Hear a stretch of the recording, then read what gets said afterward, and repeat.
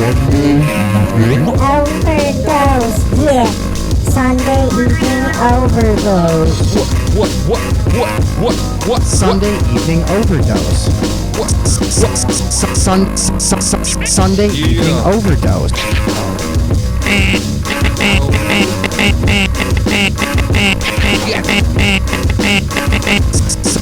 Sunday evening overdose.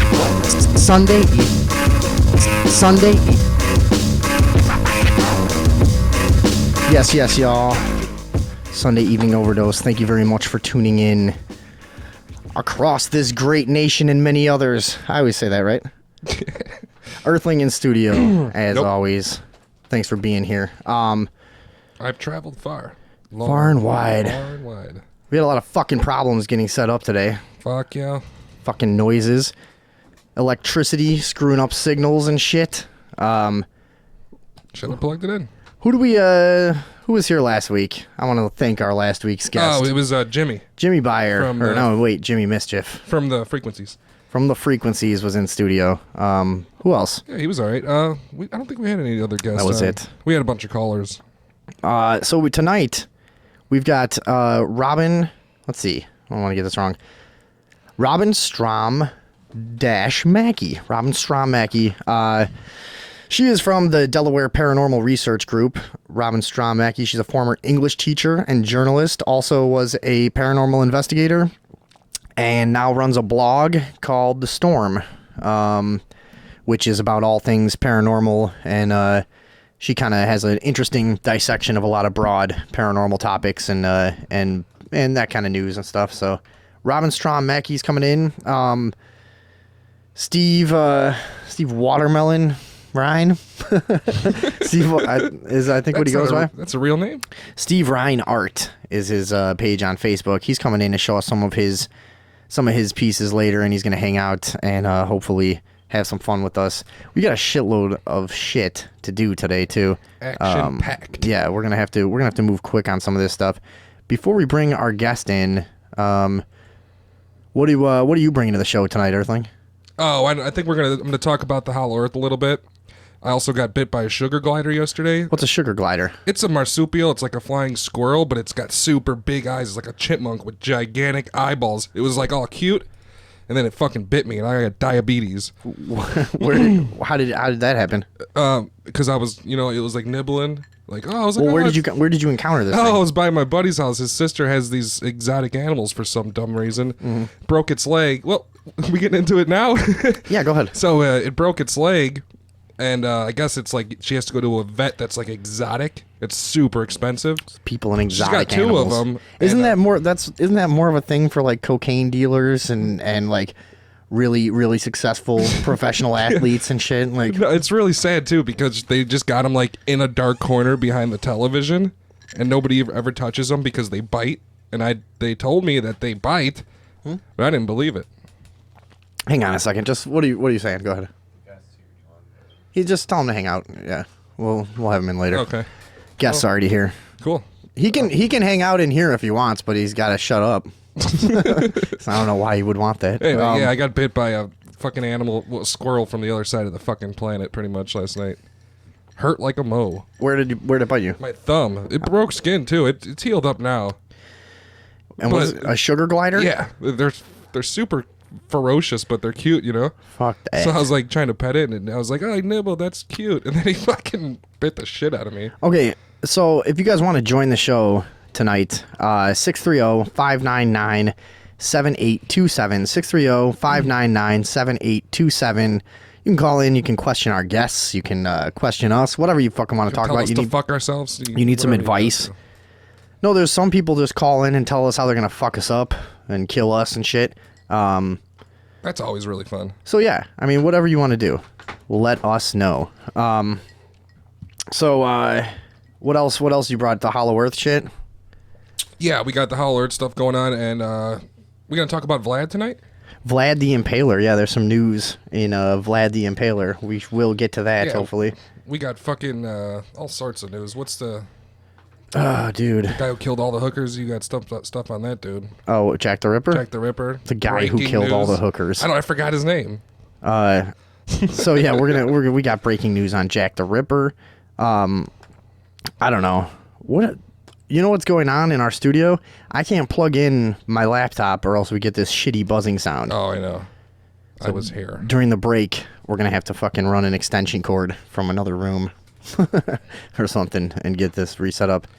But, yeah, we're still looking for advertising for the show as well. Oh, by the way, Sunday Evening Overdose at gmail.com. You can find us on Facebook or you can call us 630-599-7827. Join the show. Help us get this fucking thing going. Okay, we're talking Ebola tonight. We're talking border volunteers. We're talking bees. Oh, we got another. You know, we got 3 guests tonight. My stupid sister is going to come in here and talk to us about bees. Oh, cool. Yeah, that's really cool. She's a bit of an online activist. And she's got a page called Exposed GMOs. And I guess she's been researching a lot about this bee problem. And I assume there's too many bees or something. So she's going to come in and talk to us about that. Bees there wasn't enough bees. Nah, they're dangerous. You don't want bees. No.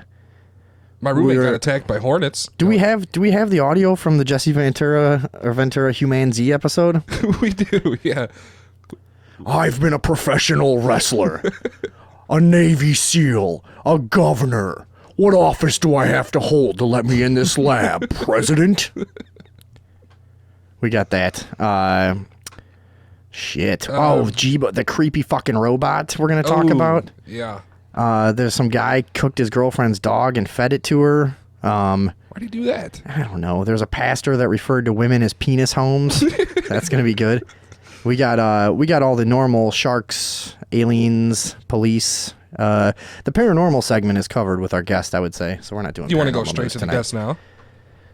Yeah. I guess we could go straight to the guest, right? Yeah. Why not? Go straight to the guest, then. Go ahead. Bring her straight to the guest. Let's bring her in. All right. We are getting it.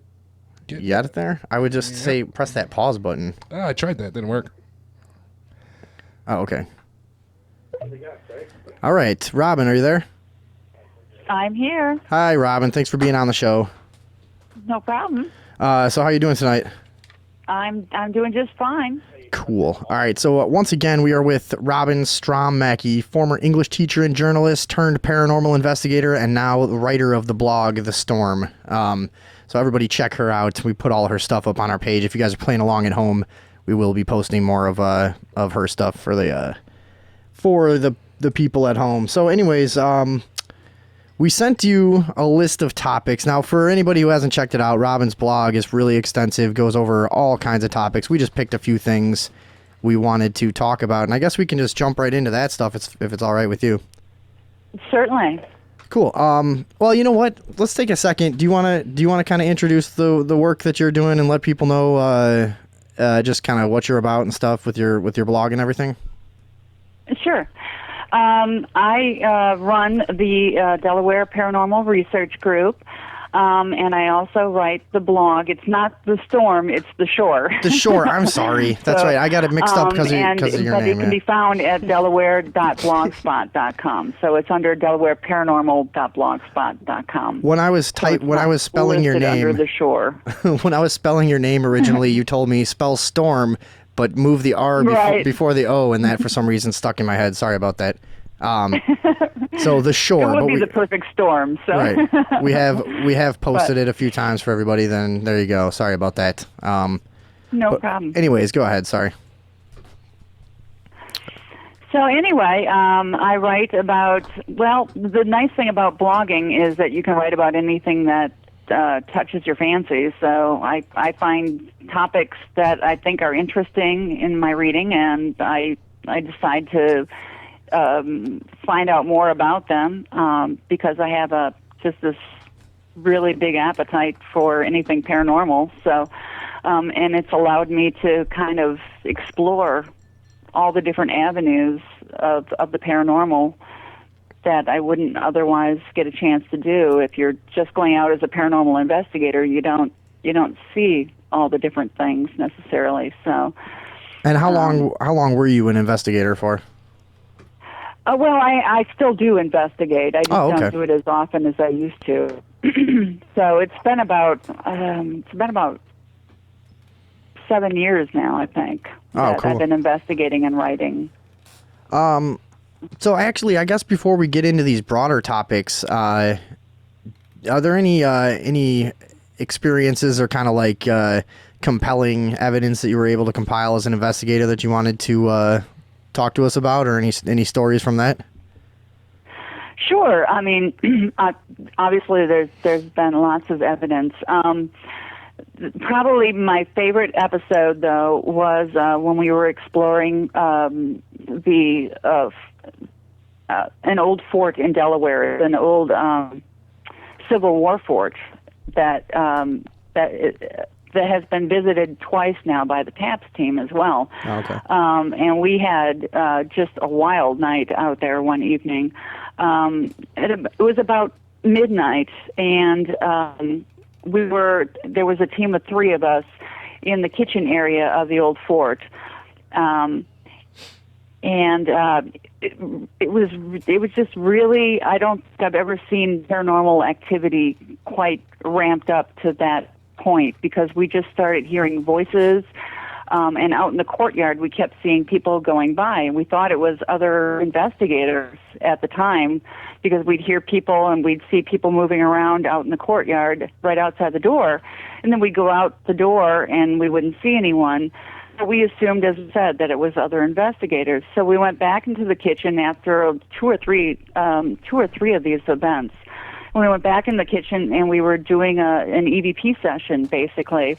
And we asked the question at one point, and there was this gargantuan bang that shook us to the absolute roots. We started screaming, and we all ended up huddled in a dark corner by by ourselves, shaking violently, because we had no idea what that bang was. We thought perhaps it was a cannon going off, like a residual cannon type of shot.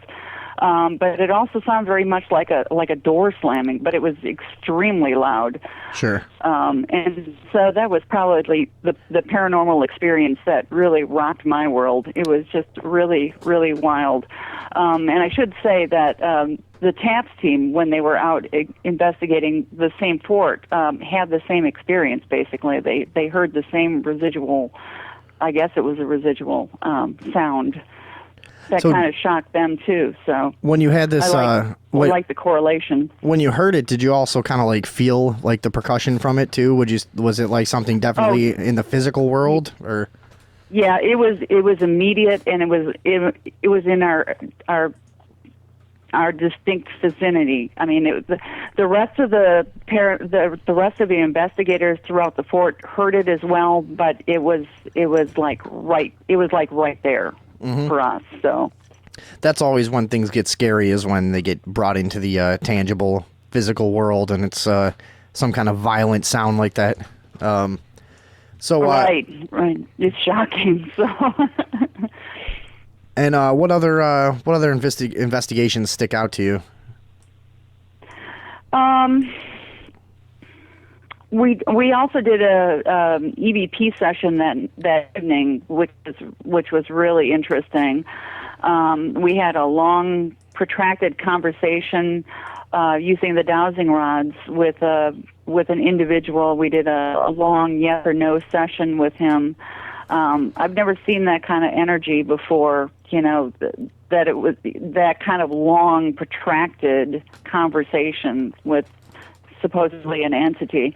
So could you take? Ironically enough, we were videotaping it. We had 2 videotapers going, or cameras going, I should say. Yeah. But one of them, for some reason or another, just blanked out, just stopped functioning throughout the entire episode for no apparent reason. It wasn't functioning before that, and it didn't malfunction throughout the rest of the evening. But for that segment of time, it was completely blank. Hey, but sorry, my camera was functioning, so I managed to get it. Oh, do you still have footage of that?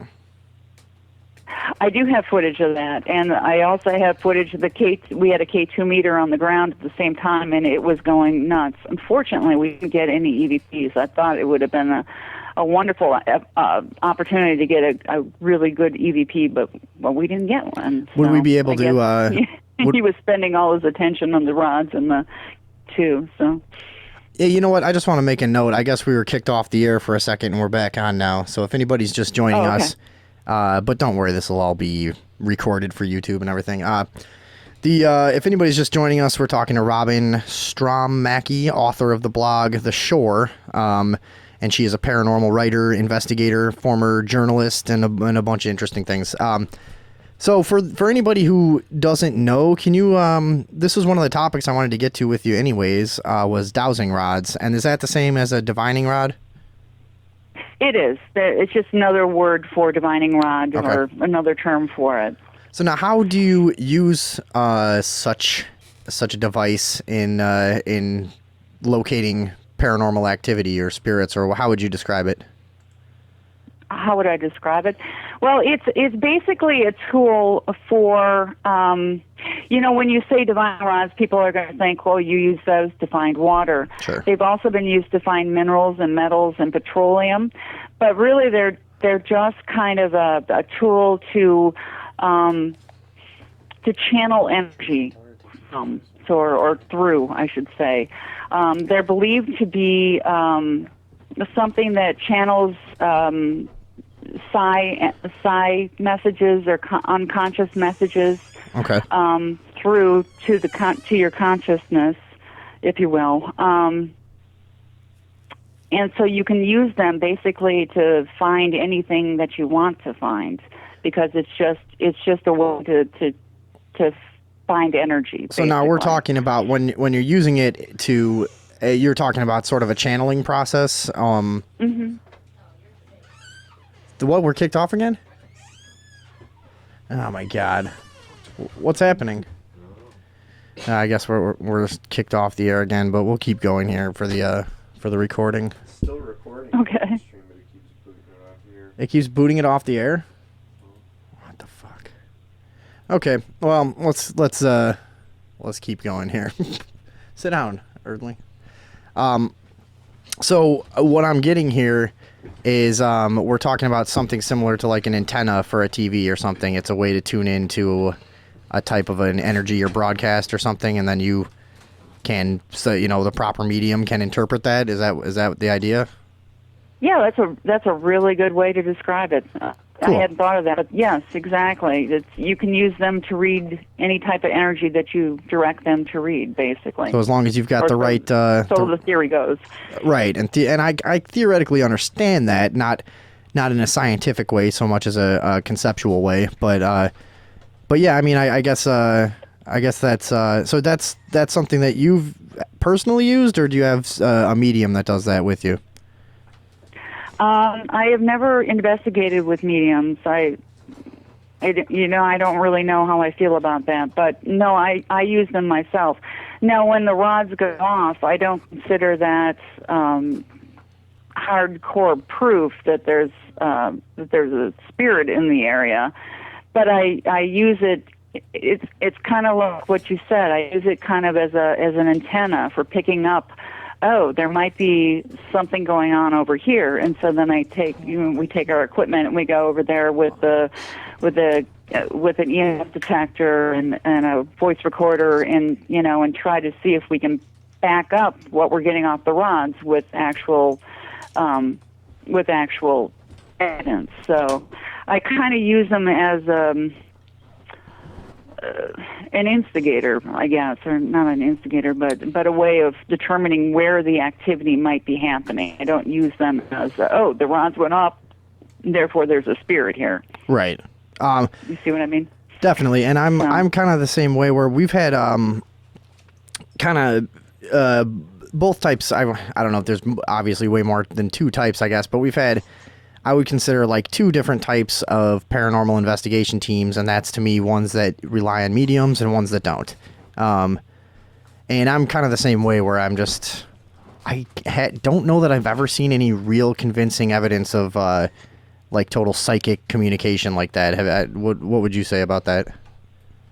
Yeah, I agree. I tend to be a little trepidatious about using mediums, because it's like the rods. I can't prove or disprove that what that person's picking up is true. It's their interpretation of the environment, And unless I have actual evidence to prove it, I guess, or back it up, I don't know if you can prove it, but unless you have something to back it up. One thing that we come across a lot is mediums that make claims, and they'll say, well, this investigation, I got this and this answer, and we found the key to the lockbox that everyone was missing, and blah blah blah. And it's like, well, do you have any evidence of that? No, we don't videotape or anything. It's it's like nobody can ever back up these claims of talking to the dead.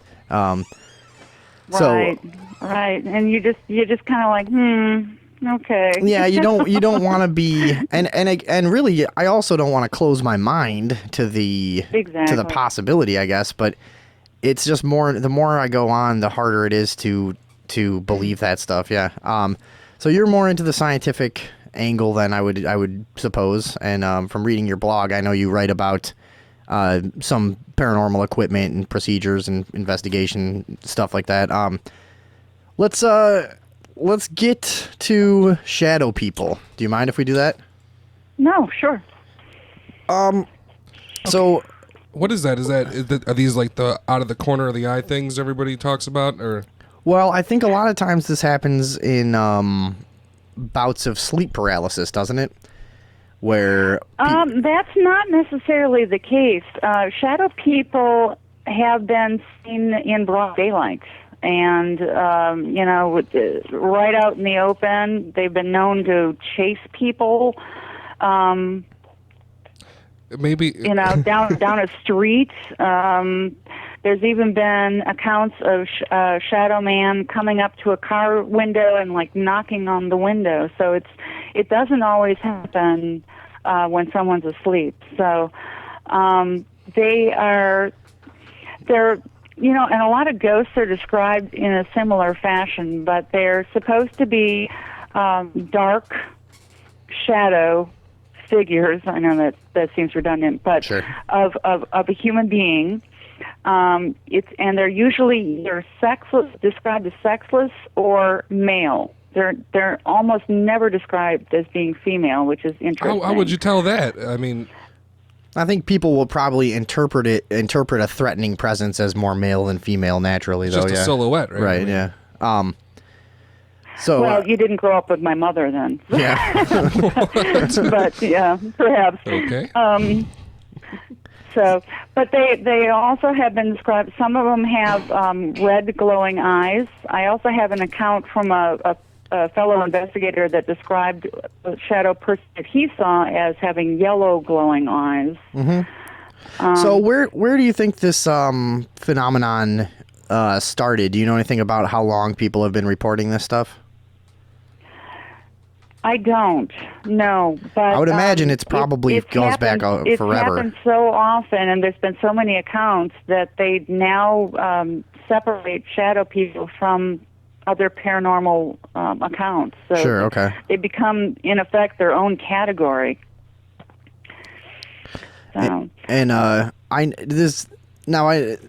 always kind of threw those in the same category as like jinn and like dark energy spirits and things like this. Would you say that these relate to jinn, or is that a completely different idea? Well, the reading that I have done, there's a gentleman by the name of Jason Offit from Mysterious Universe, and he categorized them into 5 separate categories. From the benign, which are just kind of goofy shadow figures, and they just kind of wander around and they do some silly things, and they're not terribly frightening, to the hooded shadow figures, which look like monks, and they are often said to be extremely frightening, and that they emanate feelings of deep rage. To the men in black shadow figures, which are really strange. Well, the men that be they have like a fedora type of hat. Yeah. And they're often said to be wearing a suit, so they're just like a man in black, and they're not extremely frightening. They're more like they're checking human beings out. like they're here on a mission, and they're doing their business, and part of their business is, I don't know, studying humankind or something. Sure. So the whole phenomenon kind of runs the gamut from the goofy to the scientific to the frightening. Yeah, no, and I know a lot of people that report Men in Black experiences, they report no overt threat, but there will be this like vague, almost mobster-like kind of warnings that they'll give and stuff about how you might just want to get rid of those pictures you took, and you might want to do this or that, and that's a very interesting phenomenon that's really well documented. Actually, I think it is. It's strange, and I should also point out that it has been the phenomenon has been reported all across the globe in all different cultures. So actually, it's not just the Western. Going back the even Western before civilization that's having this phenomenon. Right, and it goes back to even before the days of suits and ties, and they would have like black kimonos even in old Japanese stories, but they're always men in black. Yeah. I got a question. Sure. Okay. When people see the shadow people, is it work out that it's usually like the same person that sees these things all the time, or is like, can I see one day and then never again, or is it usually like the person who claims to see them all the time? Well, it can be both. It can be you see a shadow person once and you never see it again. In other cases, they seem to attach to a person, and you'll see them over and over and over again over the course of many years. In some cases, they only show up when you're deeply distressed, because one of the things they say about shadow people is they seem to feed off fear and distress, especially the more evil of the group. And so you might, if you're going through a divorce, you might see that shadow guy, and if you've lost your dog, you might see the shadow guy. So it can be over the course of a number of years. Okay, or so you might just see it only the one time. So these are kind of like interdimensional energy feeding beings or entities, right? That's been some speculation that they're interdimensional. That was what I was just gonna ask. Do you interpret this phenomenon to be some residual of a living person, or do you think of this as more of your what do you call it, elementary spirits? I don't know if they're either. I would tend to go with more of an elementary spirit. Possibly of, maybe they're jinn, undercover jinn, but I don't think they're humans. In fact, I've read accounts by mediums, two particular accounts by different mediums, and again, we had the conversation earlier, but both of the mediums that wrote the accounts said the same thing, that they didn't interact like human spirits, that they couldn't be detected. The one medium said, when I walk into a room where there's a human spirit, I know that they're there immediately. She said with the shadow people, she would walk into the room and they would like introduce themselves before she'd know that they were there.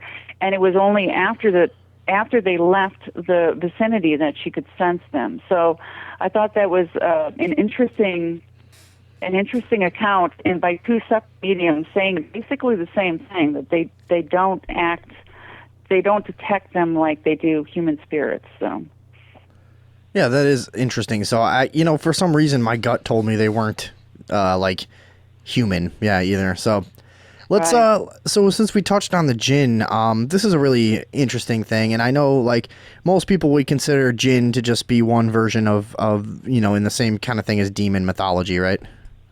Right.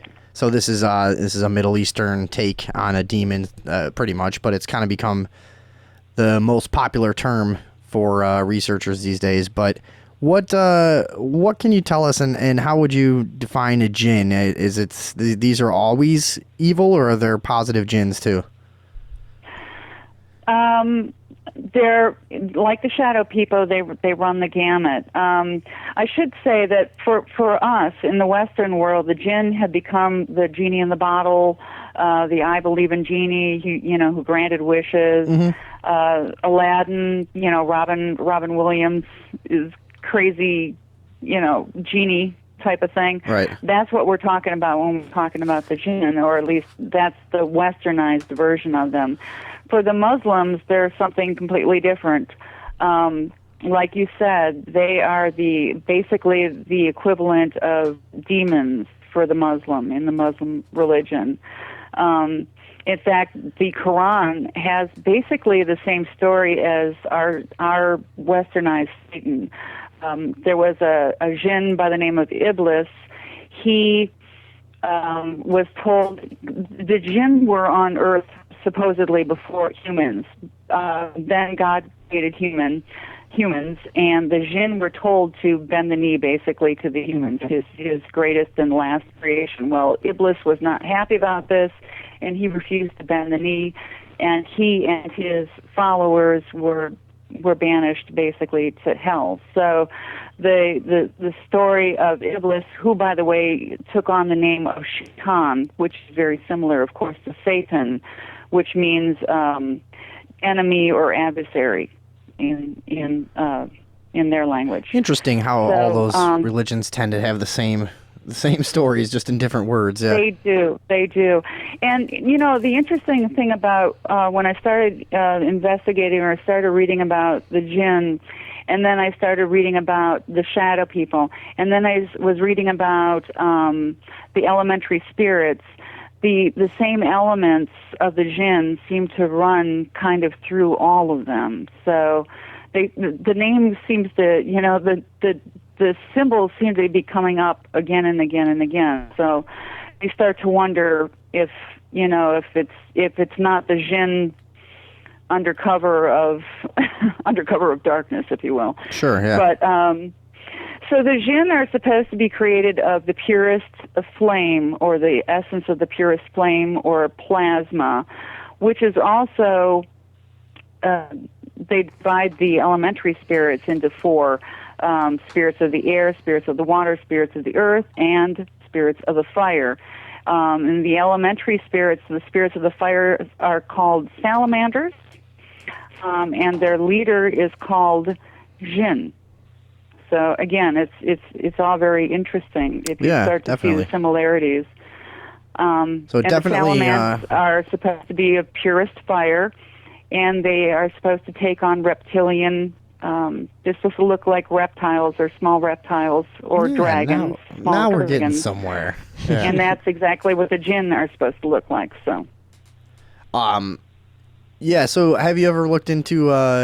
I don't know. This is sort of an offshoot, but just since you said that, have you looked into any of the reptilian mythology that David Icke popularized? No, I haven't. No? Well, there's a rabbit hole for you. Someday when you've got about 11, 12 hours to waste on YouTube, go ahead and go down that road. He'll make you think, that guy. But it is another thing that is, since you said that is another thing that really permeates a lot of ancient cultures and their mythologies is like the idea that there's a reptilian evil race that shapeshifts and travels dimensions and stuff. Supposedly their hybrids are leading our world. Yeah. And stuff like that. Anyways, whatever. I didn't know if you were hip to that whole deal. But no, but that's another thing that jinn are supposed to be able to do is shapeshift, and that they're supposed to have been kicked off the earth and reside in another plane of existence. So all that again is very similar. Yeah, definitely, and could all be influenced by the same stuff, I guess. Right. Jinn sound like assholes. Yeah, they're really bad news, but. So when you say the westernized popular version of a jinn is closer to like the Disney thing, whatever. In the classic Muslim sense, is there no lucky, happy jinn? Oh no, that's not true. There is then. They're basically in the book by Imbrogno. I'm not sure if you're familiar with it. He calls it. It's called the Vengeful Jinn. No, I don't know. And he breaks them into several categories. The green jinn are the youngest of the jinn, They live, by the way, they are mortal. They do die, but they live far longer lives than human beings. And the green jinn are the youngest, and they're the adolescents. And they're like human adolescents. Some of them are cute and cuddly, and some of them are nasty and pull the wings off flies. They tend to be curious, especially about human beings, and so they're the ones that have the most interaction with humans. They like to play pranks. Some of them not so nice. But they're also the most easily called or harnessed, I guess, if you will. Of course, occultists have tried to harness the jinn and their powers. It's probably not a good idea. Yeah, that but stuff it's is the never... green jinn that come the most easily when called. Okay, so then we've got that enjoy interacting with humans. So, and then we've got and the blue jinn after mean. That. They're just not human. So their needs and human needs sometimes don't run parallel, and that's when you run into the problem with the jinn, basically. And they can be rather possessive, I've read as well. They can. They're supposed to be able to possess human beings. Yeah, that's for sure. And they they get jealous. I've like a lot of the old stories have to do with someone maybe who falls in love or gets a new job that they dedicate a lot of time to or whatever, and then the story is that the jinn will try to sabotage, whatever's taking them away from sadness. Yeah, or whatever they're trying. Yeah, whatever their influence is over the person that they're attempting to have. Yeah. So then, real briefly, let's just run through the other ones. We've got blue jinn. Let's see. What are they like? The blue jinn are extremely powerful. They're probably the most powerful of the jinn.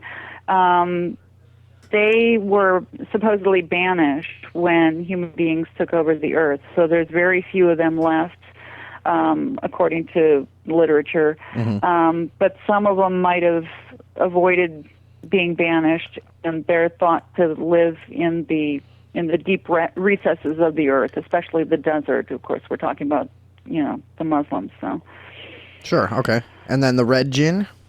The red jinn are the most dangerous because they are the followers of Iblis.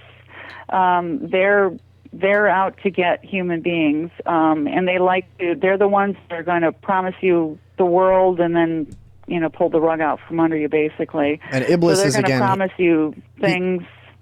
He's that Satan character, right? Iblis. Pardon me? He's like the Satan character, Iblis. Yes, Iblis, okay. Shaitan. Yeah, right, okay. The guy that got banished to hell. Sure. They're also known to take reptilian form that's supposed to be so frightening. Interesting. Okay, yeah. Then the black jinn. The black jinn, there's very little known about the black jinn. They are the ones in charge, though. They're the top of the blue jinn chain, I guess. So they're the top guys that are in charge. And then all we've got is yellow.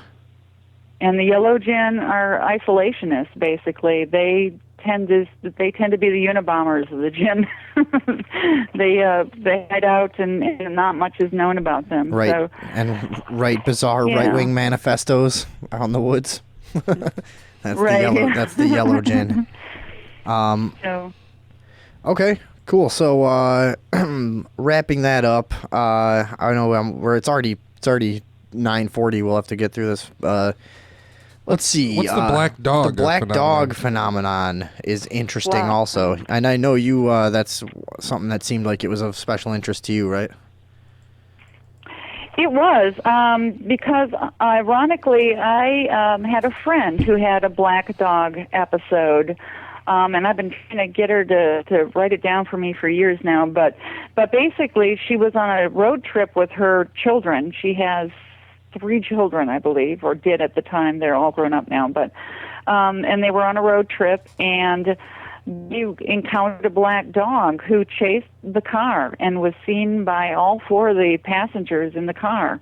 It scared the living daylights out of them, and Now that happened in the U.S. For people who don't know about this as a phenomenon, we're not talking about black lab. What are we talking about here? We're not talking about your typical black lab. Yeah. They can be scary too, but no, we're talking about gargantuan black dogs. They're said to be the size of like a small calf, so very large. They have large saucer-like eyes, like a cat almost, or one eye, like a cyclops. Sometimes they're headless, so to add just a little bit more fear to the whole, picture. Right, yeah. If you get close enough to smell them, they have a really foul odor. They're supposed to smell like sulfur. They look really solid, but they can disappear like in a heartbeat, or they can disappear in an explosion of flames. So, all very interesting stuff. So this goes back to Celtic legends, is that right? I'm sorry? This goes back to, like, ancient Celtic legends? Is that right? Yeah, well, it goes back that far, right. And even further, I believe Thor was, the Nordic god Thor was supposed to have black dogs at his command. So, yeah. And but so certainly the UK is rife with black dog stories. In fact, they give the black dog, depending on where you live, they give it their own names. So, for example, in Norfolk, they call him Old Shuck. In Scotland, they call him Micko Black. And in Wales, they call him the Dog of Darkness in something Gaelic that I can't pronounce. So. Sure. But yeah, I mean, so as I say, the UK is just rife with these stories. And how many of these stories do you think you've come across researching is this something that's few and far between, or is this just another one of these things that people overlook until it happens to them? I haven't come across a lot of first-hand stories about black dogs. As I say, I came across the one because she was a friend of mine, but I haven't had a lot of people come and say they've seen black dogs. But there are accounts and anecdotes written in the books that I've read about black dogs that happen in the United States as well as the UK. So I've never heard of this. Do they ever hurt anybody on record or anything like that? What happens if you just let it catch you? What's it going to do? Really? Well, there's obviously different thoughts on that. Some people believe that if you touch it, then that means you're going to die in the very near future. Like the death dog. There's one place in the UK, and I can't remember where, but the mothers actually tell their children to go up on top of the hill and play with the black dogs that supposedly live there because it's supposed to be good luck. Wow. So it runs a gamut between you're going to die tomorrow to go play with Black Shuck because he's good for you. So. Yeah. It could be. And the depiction almost looks something like a werewolf. And if anybody's playing along at home, you can go to the Sunday Evening Overdose page and check out The Shore, which is the blog that we are talking about right now. So let's see, what else did we want to get to? I saw this. This looked interesting. Ghosts in Court, Historic Lowe's Cottage Decision. That's the title of this article. Sorry. Go ahead. What can you tell us about that? Apparently ghosts are not a defensible argument in court, according to the Lowe's Cottage decision.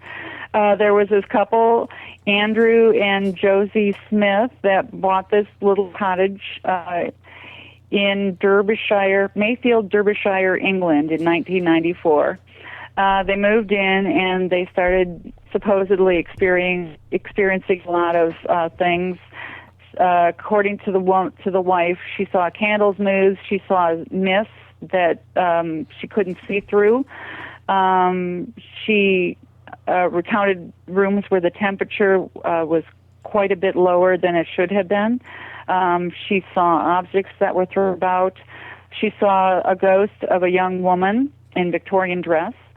And at one point, she said she woke up in bed one night and was getting choked. And her husband was in bed next to her, and there was nothing he could do. So they decided that they were going to I think they were in financial problems, so they decided that they were going to try to refinance the house. They had bought it with the idea of renovating it and then selling it for a profit. I don't think it was going so well. So they tried to refinance, and they were turned down. So instead of refinancing the house, they decided to take the former owners to court and accuse them basically of that they hadn't disclosed that the cottage was haunted before they bought the place, and they wanted their money back basically. So, and of course, there were two sisters that had sold the house. It was their family house. They had lived in it for 20-some years as they grew up. When their father passed away, the house came to them, and then they sold it to the Smiths. And both sisters said that they had, in the entire 20 years that they'd lived in the place, never encountered anything of what the Smiths were describing. So basically, the judge who called the Smiths' behavior extraordinary threw out the case and said that they were basically nuts. So the Smiths ended up selling the place, moving on. Someone's bought the place since, and they've never experienced or at least reported any type of experiences. And I wonder if they disclosed to the people they sold it. They probably shut their mouths when it was their turn, Yeah, let's get out of here. Get the fuck out of here and say nothing. So, yeah, I think it's more a case of buyer's remorse. I say anything. that's a selling point. well, now it's interesting. I've talked about this before. There are laws. I don't know if it's federal, but I know in some states there's laws about how you need to disclose if someone has died in the house, before someone's buying it. And I never. Why would that be a law? Who cares? Right. Why would it be a law unless it had something to do with paranormal activity or something that What if you have a heart attack in the house and then die later at the hospital? I mean, what's the I don't think difference? that counts. Well, I don't know, but I know that. No, I think if you do die in the house, some people are very, very peculiar about that. I mean, I know people that would not buy a house where someone had passed away. Sure, but and it's if you want to live in a house that's older than 10 years old. I mean, a lot of them have to have. It's like I know that a couple people have died in the house that I live in. I mean. It's an old house. People used to die at home. Right. That was, Right. Yeah. Right. They're probably buried in the backyard over there. There's probably bodies all guaranteed. over. Yeah. I live in an old mob territory. There's all kinds of stuff going on. Oh no. So push cars and 1,000 cars in the river by your house. Yeah, it's a cool history where I live. So before we go, we've got a few more minutes. I wanted to talk about spirit communication through automatic writing. That is another article that Robin Strom-Mackey, author on the Shore blog, did here for anybody just joining us. 630-599-7827 if you'd like to call up last minute here and ask any questions of our guest. So let's get to that topic. Give the number out again. 630-599-7827. That should be slow enough, right? Yeah, that's good. Okay. We're talking about spirit communication through automatic writing, and this is interesting. This is another very well-documented thing. A lot of famous mediums have done this. What is your take on this? Any legitimacy to this practice? Very possibly. I know that the Society of Psychical Research also did a really interesting study on automatic writing. Basically, they had 3 people in the experiment, and they were trying to contact Frederick Myers of the SPR, one of the founders of the SPR. What's the SPR? I'm sure you've heard of him. Yeah, so... sorry, who is that, real quick? What is the SPR? The Society for Psychical Research. Oh, okay. No, I don't know who that is. I'm sorry. Okay. Well, he knows who you are. Basically, Yeah. the beginning of paranormal research, which began with the spiritualist movement about 1860. Cool. Okay. So, yeah. So, anyways, they're trying to contact this guy. And they had some of the greatest minds of their age. I mean, scientists, physicists, chemists. William James, who is the father of psychology, was one of the founding fathers. So I wonder, really really great work. I wonder when it became taboo for professionals in those fields to talk about this stuff, because people like to, laugh it off and, oh, ghost or whatever. But then you sit down and you actually get in conversations. Every single person on this planet has their ghost story, Yeah. or one that they believe or whatever, and it's like, when did it become a career-ending thing to take this stuff seriously, Because you're saying back then it was some of the most prominent minds around, and back then I think most people kind of just accepted that there was some spirit activity in the world, and it's not like now where people kind of accept the opposite, I guess. That's possible. So what is this, that you go into a trance and write things? You start writing stuff down, or do you write stories? Do you write big ideas? No, it's trance writing, words, right? Letters, words? I mean, how does this work? What you do is you sit down, basically, and you meditate, and you clear your mind first, and then you basically put your hand to paper. In our day and age, we might just try this at the computer screen, just put your hands on the keyboard. But basically what you want to do is kind of put yourself in a hypnotic state, and then just write. Just let your hands do what they will. You're not supposed to look at what you're writing. You're not supposed to interpret what you're writing while you're writing it. You just kind of let it flow out for anywhere from 15 minutes to an hour. And then when it stops flowing, then you look at what you've written and you try to interpret it. Supposedly, if you get good enough at this, you can channel spirits. And eventually, as I say, if you get good enough at it, you can start asking questions, and the answers will come with the automatic writing. So is this Frederick Myers? Yes. I think it was Edgar Casey got famous doing automatic writing originally, wasn't it? I think he's you know who that is, right? He's a famous medium and channeler and stuff. And he, I think in his hometown, would do trance writing. People would explain their ailments to him, their physical and health ailments, and he was like an uneducated farm kid, and he would go into a trance and write out prescriptions of cocktails of different herbs and remedies and stuff, and he cured a lot of people. I guess gather these flowers and some toad nuts, exactly. Make a tea out of this rabbit's foot and drink it. Right, do this kind of thing, and people were getting cured, and he became very famous for doing that. Yeah.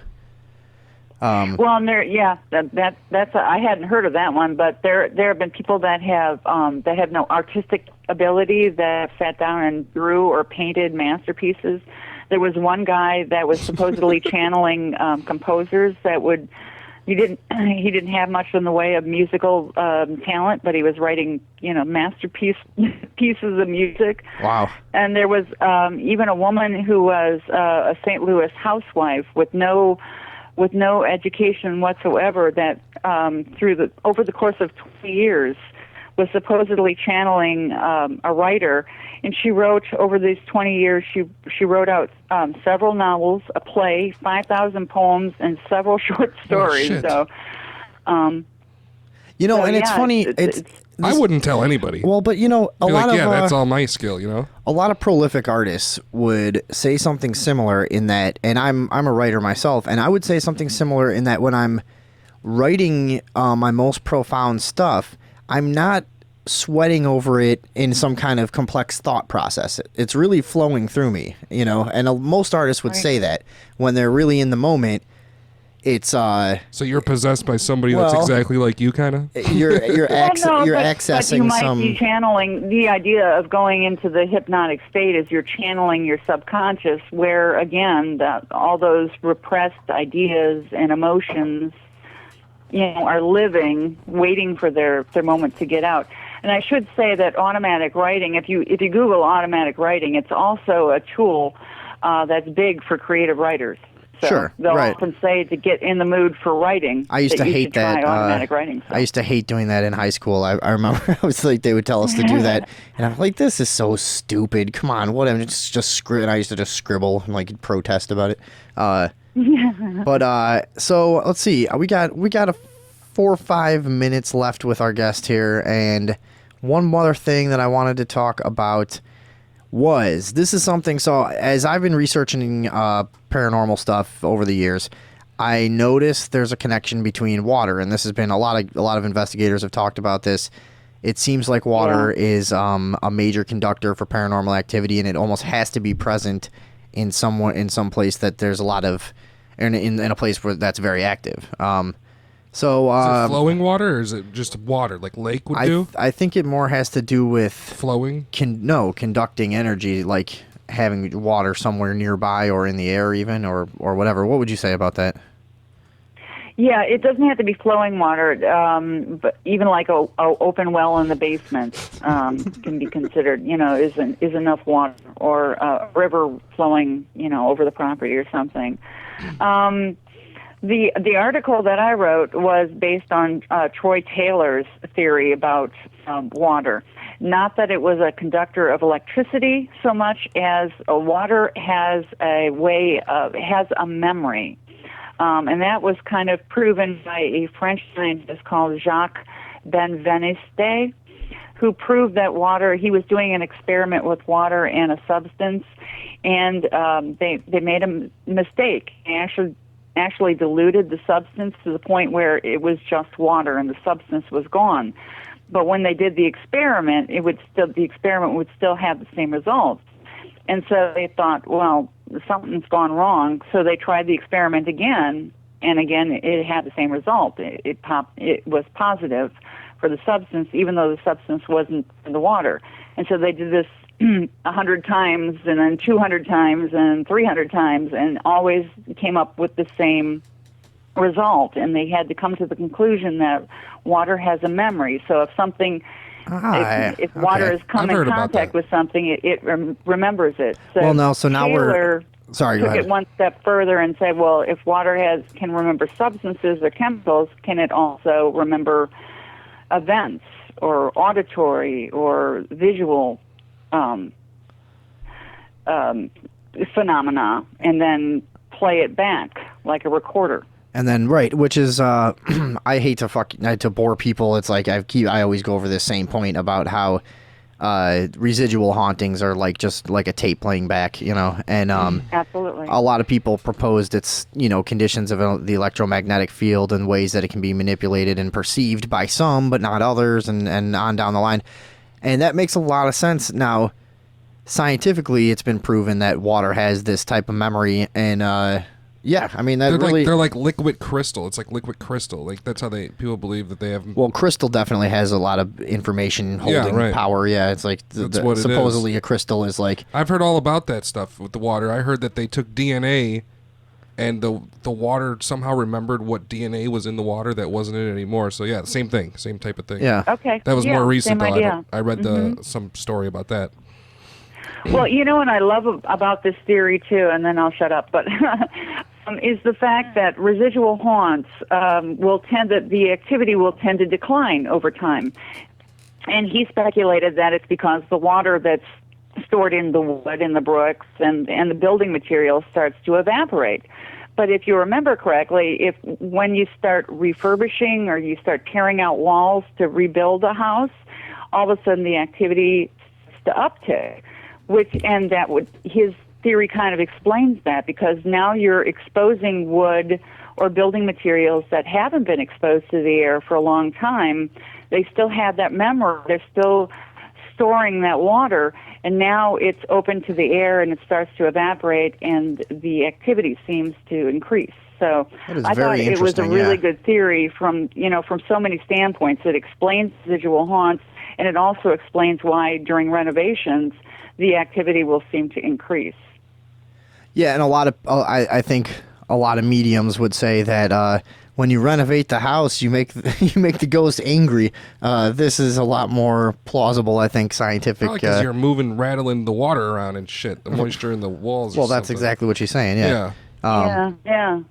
Yeah, no, it really makes a lot of sense if you think about it. So if you want to get away from ghosts, you go to the desert, but then the gin will get you. Right. Or when you go on a mountain, the black dogs will get you. Stay away from gin. God, I'm not even gonna Beware go. the lone man in the desert. I'm not gonna sleep tonight after this one. Just everything's. All right, well, we're about out of time. Thank you very much. Again, this is Robin Strom-Mackey from Delaware Paranormal Research Group, and her blog is called The Shore, although it should be called The Storm. I agree. That's a good word. That's a good name. No, but I'm sure it's taken. Thank you very much. Yeah, thanks a lot for being on the show, and maybe we can talk again sometime when you've got something new coming out or whatever. So sounds good. Thank you very much. Good talking to you. Thank you. Bye. Bye. There she goes. Robin Strom-Mackey, Delaware Paranormal Research Group. Good interview. What do you think? Huh? He's gone from his mic. We're still on, so I don't know why you're just getting up. I mean, you'll hear me cue music and say that we're going on break. Pressed play right there. I thought you were like, all right, folks, He's play. fucking walking out already. Anyways, yeah, we are taking a break. So this is the unnamed host and the Earthling. When we come back, it's And we're back on the Sunday Evening Overdose. Let him out. Go ahead. We got people coming in and out of the studio. Our producer quit. He's gone. See you later. We're in the control room tonight, handling shit ourselves. Oh, sorry. Speaking of which, there you go. You're back now. Oh, me? Yeah. Oh, thanks, fucker. All right, we got to move through shit really quick. Just told a really good joke. What was it? Well, nobody will ever know. We got to move through shit really quick because we got fucking 2 more guests tonight and we got a lot of shit to get to. What do you want to do first? Oh, I don't know. Ebola. Ebola? Yeah. Hang on. Don't touch your friends. Stupid shit. Yeah, Ebola song. Don't touch your friends. Should we play it again? Yeah, play it right now. Hang on a second. Pull it up. I'll pull it up in a second. You know, we got guests in studio. That's a good thing to mention.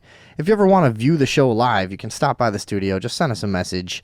As long as you're not creepy and weird, you can come down here and fuck around and watch us. Actually, we're creepy and weird. I don't know what I'm talking about, but are we?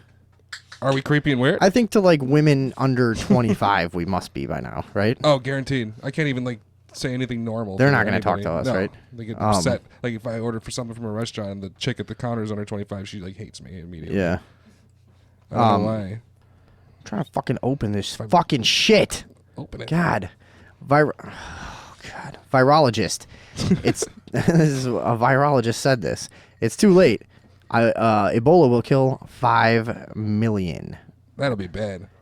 Son of a cock. What the fuck's going on there? A top German virologist has caused shockwaves by asserting that it's too late to halt the spread of Ebola in Sierra Leone and Liberia and that 5 million people will die, noting that efforts should now be focused on stopping the transmission of the virus to other countries. So this is a article by Paul Joseph Watson. Should we play the video? Did you get it? Yeah, there's a video of that. He's pretty good at explaining shit. It's in the file with the videos. So what do you know about this Ebola thing? I wasn't concerned about it at all. I got to tell you. And well, I don't want it. I don't want it. I know that. Is it this expert's Ebola could go airborne, kill millions? Yeah. That'd be So, horrible. Let me pull this What are up. you doing? Paul J. Watson from InfoWars reporting on the Ebola case. Can we get this? I don't know. Son of a shit. Do you have a VLC player? Yeah, there we go.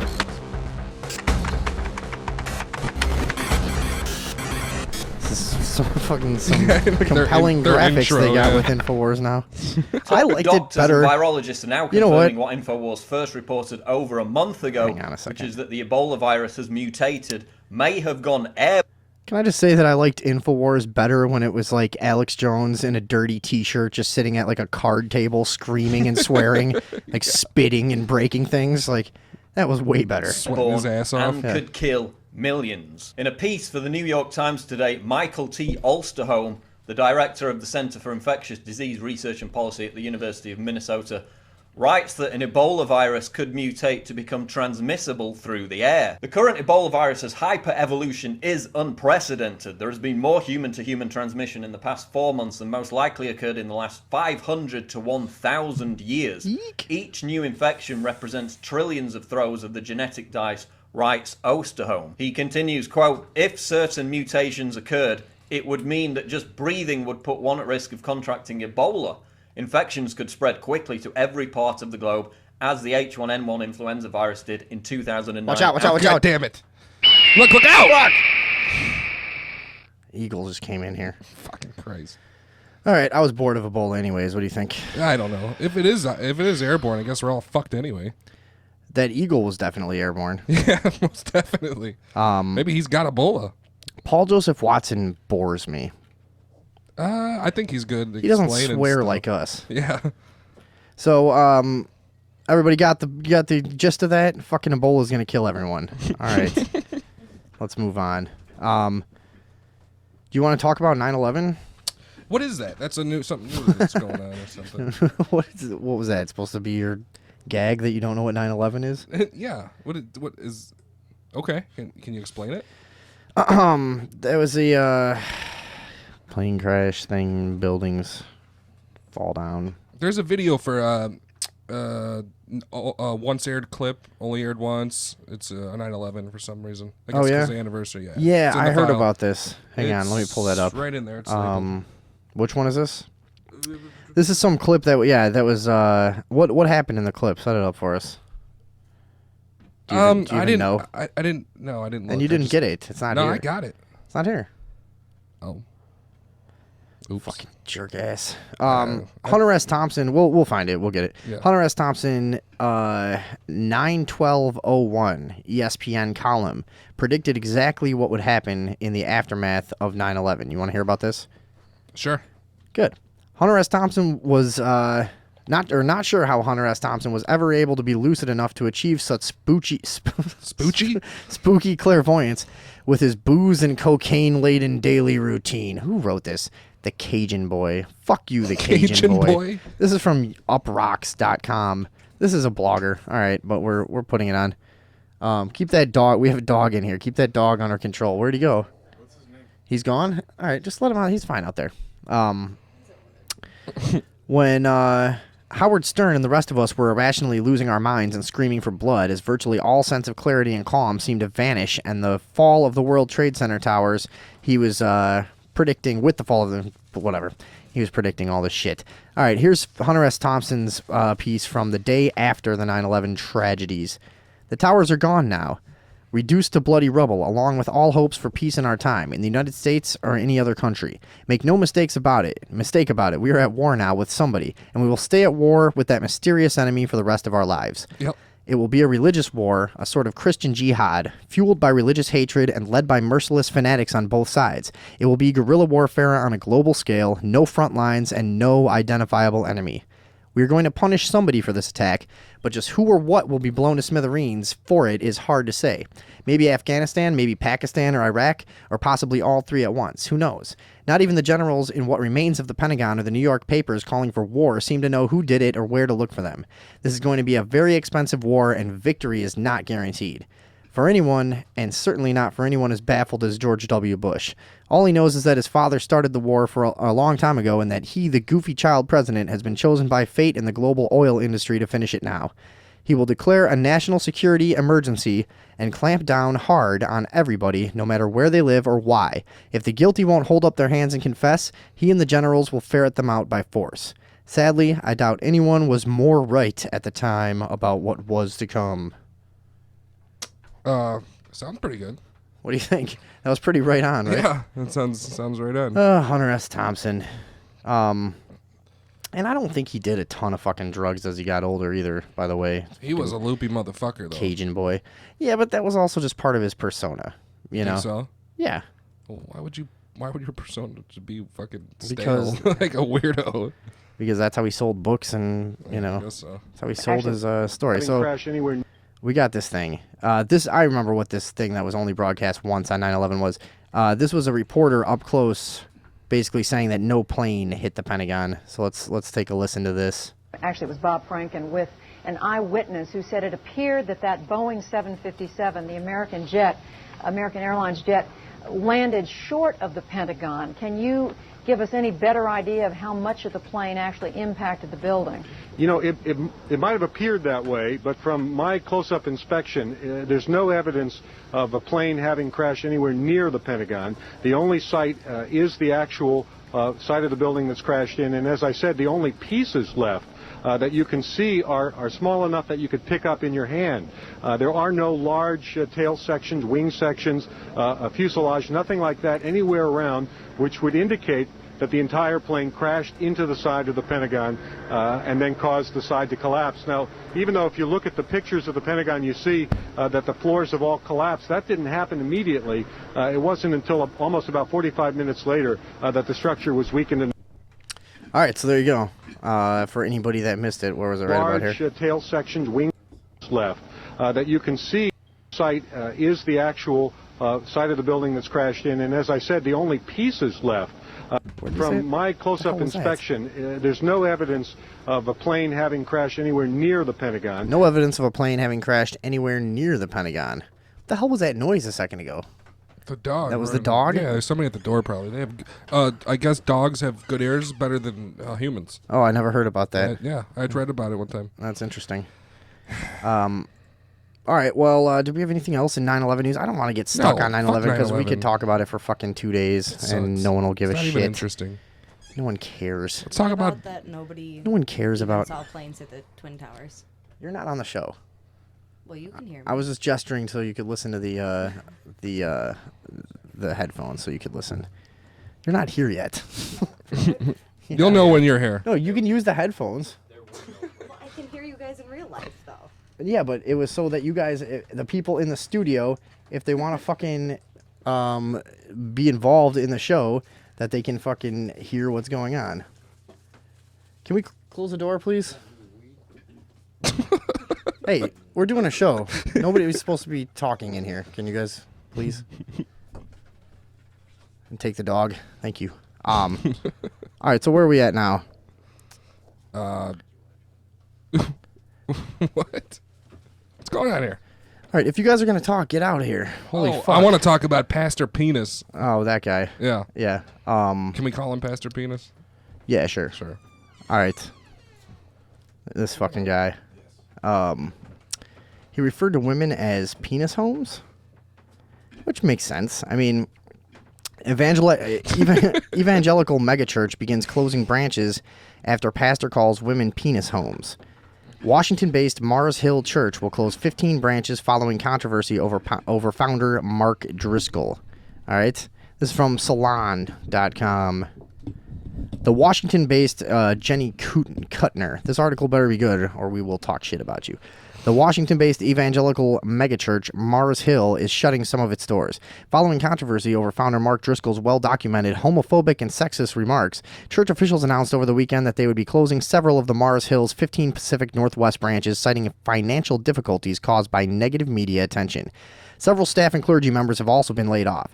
At the end of last month, Driscoll himself announced that he would be taking a 6-week-long leave of absence. According to Pastor Mark Dunford, who was recently laid off from Mars Hill's Portland branch, his dismissal comes in the wake of calls for Driscoll's resignation, as well as Dunford's denouncement of the founder for instilling a lack of transparency and a culture of fear within the church ranks. Let's get to the point here. What did he say? Well, here's what he said. The first thing you need to know about your penis is... Wait a second, by the way. He says, well, let me just get something going on here. Is that their house is women... What? I don't know. Is that what he said? Are you gonna... You got a video? I'm just pulling up some fucking background music for this. Hang on. There we go. Okay. In Alexander's fucking commercials. I hate being the How did the producer. internet get commercials? I Why don't don't you know. just mute me? Don't mute me. Our producer quit today, so, so I'm doing everything by myself. Anyways, this is going to be a big payoff, everybody. Just fucking wait for it. Hang on. Here we go. Anyways, the pastor said. Well, what did the pastor say? Do you know? Here we go. This is supposed to be church organ. He said, the first thing you need to know about your penis is that despite the way it may seem, it is not your penis. What? Yeah. Ultimately, God created you, and it is his penis. Whoa! You are simply borrowing it for a while. While his penis is on loan, you must admit that it is sort of just hanging out there very lonely as if it needed a home. sort of like a man wandering the streets looking for a house to live in. Knowing that his penis would need a home, God created a woman to be your wife. And when you marry her and look down, you will notice that your wife is shaped differently than you, and it makes a very nice home. What the fuck? Yeah. Therefore, if you are single and you must remember that your penis is homeless and needs a home. But though you may believe your hand is shaped like a home, it is not. And though women other than your wife may look like a home, to rest there would be breaking into another man's home. And if you look at a man, it is quite obvious that what a homeless man does not need is another man without a home. What the fuck? Yeah. That was a real thing that happened. Did he say that in front of the flock? That's a direct quote. Yeah, that's his Wow. that's his sermon. That's what he does. Fuck. Yeah, so we'll throw that up on the page. It's really funny. If anyone is playing along at home. And let's keep moving here. I What do would you have say? think the church got more money afterwards. Like, oh, that's cool, you know? Let's go hear that pastor. He's crazy as fuck. At least nobody goes to church for any legitimate Yeah. purpose, like the penis pastor. Yeah, the penis. I'd go That's for fucking that. hilarious. I'd go listen to that guy. Laugh my fucking ass off. All right, we got a guy that... All right, this is weird. What? Man allegedly cooked dog and fed it to ex-girlfriend. A Northern California man has been arrested after his ex-girlfriend said he cooked her dog and fed it to her. How is that illegal? This is from ABC7Chicago.com. Ryan Wattenpow of Palo Cedro, whatever that fucking is, he was arrested Thursday and remains jailed on Friday. This was last week. Wattenpow's ex told police he had repeatedly struck her while they were dating, and that after one assault, he left her Reading apartment and returned to find her Pomeranian bear missing. Police say the couple briefly reconciled last week, and Wattenpow cooked the woman a meal, but she told police he later texted her and asked how her dog had tasted. And on Tuesday, he allegedly left 2 of the dog's paws outside of her door as That's proof. awesome. Police say... Did she answer the question? I don't know. Police say Wattenpow has denied killing or cooking the dog. He was booked for animal cruelty, domestic violence, stalking, and false imprisonment. What did he say it was? Like, did he put it in a taco? Or it doesn't say. I would also like to know that, but I couldn't find out. Yeah. I tried. Probably soup or something. I don't know.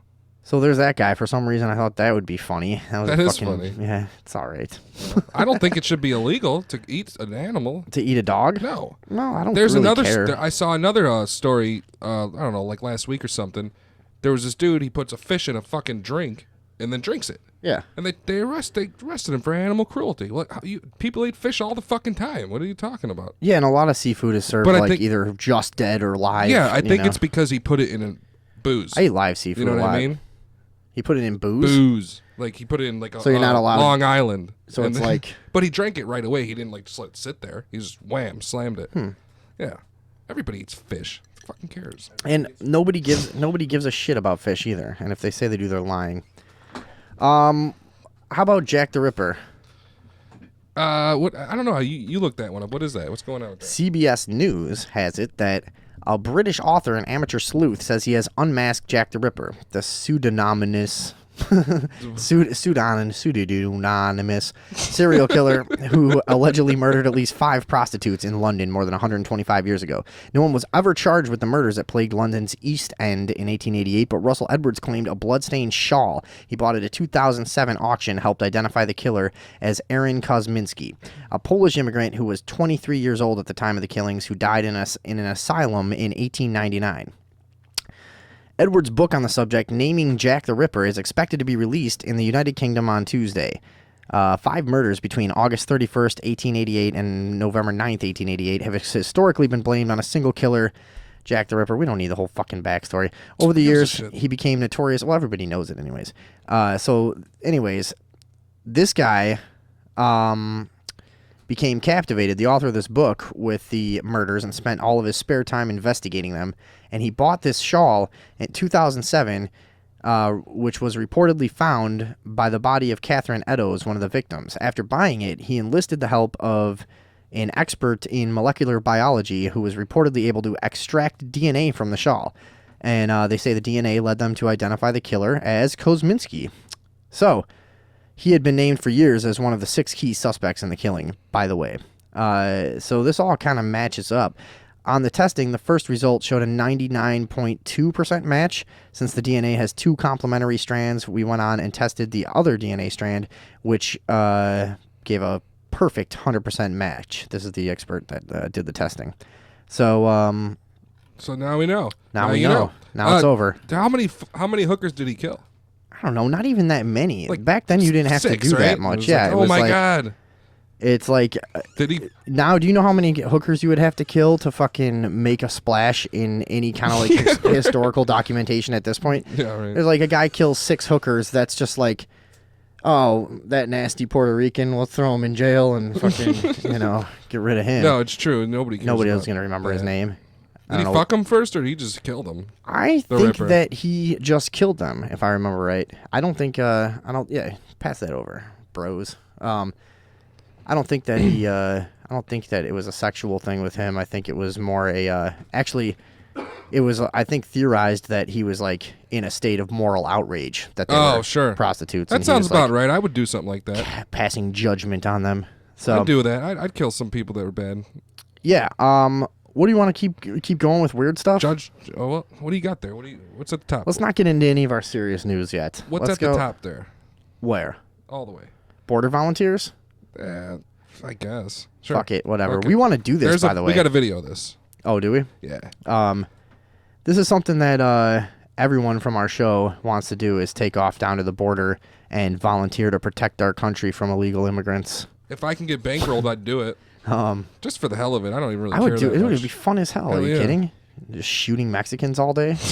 I don't think you should shoot them. There's one, pow. I'm assuming that's what they do. Just fucking, I don't think so. I just- think you arrest them. Nah, dude, you get a sniper rifle, you chill out by the border, you just wait for any movement, you just fucking take them down. We're at war, aren't we? Am I getting this wrong? Hang on. Let's pull this video up. Border volunteers. This guy looks awesome. I am not anti-immigrant. Oh, hang on, we gotta start Go over. back. He's a fucking guy. All right, this guy's awesome. He's got this. Where did we even get this video? I don't know. I will put this on the page. I swear. Fuck. I swear to God, I'll put this up on the page right now for you guys. You have to see this guy. This is perfect. He's got like a skull cap. Like no, it's not. It's a baseball cap with a skull and swords thing on it. I just realized a skull cap is a different kind of hat. But this is a baseball hat with like skull shit on it, and he's got like a camouflage jacket, and he looks like. What does he look like? He looks strung out, kind of like hillbilly. He looks like a hillbilly. Yeah, all right, here For we go. sure. He has the fucking goatee, all little. Play it. We're not. I am not anti-immigrant. I'm not anti-immigrant. Not anti-immigrant. That's what he says. Anti. Loop I that. am not anti-immigrant. America was founded and is the great country that it is. This guy's drunk due as to fuck, by No, the way. guaranteed. He looks fried, dude. America It's was fucking- founded Listen and to is him. the great country that it is due to immigration. That's why we have the greatest country in the world, because we have perspectives from all across the world. And every country has something positive to bring to America. And that's what's made us great. I have no problem with immigrants. I have problem with terrorists. I have problem with people that are coming to this country to hurt my fellow Americans and to destroy my fellow Americans' property and livelihood. Those are the people that I have a problem with. And an immigrant looking for a better way of life is not going to come here and victimize people. They're going to come here and do what they came to do, and that's try to seek employment and make a better life for themselves. It's the terrorists, the communists. They're the ones that don't care about us or our property rights or our civil rights. They're here to destroy us. And those are the people that we want out. And you can't make that determination when they're coming across in a huddle. So all you can do is push them all back. And so by default, we push them all back. This guy's making a lot of sense. Well, he is. Because they are all socialist, communist types. You know what I mean? And most of the Mexicans that are coming across are just, I hear it's 80% South America or Central American. Well, they tend to be more like subservient, beaten down people in general. Or like, people looking for free healthcare because they got some shit.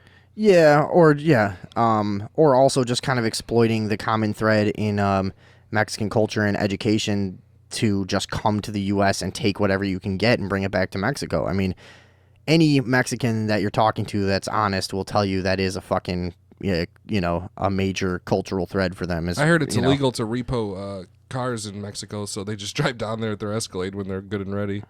No, yeah, no, And these are like friends I've had. It's not that I don't like Mexicans; it's that I just don't really like. Well, what's your Mexican a lot friend? of things about What's his Mexicans. Name? What's your Mexican friend's name? Which one? Any one of them. I don't know. Pedro. Yeah. Where'd you meet Pedro? Fucking Juan. Rodrigo. Yeah, where'd you meet Juan and Rodrigo? They do all have these names. When's the last time you seen him? You know who's my favorite Mexican friend? His name is Adon. He's a nice guy. That sounds Middle Eastern or something. Yeah, I know. When I met him, my boss was like, "Hey, he says his name's Adon, but I just call him Adam." Adon is that how it's? See, I liked Adon because he was not like just gathering up money to take back to Mexico. He was like, "Yeah, Mexico sucked. I came here. This is awesome. I'm raising a family. I have a couple houses, and we go out and we party and we have fun and we live here." Like, he's not like a lot of guys that just come here and don't take any part in the like society in any way other than just gathering up money and living a frugal life from the age of 15 to 33 and then taking their weird family back to some place where they have to hide the fact they've ever even fucking been here because the state of their town is so horrible that if anyone even hears them speaking English or finds out that they have any money or have lived in the United States at all, they could be fucking kidnapped and held for all the fucking ransom they can be held for. What is that? Nice, it's a nice country. You go to they say, "Oh, watch out if you go to Brazil, they'll kidnap you," because like, what the fuck do they think we are? Just like money bags? Like, if they kidnap me in Brazil, they'd be like, "Give us the money." And no, but I'm talking about even I don't have any money. Mexican families that go back to Mexico. No, I know what you were talking about. You know what I mean? They have to live in stealth. Like they're like my friend Alex that was moved back to Mexico with his family. Fucking idiot. Had a great life here. His kids were teenagers already. They had friends. I mean, they live in a nice fucking town. Everything's fine. They moved back to Mexico where he calls us up whispering, "Hi, I want to say hi, you guys. I have to talk quiet so no one hear me English, or they take my kids." And it's like, what? Yeah, matter of fact, that's how things are. I didn't know that. Let's play more of this redneck. Yeah. Of your work, have you guys had threats or anything on that nature from the cartels? We've had symbols and signs put up, like one of the places we call Cartel Beach. They have come up several times, and they write the Cartel de Golfo, or Gulf Cartel. They write it in the sand. Mm-hmm. And then recently today, we discovered that they've also written it on the border wall, close to where we always patrol. So they are fully aware of us, and I'm sure we're cutting into their money and we're aggravating them. We're not Democrat. Whoa, look at this guy. All right, now let's describe this guy. He looks like Cheech. We're just American. He looks like kind of a mixture of Cheech and Willie Nelson with a Civil War hat on. You got it. Yeah. You got it. What is that flag on their shit? That's like a Texas thing? We're not Democrat. We're not Republican. Which one? That one right there. Yeah, I think that's like the Texas Republic flag, yeah. Hang on. Check it out. We're not Republican. We're not independent. We're just Americans. He sounds like a black, Mexican. We're not white. We're not brown. We're not the black. Yellow. We're not white. We're Americans. Yeah, he might be. I think he was Mexican. Yeah, he could be. But see, that's the thing. Down there, like the two countries blend together pretty heavily, I guess. Yeah. And a lot of people would consider that area to be Mexico, which probably should be. We're all honest with each other. Sure. Well, I mean, we basically just took it, right? Like, fast forward this. What's going on here? I don't know. There's fucking Nothing. tents, people walking around. Who gives a shit? Well, all right. So they've got this big ass camp set up. Yeah, this guy did a really shitty little documentary. What here. city There's is a bunch that of background noise, and he's got like long shots of boots fucking sitting on the ground. Who knows? Here's a shot of some immigrants coming across. Oh, they're gonna kill him. They're gonna kill him right now. Yeah, these guys are beheading the immigrants and putting their heads up on a spike as a warning. Well, that was an interesting video. You saw that, right? Yeah. All right, let's keep moving. What time is it? It's 10:40 10:40. already. Oh, shit. I think it's almost time for my stupid sister to talk to us about bees. She should be getting here any minute. Any minute. I know that we'll know when she gets here. So let's just keep on moving. What do you know about bees anyways? Oh, no, yeah, I guess she's coming in through security and shit. She's going to be delayed a minute. Let's do one more story until she gets here. All right. It's a good thing we got this security, too. Do you know about this? So you remember that movie Django, or what is it called? Is that it? Yeah, it's Django. Django? Unchained. Django Unchained, that's what it is. This was the one about killing white people? And it was like... Wasn't it? It was about a slave. It was about a bounty hunter. Yeah, right. And this is the one that everybody was pissed off because Jamie Foxx was like, I get to kill a lot of white people. Isn't that great? Well, he was a slave before that. Right. Then a white dude became his homeboy. And okay. And deputized him because he wasn't a bounty hunter. He was like, what the fuck was he? Anybody know? No? Fuck. Where you go out for he served warrants on motherfuckers for mofolk. Motherfuckers. I like mofolk. He served warrants on mofolk for the federal government. So he was arresting all sorts of people, and Django helped him. And I know what you're talking about. A marshal. He was like a marshal. Yeah, right? yeah. And Okay. he deputized Jamie Foxx. And they say nigger in the movie 1,000 times. It's a drinking game now, actually. Oh, really? Yeah. That's funny. You get wasted. Do they do white slurs too? What do the black people call white people peckerwoods? What in that movie? Yeah. Massa. Oh, massa. I mean, yeah, they're slaves in that movie. He's the only free one that you see in the movie. Okay. He's a free man. But they don't have like secret slurs. I would think they would have like secret slurs for white people. No, like, just in master the slave barracks. Just like master. That's it. Well, yeah, like or Mister whatever. Blah. Yeah, they had something. So check out this story. Django Unchained. It's called Django. The D is silent. Yeah, I got it. Actress Danielle Watts mistaken for a prostitute, handcuffed by LAPD. On Thursday, African-American actress Danielle Watts of Django Unchained acclaim shared on Facebook she was handcuffed by Studio City police after kissing her husband, Brian James Lucas, in public. The police allegedly mistook Watts for a prostitute and Lucas for a client following the couple's public display of affection.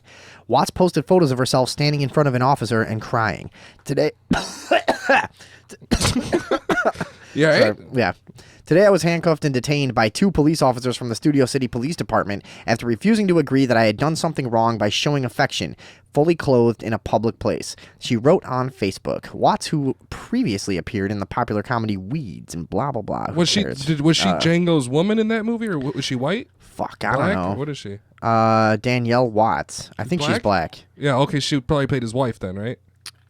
I don't know. Yeah, probably. She's one of the stars. That's the whole. The movie. They had to save his wife because she was okay. sold to somebody, and he helps him catch people, and then the dude helps him get his wife back. So, anyways, she was mistaken for a prostitute by some nice officers there, who I'm sure there was no profiling. She was probably dressed like a slut. Well, she may have been. No, she wasn't. She wasn't. We got people in studio saying no. She was dressed conservatively. So she was. Did she have pants on? Shorts. How short were they? Oh, I thought you meant at all. I mean, mid-thigh. Mid-thigh? Yeah. I would never wear shorts that short. So thanks to our guests in studio for helping us figure that out. And I don't know. Racism. Did our guest, my stupid sister, get through? We'll know when security she gets to. Usually, yet? there's some sort of thing that happens. Hang on. Wait a second. What? Oh! Somebody's there? Hey, somebody's here, I think. Can you get the door? Get the door. Oh, there she is. Hey, come on how in. Are you? Hey, sit down. Make yourself at home. Have a seat.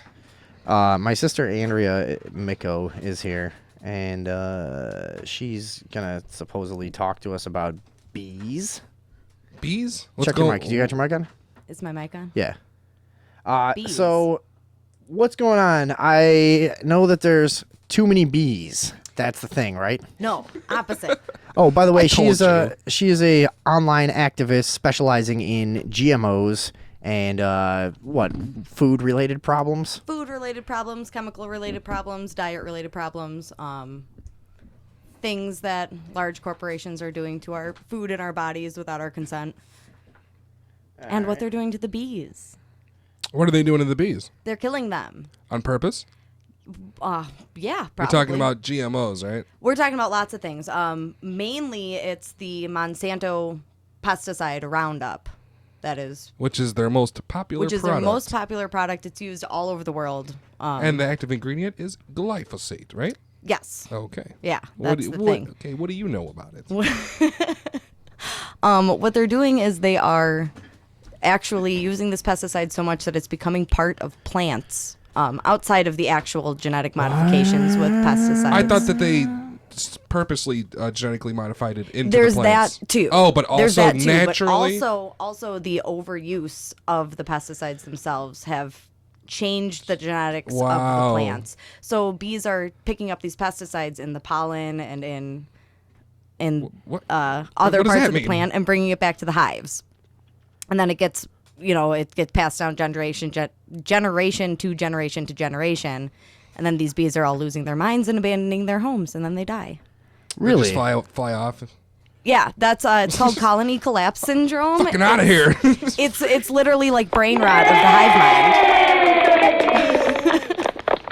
It's not something to cheer for, children. No, that's terrible. So, explain that again. I was adjusting everything, and I'm sure some people probably need another pass by that. How exactly is this happening to the bees? The chemicals that are in products like Roundup and other such pesticides, they're called neonicotinoids. They have been used so widely and so extensively and for such a long period of time that they are becoming part of plants. And so when bees naturally pollinate these plants, they get pesticide pollen. So it's on them. altering the seeds. It's altering, and a lot of seeds are coated with pesticides before they're even put into the ground. So the plants have that in them. They're already loaded with all these. Well, I mean, it's like flowers and stuff. Like, probably and mostly foods. But this is probably mostly like people's homes. They everybody uses that shit. You know what I mean? It's commercial too. Yeah, Any I know commercial that. farmers are going to use that kind of stuff. But it's in the homes too. But what are the bees messing around? They're not messing around with corn or anything. Who grows just tons of flowers? Do people do that? Yeah, absolutely. And let's see. Okay. Bees are responsible for pollinating apples, oranges, lemons, limes, broccoli, onions, blueberries, cherries, cranberries, cucumbers, cantaloupes, carrots, avocados, almonds, and a bunch of other things. Holy shit. So any of these things that are produced commercially and have pesticides on them are contributing to this colony collapse disorder. Who are some of the big offenders besides Monsanto? Do you Bayer. know? So they just all roll out? Bayer aspirin. Well, they're bad people. They're the number They're one the worst. offender. They're actually a worse offender than Monsanto themselves. Didn't they release like AIDS viruses? 500,000 yeah, they did all sorts of in Europe. crazy stuff. Yeah, it's the worst. No, in Africa, wasn't it? No, it was in Europe. They was were taken to court. They admitted it, paid a hefty fine, and it was squashed. Wow. Now, yeah, and that's what's scary is that they have So the they money just- to pay for it, so they'll just do what they want. Pay the money. so all the bees just leave the fucking hive and leave the Yeah. queen sitting on her fat ass with nobody to bring her food. Yeah, and there's two ways It's that about colony time. collapse It's about time. manifests. And one is that the bees lose their sight of their home and they just fly away and never come back, and the queen is left to starve and die with all of her babies So and drones it's and not everything. killing them directly. It's just making them act silly. But as the shit. other way it works is that it kills them directly Oh, and they okay. die in the hive. Holy fuck. Okay. Are Yeah. you serious? And then Yeah. probably the other bees eat them, and then they get fucked up too, or something, because they never let nothing go to waste. Bees Insects. don't I don't eat think each other. bees. No. Bees have cemeteries. Do bees? Cemeteries. They do? Yeah. Where, in the hive? Yeah. Holy fuck. What? Yeah. Well, how do they do? How does that work? Just There's like a space designated for dead bees. When a bee dies, it releases a pheromone that signals other bees. Does Why don't they just throw So it do out hornets and wasps. It's Can part you of them. can you describe to us like the typical death of a bee and how they get it to a cemetery? It's terrible. Bees, they don't know what's happening. They lose sight of everything. They don't even know their own family, their own mother, their queen. And they just drop over dead in their own homes. And all the drone bees buzz in somberly with their two sets of Somberly. wings. And they band together and and do one final wonderful act of love for their friend, which is to bring them to the cemetery. And that sounds unbelievable. It is unbelievable. Is it? Sorry. Is there evidence that it's like this is like they actually care in some emotional way, or is no? it's an efficiency thing. It's a sanitary thing. Too, yeah, sanitary, and it's Why they just probably has to do with insulation too, because bees live in their hives during the winter. Do bees? They maintain. They huddle together and maintain a 93-degree temperature all winter long inside of their hive. Really? Yeah, isn't that great? Because they're like vibrating all. Yeah, they basically like vibrate themselves warm. Forever. Yeah. Do they? They can live like that for 9 months. Just sitting there vibrating like. Yeah. Do bees they have do have like? Vinny, they do have 2 sets of wings, not just one. He's an They have unnamed double host. wings. Please. Do I have a name? No. Unnamed host. Do bees have a health department? And yes. Do they have like ambulances? Well, no. But I know that within bee. Shut up. That's a nice try. It has nothing to do with the health department. The bees have like a structure within the hive. Do they have anything? Don't they? I mean, they've got. Well, there are 3 tiers. There's the queen. There's the bees that protect the queen. I thought and they then had there are like the drones. jobs. I thought they had. Like, they do a lot. Well, it depends on the breed of bee. So you got the queen, the soldiers, and the gatherers. Basically, pretty much. The drones are just. They're just there to make more bees. Who goes they out? They don't do anything. Who they goes just and live gets at the the hive shit? all the time. The other one, I can't remember what they're called. So the there's other 4? ones. I don't know. There are hives that have like specific jobs. Bees have like a career. Bees with life. jobs. They have a career. I actually read. What the fuck? Sorry. They will have jobs as specific as like nurse. Like a bee will be described as a nurse, and it will take care of injured and dying bees. Well, so that's where the ambulance comes in. And they'll look laughing? after the babies as well. Mm-hmm. But yeah, there's a social order for bees. They're more intelligent than I think a lot of people give them credit for. Are there too. regulatory bees, which is what I was getting at? Is there bureaucratic any, like, bees? Is there like bee punishments for like, let's say you threw a dead bee in the honey. Say your bee friend dies, and you go up to the honey pot and throw him in there and laugh. Is there any punishment? Yes. What kind of bee regulation is there? Bee jail.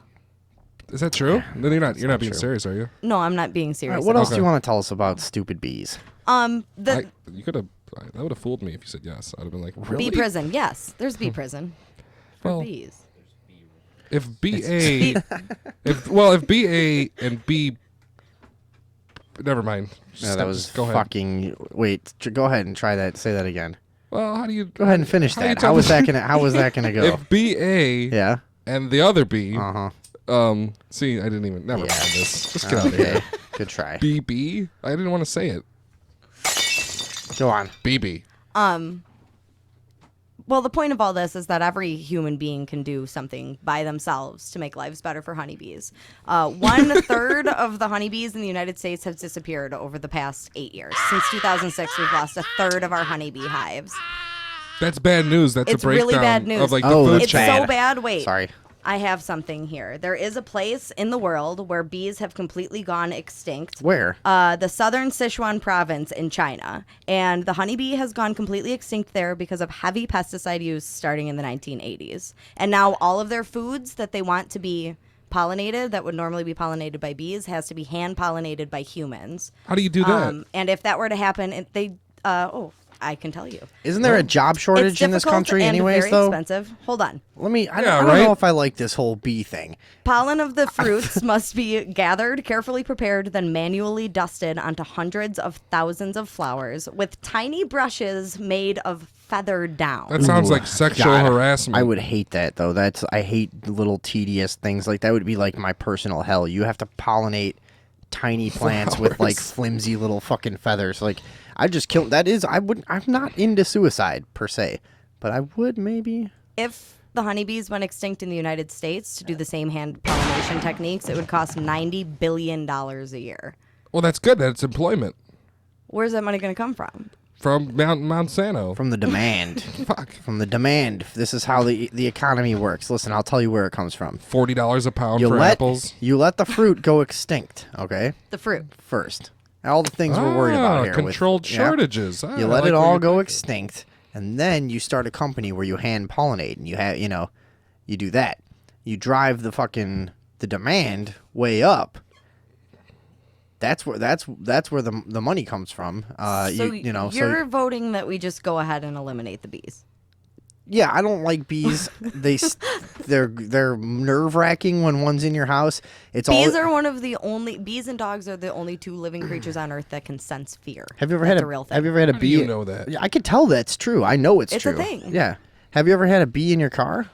Oh yeah, it stung me. That's a fucking not as nightmare. scary as a spider in your car, though. You know what I thought of yesterday? The little yellow spiders that live in everybody's car? Listen to this. Yeah, or any spider. Yesterday I tried to think of the worst thing that I could think of possible, and here's what it was. A big snake covered in spiders. What? Like a poisonous snake covered in poisonous spiders. Why? That are just Snakes jumping aren't off scary. of You it. can get away from a snake, no problem. Anyways, I'm not sold on this whole bee thing. What else you got? What do you mean? Well, we don't care about it. Yeah, we don't care yet. Try to make us care. Make us care about the bees. We don't what?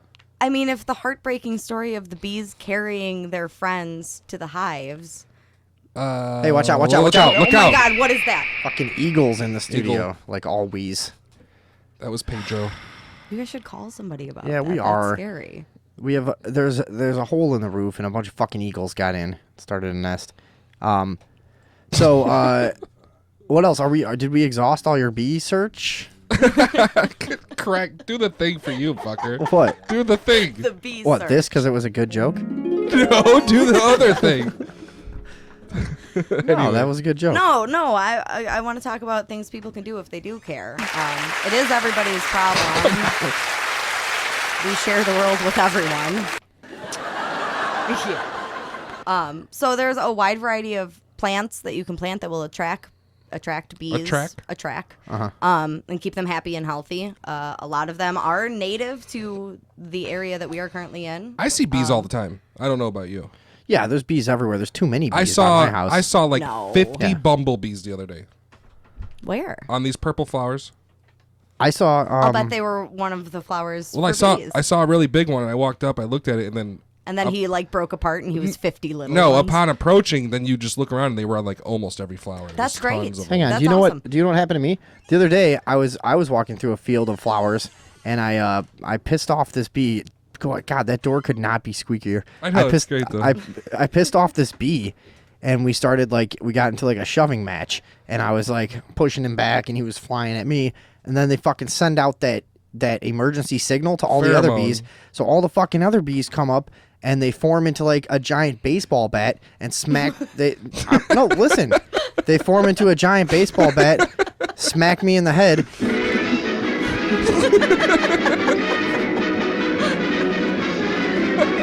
That was good. That's all, folks. We got 3 more minutes before break here. And then before they left, they formed into the word "bye" with like an exclamation point and then like a dash of smoke. They took off. And they left like a dotted outline of themselves. Yeah, right. behind. Yeah. Yeah. They'll do that. So They're really good at that stuff. So really, what are we talking here? Let's talk bee. Let's be serious for a minute here, and hopefully we can stir up some buzz about this topic with our listeners. Fucking insane. No, you can't just keep doing that. Yeah, that's when I make a good joke. That's what that sound is. So go ahead. Okay, Give so us if the you- real business here. What can we do to If there's help? anything you can do to help bees, first of all, do not use any neonicotinoid pesticides, which are most of them. You'll have to find organic or alternative Is pesticides. this but labeled there's a lot of clearly them. normally on pesticides? I'm sure it's No, but if you avoid any Bayer brand or Monsanto brand, and go with something that's alternative. We did a lot of research on Monsanto Oh, a back in ton. the day. Yeah. We learned the only thing they made that doesn't hurt stuff is AstroTurf. Everything else they make, it hurts stuff. Yeah, including their food. And AstroTurf is just a replacement for stuff that helps stuff. Yeah. Yeah, and AstroTurf is it's a replacement for the shit that they're like killing and like making weird. Exactly. So like, So what fake flour, fake apples, like just plastic. We fine. Eat it. I don't know. All right, Plastic go on. apples. Let her fucking say her stupid thing.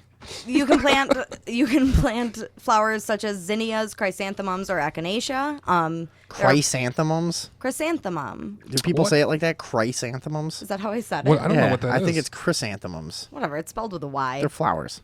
That's not the part that you missed. Go ahead. They're flowers. Shit.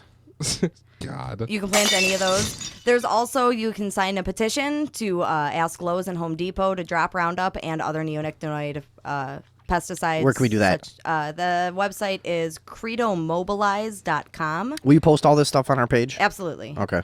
And then buzzaboutbees.net and americanmeadows.com, you can find more resources for bee-friendly wildflowers. Is that all you got? Sure. Well, what else are you plugging here? Tell people where they can find you and what you do. You can find me at facebook.com/exposegmos. That is my personal page. It's all about pigs and food.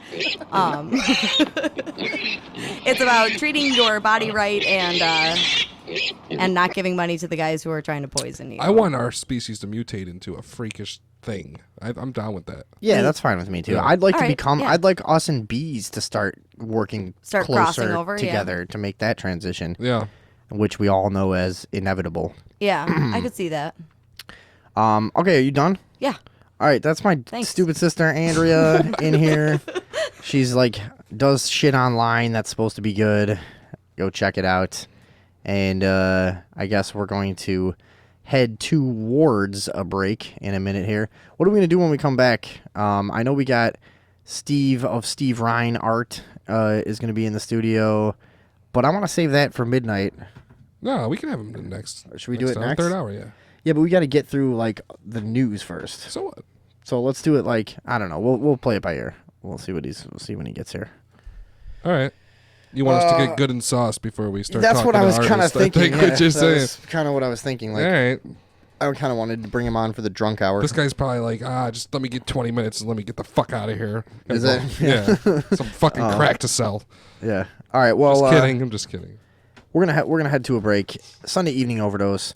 Thank you very much for checking us out. Yeah, we're back. Sunday Evening Overdose. Thank you very much for being with us. I want to say thanks again to our guest from earlier, Robin Strom-Mackey. I thought she was pretty cool. She laughed every time you said her name. Really? Yeah. Did I say it fucked up? I know. She laughed a couple times when you said Oh, it. maybe I'm saying it wrong. Yeah, I know. She's probably just like, Strom. fool. Are you supposed to say it like Strom-Mackey. Maybe it's Strom-Mackey. Strom-Mackey? It's got to be more easy to roll. It's a hyphen. It can't be straw. Oh, is it? Yeah, it's a hyphen. That's why. How do you spell it? STROM-Mackey. What? That's a weird hyphen. Dude, I'm pretty sure. I hope I'm not fucking that I've up. never heard of a hyphen after like 5 letters. What are you talking about? People have fucking hyphenated names all the time. Yeah, Strom-Mackey. It's just 2 names. I don't know. Maybe she was married and then she wasn't, or she is and wanted to keep both names, or I don't know, dude. Strom-Mackey. She laughed when you said it. Well, I'm probably saying it's probably not Strom. I mean, she's like Strom-Mackey. Strom-Mackey. Well, probably her accent was very different than ours, right? I mean, she's from Delaware, so she's got I'm saying fucking Strom. Oh, she's got the New Hampshire. Type thing. No, not at all. Well, you heard her for an hour. You tell me. I didn't notice an accent at all, really. Yeah, I don't really know how to describe it. I just noticed a different kind of, a different way of speaking from us. And I probably, people from Chicago, you don't notice all the rest of the country as much as they notice you. I've noticed, like, traveling around the country, you always get like, oh, you're from Chicago. You're from Chicago, eh? Yeah. Shut up. I don't care. Well, at least everybody on TV talks like us. That is like, it's like the TV accent, yeah. That's what they say. Everybody on TV sounds normal to me. You know what, dude? Have you heard of this fucking robot named Jibo? I have seen something about that motherfucker. I thought we have to get to this, I guess immediately, huh? Yeah. Let's put it on. So, tell people about this. This thing. We'll find out more about who fucking It's like a iPhone that sits on your desk, like a Siri type like program, and it's supposed to like run your house. It's an interactive computer. It's nothing that shocking as far as technology is concerned. At this point, I would kind of expect to have cooler shit than this. Even really, the robot itself is not impressive. You're right, but it kind of just control. It's like I don't know. I don't like it. I don't like nothing about it. What it seems to me is it doesn't offer a lot of fucking luxury for what you sacrifice in privacy. You know? Yeah, what are they going to charge for that thing? Here's the commercial for this fucking Jibo thing, and Play it looks like a little lamp. It looks like a little desk lamp with a fucking no face, creepy, just one eye. Yeah, just blinking, just like a round screen. God, right? Jibo gives me the creeps. This is your house. He gives you the heebie-jeebies. He gives me the heebie-jeebies, heebie-jeebos, the willies, and the creeps. This is your house. This is your car. This is your toothbrush. No, these are your things. By the way, but these are the things that. The way they introduced this, none of these things look like any of my things. That was a really nice house, a really nice car, and like a fucking $200 electric toothbrush. Yeah. I have none of that shit. That matter. I use a and stick. Somewhere in between is this guy. My teeth with a that thing is super creepy. Holy right when you see fuck. it, right when you see it, it's fucking yuck. Weird. Introducing Jibo, the world's first family robot. Say hi, Jibo. Hi, Jibo. Ah! What is he talking Jibo to? helps everyone out throughout their day. He's the world's best cameraman. By intelligently tracking the action around him, he can independently take video and photos, so that you can put down your camera and be a part of the scene. You know what that means. He just takes pictures of you all day. Yeah. This is going up on the page right now. If you guys want to check it out. He's a hands-free helper. You can talk to him, and he'll talk to you back, so you don't have to skip a beat. Excuse me, Anne? Yes, Jibo. Melissa just sent a reminder that she's picking you up in Whoa, dude, an hour I don't like that. to go grocery shopping. Thanks, Jibo. Thanks, Jibo. So did Melissa tell her Jibo to tell that Jibo, or did Melissa call that Jibo directly? I can't wait for Jibo to become a verb. Hey, did Melissa Jibo you? Yeah. Totally. Yeah, right. She Jibo'd me. Now here's the fucking shot. Here's a shot with the innocent little girl with a flashlight. I like how on TV they pretend that kids really do this. You don't fucking do this. It's like a tent in her room. Not by yourself, at least. You know, when you're a kid, you make forts. You know, but you don't fucking. They make them look so shitty on TV. Oh, it's just a stick with a blanket over it. That's not a fucking fort that a kid would make. It's ridiculous. And by yourself, why make a fort by yourself? Who does that? Why? She's hiding in there. She's hiding in there with the fucking Jibo. Why they give the Jibo to the kid at night? Here's our $900 new thing. It's probably like $2,000. Here, have Jibo go fucking tell it ghost stories. Here you go. He's an entertainer and educator. Through interactive applications, Jibo can teach. Let me in, or else I'll... And I'll... And I'll blow your house in. This girl's creepy. She looks exactly like Denise Richards as a 7-year-old, doesn't she? I don't know who Denise Richards is. She went to my high school. How the fuck would I know Where'd you that? go? There you are. He's the closest thing to a real-life teleportation device. He can turn and look at whoever you want with a simple tap of your finger. Oh, so they're showing... Look, so now they've got a family sitting here, and it's like the young man is obviously, he's off working or in college somewhere, and they're having Thanksgiving dinner, and he's like kind of, I guess... He's controlling what it's looking at. Yeah, and he's taken control from a remote location. From what a tablet. Of the Jibo, and what the family sees at home is the Jibo has his face now, and he is using a tablet to like control its head movements and everything and be there. And it's very cute. They're having Thanksgiving dinner, and of course, this incorrigible young man has ordered himself a pizza pie that he'll be enjoying instead, which he's flaunting in front of his mother. Yeah. And she's none too pleased, we'll just say. Dinner, Mom. She looks like a bitch. They make turkey pizza. I want turkey pizza. Turkey Oh, pizza? shut up, you stupid little What kind piece of shit. Fucking commercial is They this? make turkey pizza. I want turkey pizza. Did Why you not even like put that girl in high school that looks like her? No, I didn't know. This girl, Denise Richards, is like way older than me. I'm just saying she looks like Denise Richards. Oh. And also, this little fucking piece of shit is a piece of shit. I don't It's like fucking. Here's the guy with his stupid. I'm eating pizza on Thanksgiving. Check out my turkey dinner, Mom. I wish you wouldn't eat that. Hey, they make turkey pizza. I want turkey pizza. Oh God! Why do you hate that? Why do you hate that so much? Because she sits. The delivery is horrible. She says the line and she like smiles like she knows it's silly. No, you're supposed to be a dumb kid that thinks there's a such thing as turkey pizza. And why do you want turkey pizza? How is that a thing that immediately when you hear of it, I want turkey pizza. You should be. She should be fucking. Why would they work that into this commercial? Why would they go through? She should be euthanized. And he's a platform. Well, you know, So his Jibo skills does will euthanize. Yeah. He'll be able to connect to your home. Okay, now here we've got. This is the single bachelor guy. Yeah. And you know that because he's got briefcases, groceries, a loose tie, and a backpack. And he's His Jibo is black. He's got the look of like, for some reason he's got gray pants and like a burgundy coat, burgundy suit jacket. He's a real piece of shit douchebag. Here we go. Hey, buddy. Can you order some takeout for me?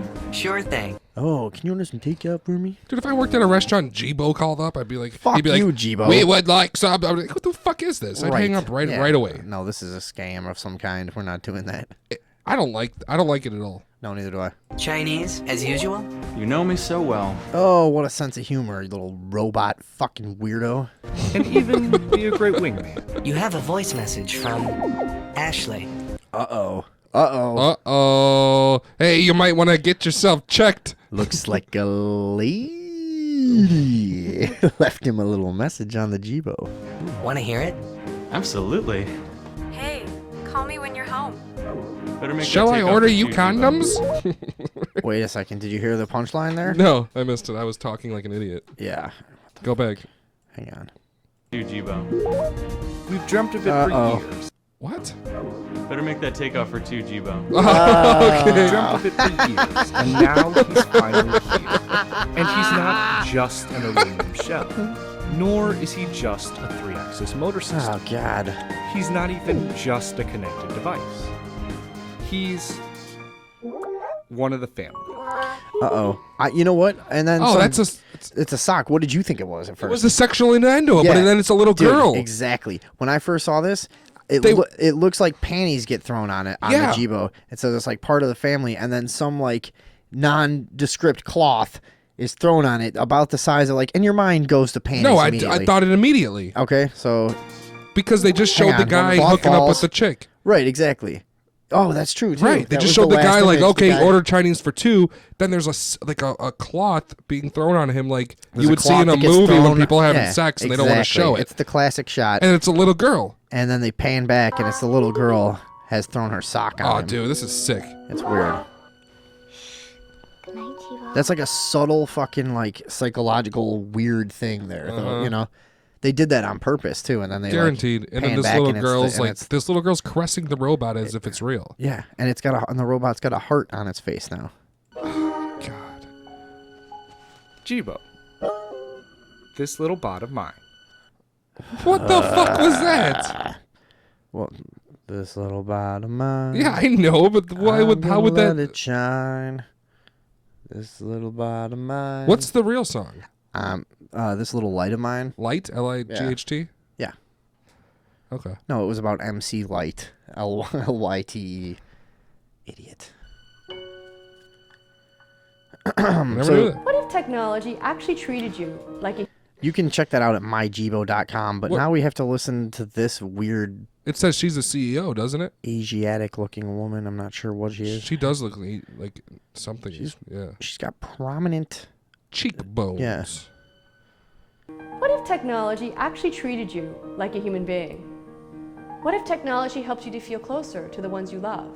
What if technology helped you like It a partner, won't. That's not rather the... than simply being a tool? That's not the point of technology. The point of technology is to isolate you and separate you and make you feel fucking weird. You know what it is about all these commercials? You have this robot that's helping you, figure out your busy life, but you don't have a busy life. So it's just going to sit there like nothing and just rot. Just like when you see Nerf gun commercials or these kids' toys and you have there's 20 friends playing. Yeah. Like you buy it and you're outside by yourself like shooting at like the wall, setting up some targets until you realize the things that you're shooting are so shitty that a soft breeze will affect their trajectory. What I'm saying is the commercial's like, look how great your life would be if you had this and this. They don't sell you the friends with it. They don't sell you the fucking, great life with it. Yeah. It's like fucking, it's just a piece of shit. Look how cool this would be if you had a great life, but 99% of the people that buy this are going to expect it to replace something they should just get naturally. Like they sell smartphones and shit. I got a smartphone. I don't use it for anything. All right, let's 3 listen to people this. call me. This lady, I guarantee you, is into weird stuff. Like anybody that's like this kind of convinced that this is a good fucking thing, passionate about it. This lady is a weirdo. I will guarantee you, she is like a dominatrix or some fucking weird. Her hair is covering her man shoulders. Yeah, maybe she's a man. Hang on. Like That's Michelle what Obama. GMO's about. That's why I created this company. And I've got the right team to do it. People with a proven track record of bringing innovative technologies and exciting content to market. But now we need your help. She created this company. Yeah, it says it right there. It says CEO. I Dr. told you Cynthia Briaziel. Dr. Cynthia. How do you say that? Let me fucking take. name? Oh, Take a Brazil. shot at it. Brazil. Brazil. Brazil. Brazil. Brazil. Brazil. Yeah, I think. Founder and we'll say CEO Brazil. of GMO Incorporated. Who would have thought a woman would be behind this? I, for some reason, would not have thought that, but I guess that's just not fair. I'm just whatever. Hang on. Well, they're like, oh, if we're gonna spy on everybody, we better have a Native American CEO. You know what? Actually, this is kind of a female idea of like making this compassionate way to invade people's invade people's lives. Yeah. Big sister. Big Asiatic sister. Big Asiatic sister. And I've got the right team to do it. People with a proven track record of bringing innovative technologies and exciting content to market. But now we need your help to build GMO, to bring it to the world, and to grow the community. Let's work together to make GMO truly great, and together we can humanize technology. If it does take off, there's going to be a million competitors. You know what I'm saying? And it's all going to be smartphone, Android linked, and all this good business. This is the robot that was in like movies as a kid. This was soft, round shapes. You know what I mean? This just is like non-threatening at all. You know what I mean? This is like when you bought 2XL, that trivia robot as a kid. Well, you didn't buy it; your parents did. But this is when you got 2XL. A lot of people might remember that. I don't know what that is. It was like an interactive like trivia robot, right? But you got it, and then it was basically just you put cassette tapes in it. And it was like a choose-your-own-adventure cassette tape. It was like an interactive cassette tape that I imagine had some means of switching tracks based on what your answers were and whatever. Really? Yeah. So like an interactive story where you decide, does he go into the cave scale the mountain? Yeah, no, it had that kind of had that kind of stuff, and it had trivia, and it would say you were right or wrong, or and you could play against 2XL. 2XL. Yeah. Michael finds out he has chlamydia. The Michael GMO finds out he does not have. The GMO is what has it been? God, 20 years since that, I guess. And fucking the GMO is like this was fucking science fiction. Yeah, when it's I the had worst. this is what I thought the 2XL was going to be, and then it was just rigid plastic and a cassette tape. It's not very impressive, the GMO. The actual mechanical thing, you know what I mean? It is though. I mean, well, the computing is impressive. Yeah. The actual thing is kind of fucking lame. I would have a flying drone one that would follow me around. You know what I mean? Like behind my back. That's what I would have, and it would charge itself when it ran out. It would just go back to port. See, listen, let's start a company. Let's do a GMO fucking competitor, a little fucking drone, some shit. GMO sounds gay, dude. And GMO is a shitty name too. Yeah. What the he's fuck? really kind of gay. name is He that? looks like a little fucking. We could probably find out. Circular fucking piece of shit. We could probably find out about how they got that name, but we don't have time. I want to discern which part of him is his face and punch him in it. Uh-oh. Fuck. Put your drugs in your fucking balls, folks. It's time for police news. Who's ready? Who is ready for police news? Nobody? Am I supposed to answer that? Yeah. Oh, I am. Okay. Here we go. What do you want to get into first? We got the video of that pig is really shut the fuck up. a long time. They never go away when you want them to. Damn it. It's a long fucking pig We got the sample. video of, I guess, the police, what do you call it, detaining everybody in an establishment. Dude, I played at this bar in really? in Louisville, Kentucky. Louisville. It's called Cahoots. All right. You weren't there for this, were you? No. But I've been there a couple times, and I just played there a couple months ago, and it could have been us.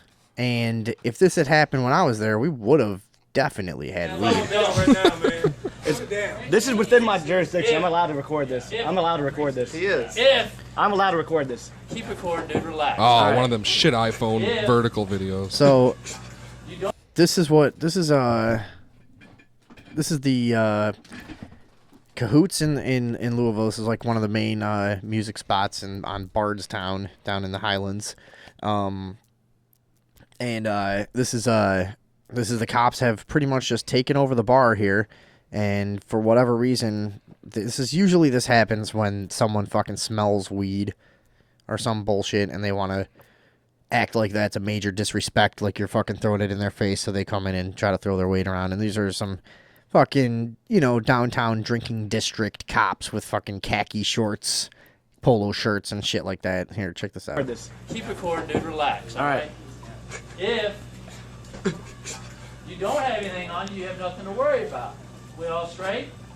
All right.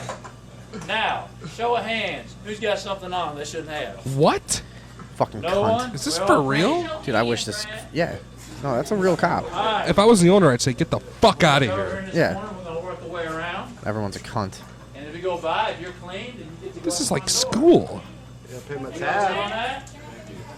I pay my tab. Finish my smash for this game. Yeah, they got cops blocking the exits there. They're pulling up a guy out of a booth and searching him. Wow, this for real? That's what I just said. That was on the video, by the way. Yeah. Wow, this for real? Wow. Searching the people one by one at the bar. And what are you gonna do in this situation? It's stupid. You can just throw your drugs on the floor and be like, it ain't mine. Shut up. You know? Hey, you employee. Thanks for the lighting. It's perfect. Oh, and they're putting the... Wait. Listen. Unless you're the DJ. You working here, sir? You serve some music. Okay, come over here. Hey, just come up here and take a seat.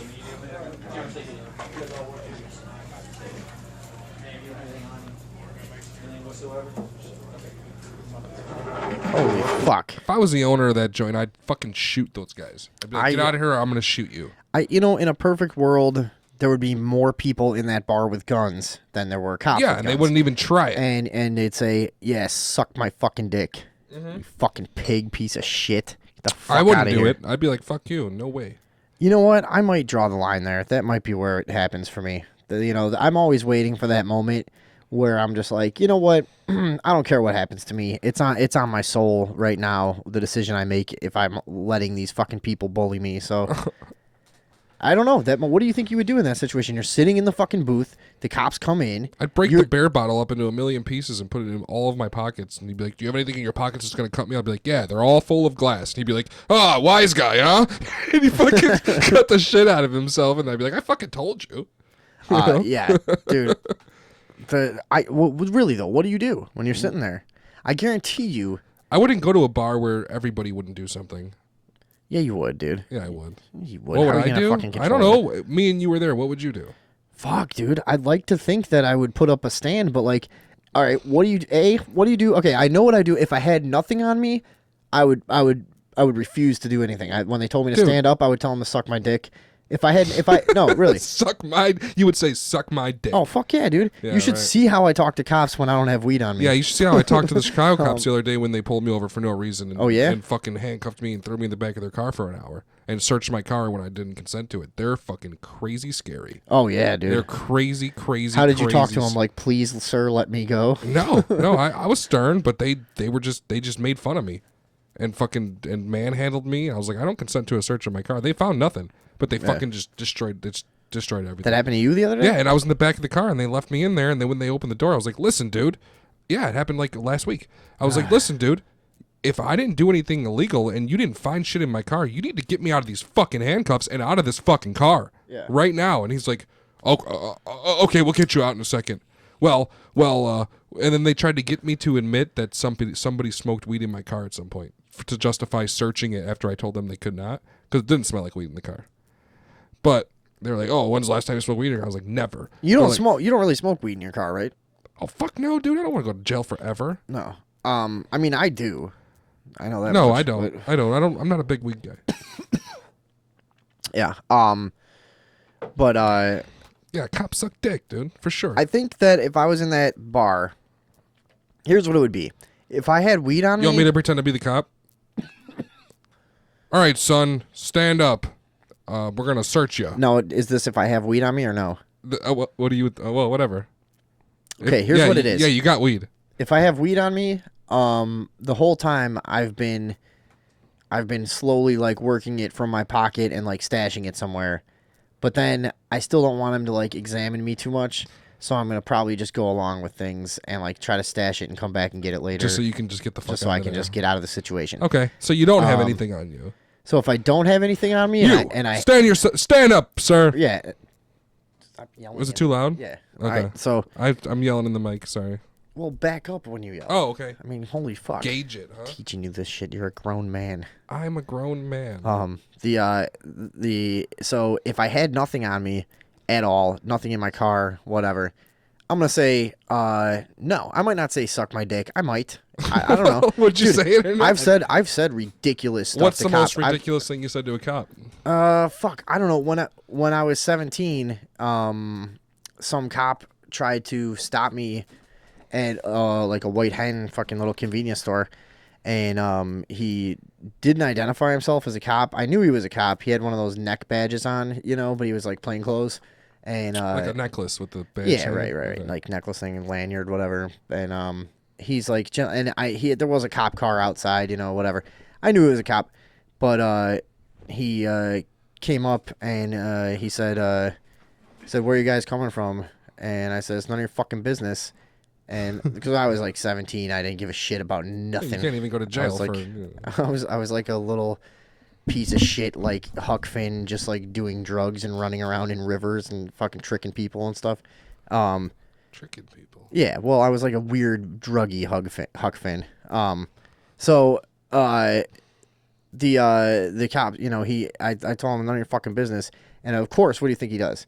Immediate physical intimidation. Yeah, sure. So he goes to put his hand on my shirt, and I fucking smacked his hand like savagely. Don't fucking touch me. Yeah, and I was like, "Don't fucking touch me, you fucking piece of shit," Literally, and I'm like, the whole time I'm just moving away from him. I'm walking towards the door, and he tried to get between me and the door, and I fucking pushed him against the door and tried to run out the other door, and he like grabbed me by the arm, and I start screaming, and like this is like gathering it was 2 a.m, so there wasn't many people around, but there's like 3 or 4 people around, and it's gathering the attention of everyone. And then he pulls his badge out. He's like, "I'm a police officer." And then I was like, "All right, well, fuck it."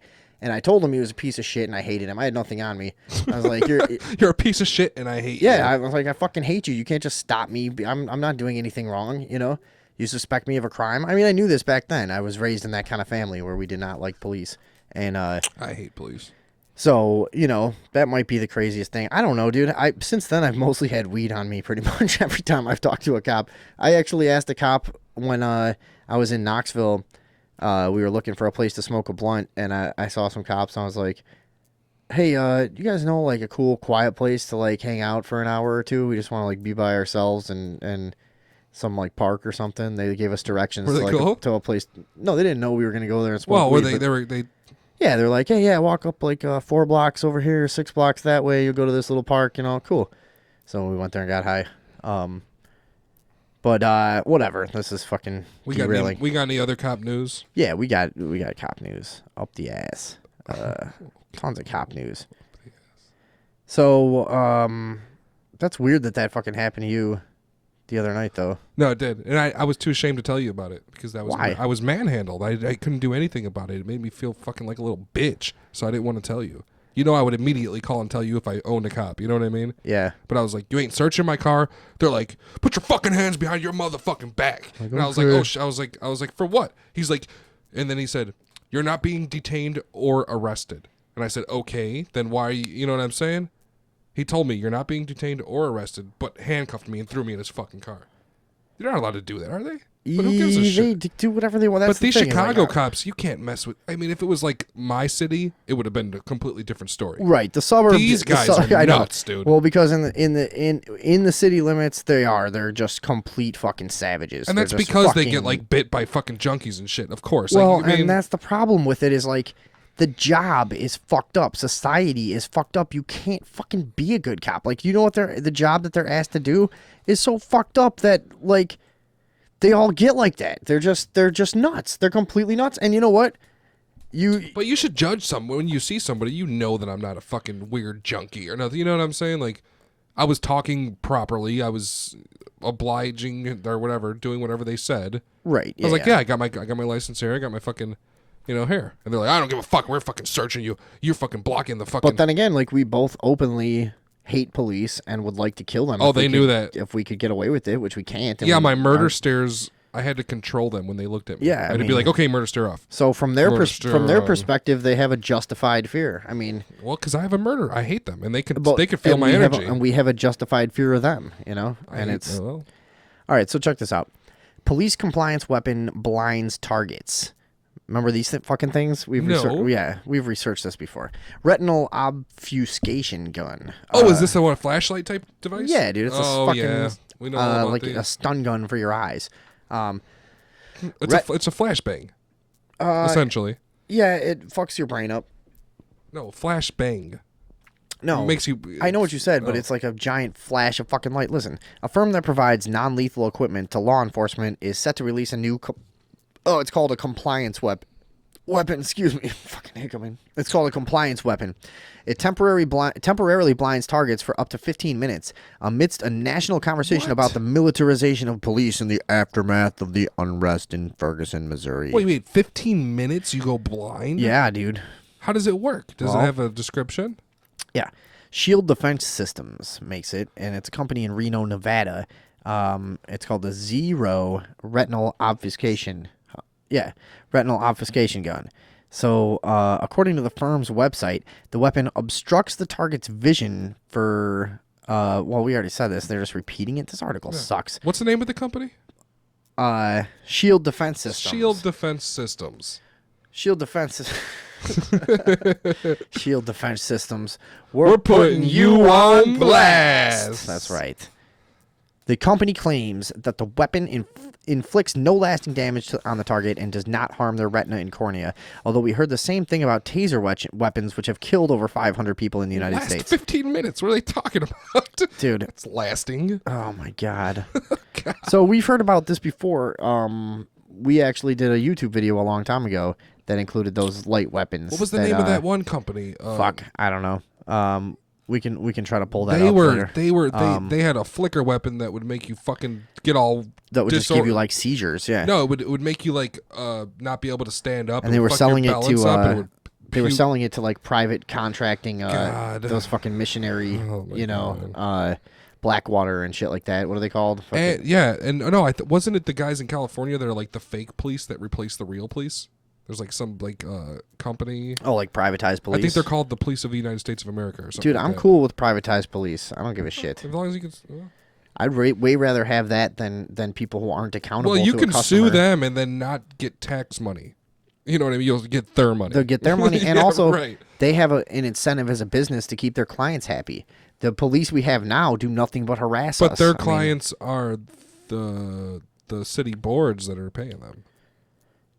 Yeah, but it's all a fucking pyramid scheme, fucking just big money funnel situation. And it's not the same as a business that has an incentive to really keep its customers happy. Like they have to keep people in power happy. That's different. Yeah. The police have to keep people in power happy to keep their fucking situation going, which is a cultural thing.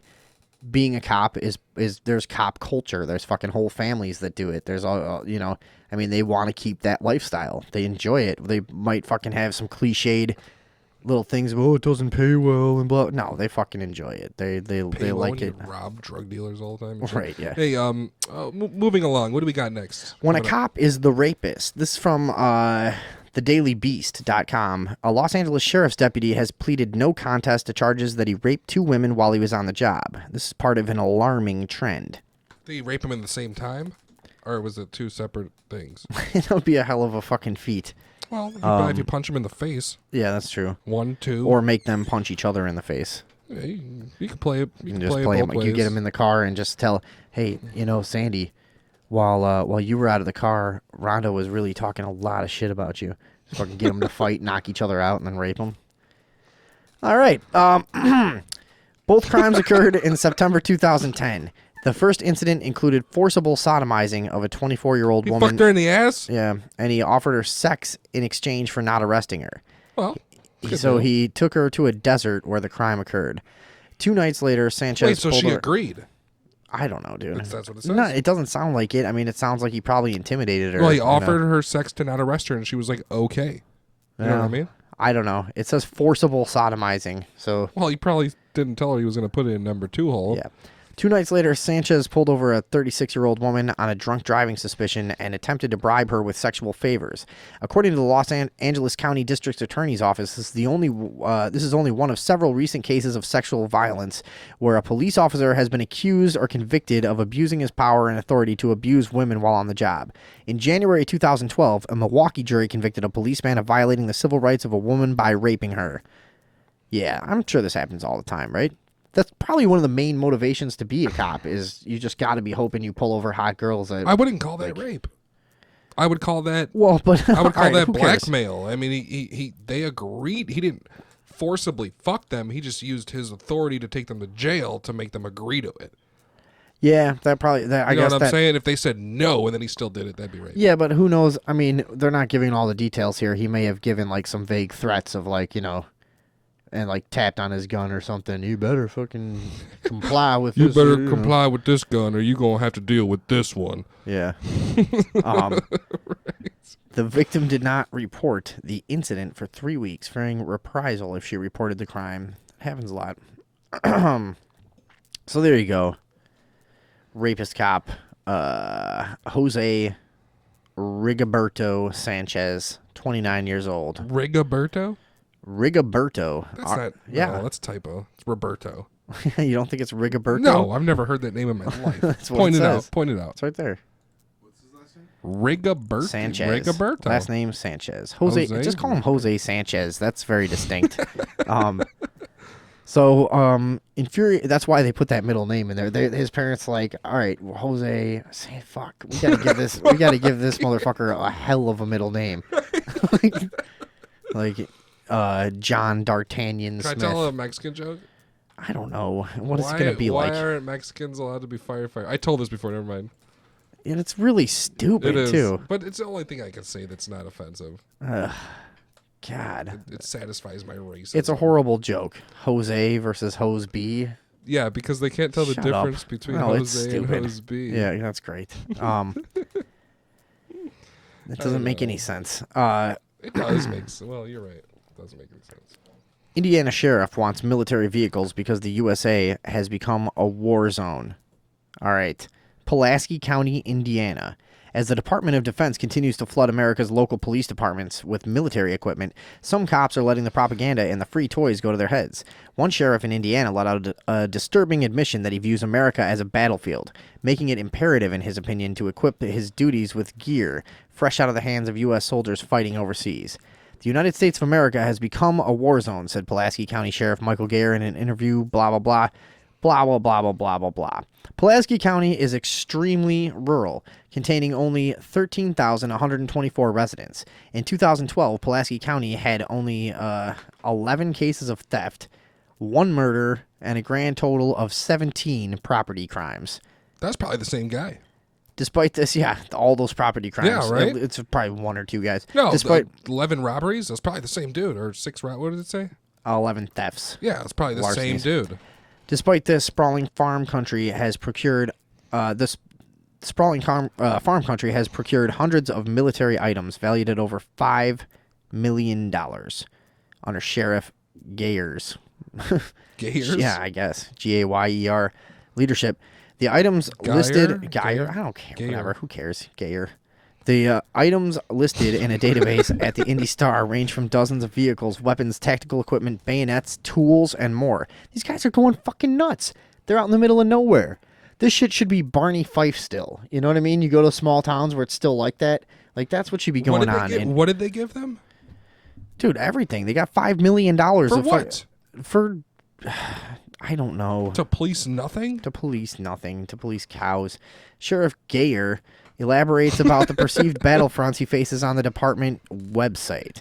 With the threat of homeland terrorism, rising violence in our schools, drug and alcohol use, our society and freedoms that we so dearly cherish are being challenged.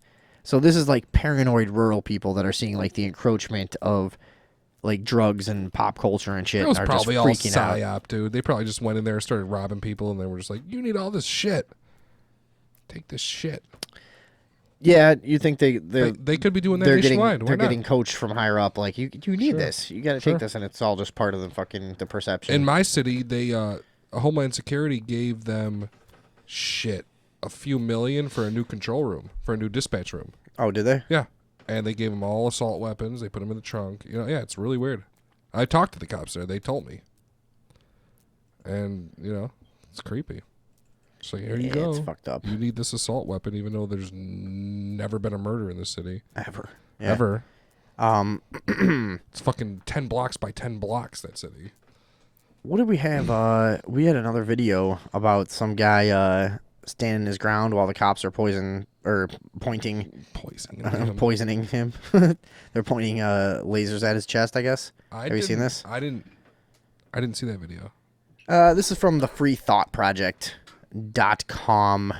I've noticed we use them a lot. They're a fucking good website. I never go there. You get a lot of good shit off there, though. Yeah, definitely. Oh yeah. We have this video. Do we? Yeah. What's it called? It's just go. It's there. It's called Cops. It's whatever you just said. It's there. No, it's not. The bottom one, please. Whatever. Right? It's the bottom one. No, that's the Cahoots thing. Oh, okay.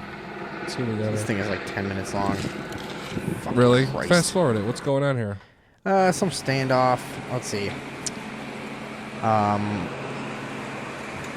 If you know about it, give us the summary, the brief summary, so we gotta fucking watch this shit video. Well, let's see. What up? Where? Dude, they're giving us GMO advertisements on this webpage. Are they really? Go up, right there. Oh my god. Jesus Christ. Pre-order now. See how much it is, dude. We were talking about Jibo, Wow. and now it's popping up as an advertisement. Get out of That's here. creepy. Do you think that's because we were talking about it? It's because we watched the video.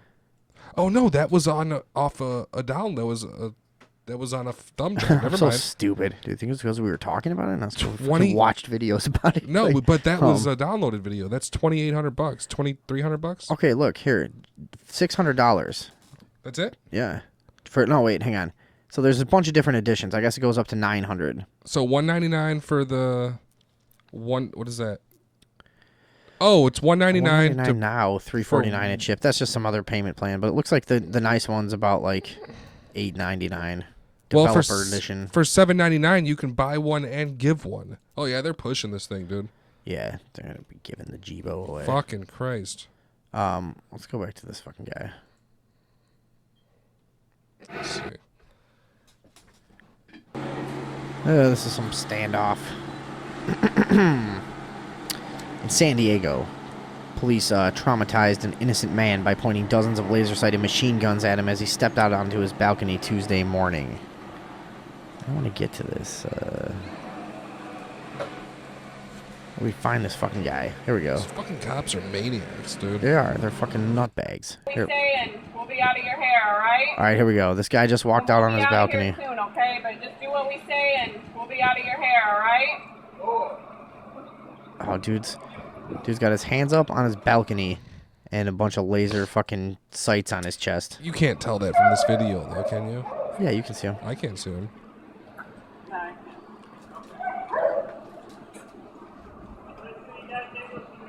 He is cooperating. What would you like to do, sir? Some You said no one else. Some fucking stupid blonde chick like pointing guns at people. He is cooperating. He's cooperating. Who's in the house? He's cooperating on his own property. What was that? Stupid morons. His name is Demetrius.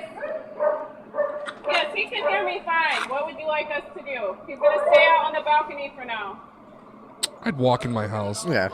I'd fucking waggle my dick Yeah, around just and walk give in us my a minute, house. okay? We don't know. Yeah, I'd love to know why you guys are pointing guns at me. Trust me, we will tell you all of that stuff in just a minute, okay? That would be lovely. Yeah, this video's too long. Yeah, it sucks. Wrong house. That's the unit in the back. Oh, he's telling him he's in the wrong. They're at the wrong fucking apartment. He's explaining to him where to go, and of course they're just standing there like idiots. Yeah, keep fast. Skim through it. Let's see what we got.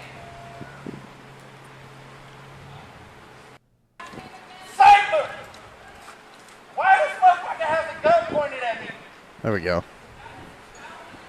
You point machine You shouldn't be pointing fucking guns at people ever. Listen, he's asking him, why the fuck are you pointing guns at me? Right. I have a weapon, right? Okay. You pigs ain't shit. You pigs ain't shit, he said. Did you hear that? Yeah, I did. I was on it, yeah. But if that was Chicago cops, they would run up there and beat him to death. Oh, yeah. And they'd all get away with it. This is going up on our page. You're playing along at home.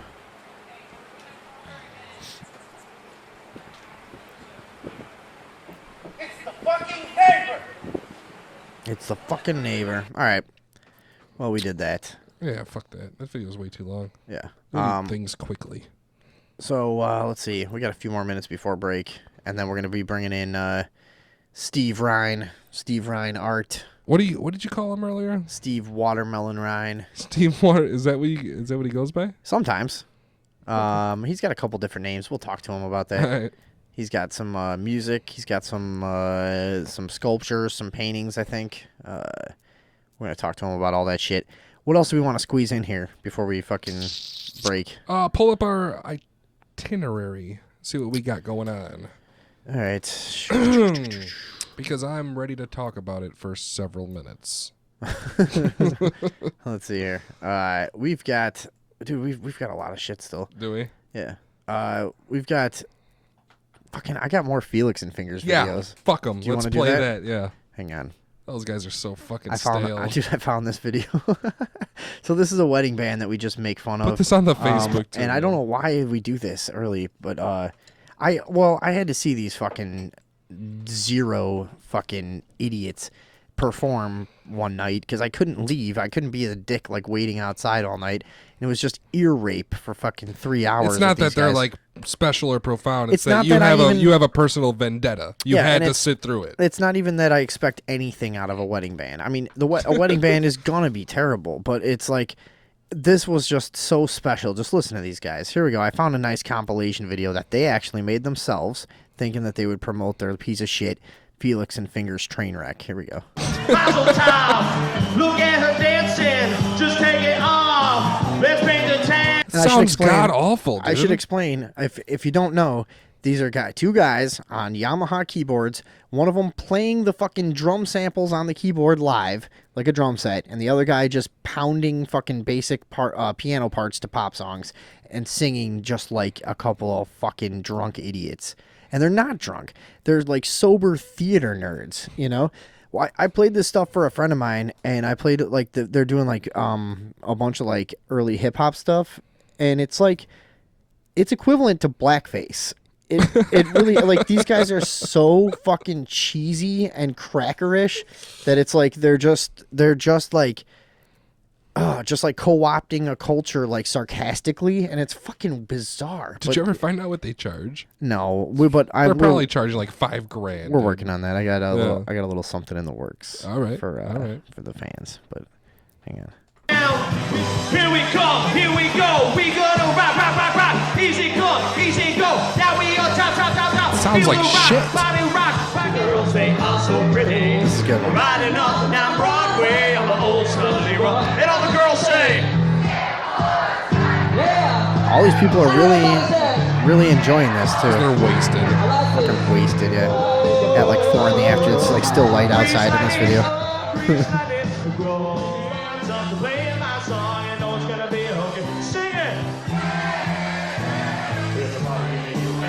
Did you hear that? This is their demo video. They advertise with this? Yeah. This is one of their demos that they made. Do you know what's gonna happen next? It's gonna keep getting louder.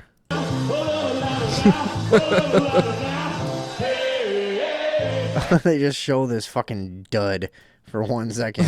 Look at this guy. Look at this guy. He's just sitting there. This fucking nerd. Just like pudgy, fucking hair parted to the side, bland gray suit, fucking piece of shit. It looks like nerd. his name is Devin. Yeah, definitely.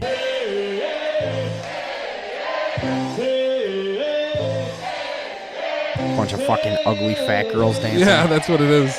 Look at that look at that behemoth, Ooh, look at dude. that Look at the one in the red, dude. Look at that Jesus disaster. Christ. Look at this. Look at this fucking. Look at this lady should be ashamed of Post herself. this on the page, because look at that fat fucking bitch in the red shirt. Yeah. She's just disgusting. These women should all be ashamed of Yeah. themselves. Look at these guys are all fat too. Ah, they're all disgusting. Holy shit. When you went to the wedding, was everybody fat? No. Oh. But there weren't really that many hot girls either. All right.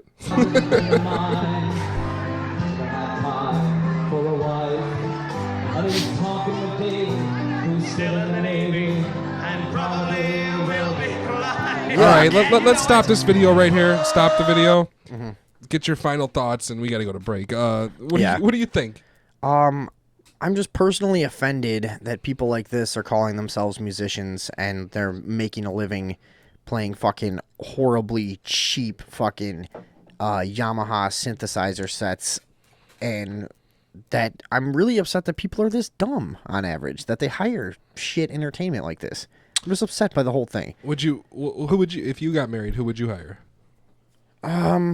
If You I wouldn't got- want to hear music you don't listen to, would you? No, I would probably just make a playlist. Just and hire themselves I to would- just show up and do a show? I probably wouldn't have live music, If you're honestly. gonna spend $8,000, you might as well spend it on fucking somebody you like. Dude, I'd just make a playlist that I liked and wouldn't take anyone else play it through the PA into consideration at all, probably. Niggas with attitude, just pounding. all NWA. That's it.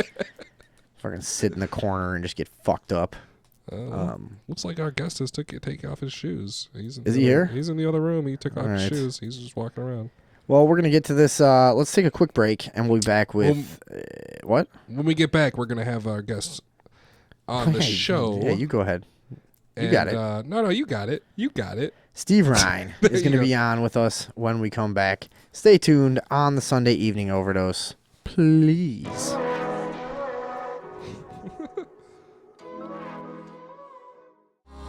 It's the Sunday Evening Overdose. Oh, I'm gone. Sorry. Now you're here. Yeah, Earthling's back. Quit doing that. Sorry. Well, I have to. Our producer quit. I'm fucking doing this shit on my own. You're a producer. I miss having a producer. This is hard. We got a guest coming in. We got a bunch more shit. We're still gonna talk about Hollow Earth, right? Yeah, I saw. We're gonna Yeah, I have to saw the fucking- guest out in the lounge. This guy's got like gigantic pictures and all sorts of weird shit. He's Does he gonna really? bring it. Yeah. We're gonna have to bring Hollow Earth into the mix and all this shit that we've got planned for tonight. But anyways, what are we gonna do right now? Uh-oh. What did you hear that? You hear that? I think that was the doorbell. Can you go get the door? Yeah, sure. Hold on. Yeah, we're coming. Can you get that? He's just gonna keep ringing it. All right. He says there wasn't even any doorbell. There you go. Help him bring that stuff in. What is it? What do you got going on here? We got Steve Rhine coming into That the thing studio. looks crazy. You want to help him get that stuff in? Yeah, Look at let me that. grab That's it. We've got a devilish looking sculpture, a guy with a pointy beard coming into the studio. We got some giant paintings coming in. We're gonna get some pictures of this up on the page for you guys. I don't know. I guess they're having some trouble getting in here. Hey, watch out. That was a close one.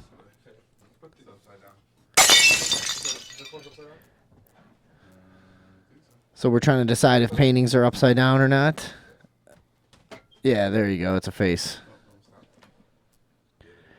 Earthling is setting up paintings in the studio here carefully. Is this horizontal? We got one horizontal and one vertical. Giant canvases. And a ceramic sculpture, I think. I don't know if that's ceramic. I don't know. Glass? We'll find out That in a thing minute. looks cool, man. Hang on, let's see here. What is that, a swamp thing? These things are nuts looking. Steve Rhine.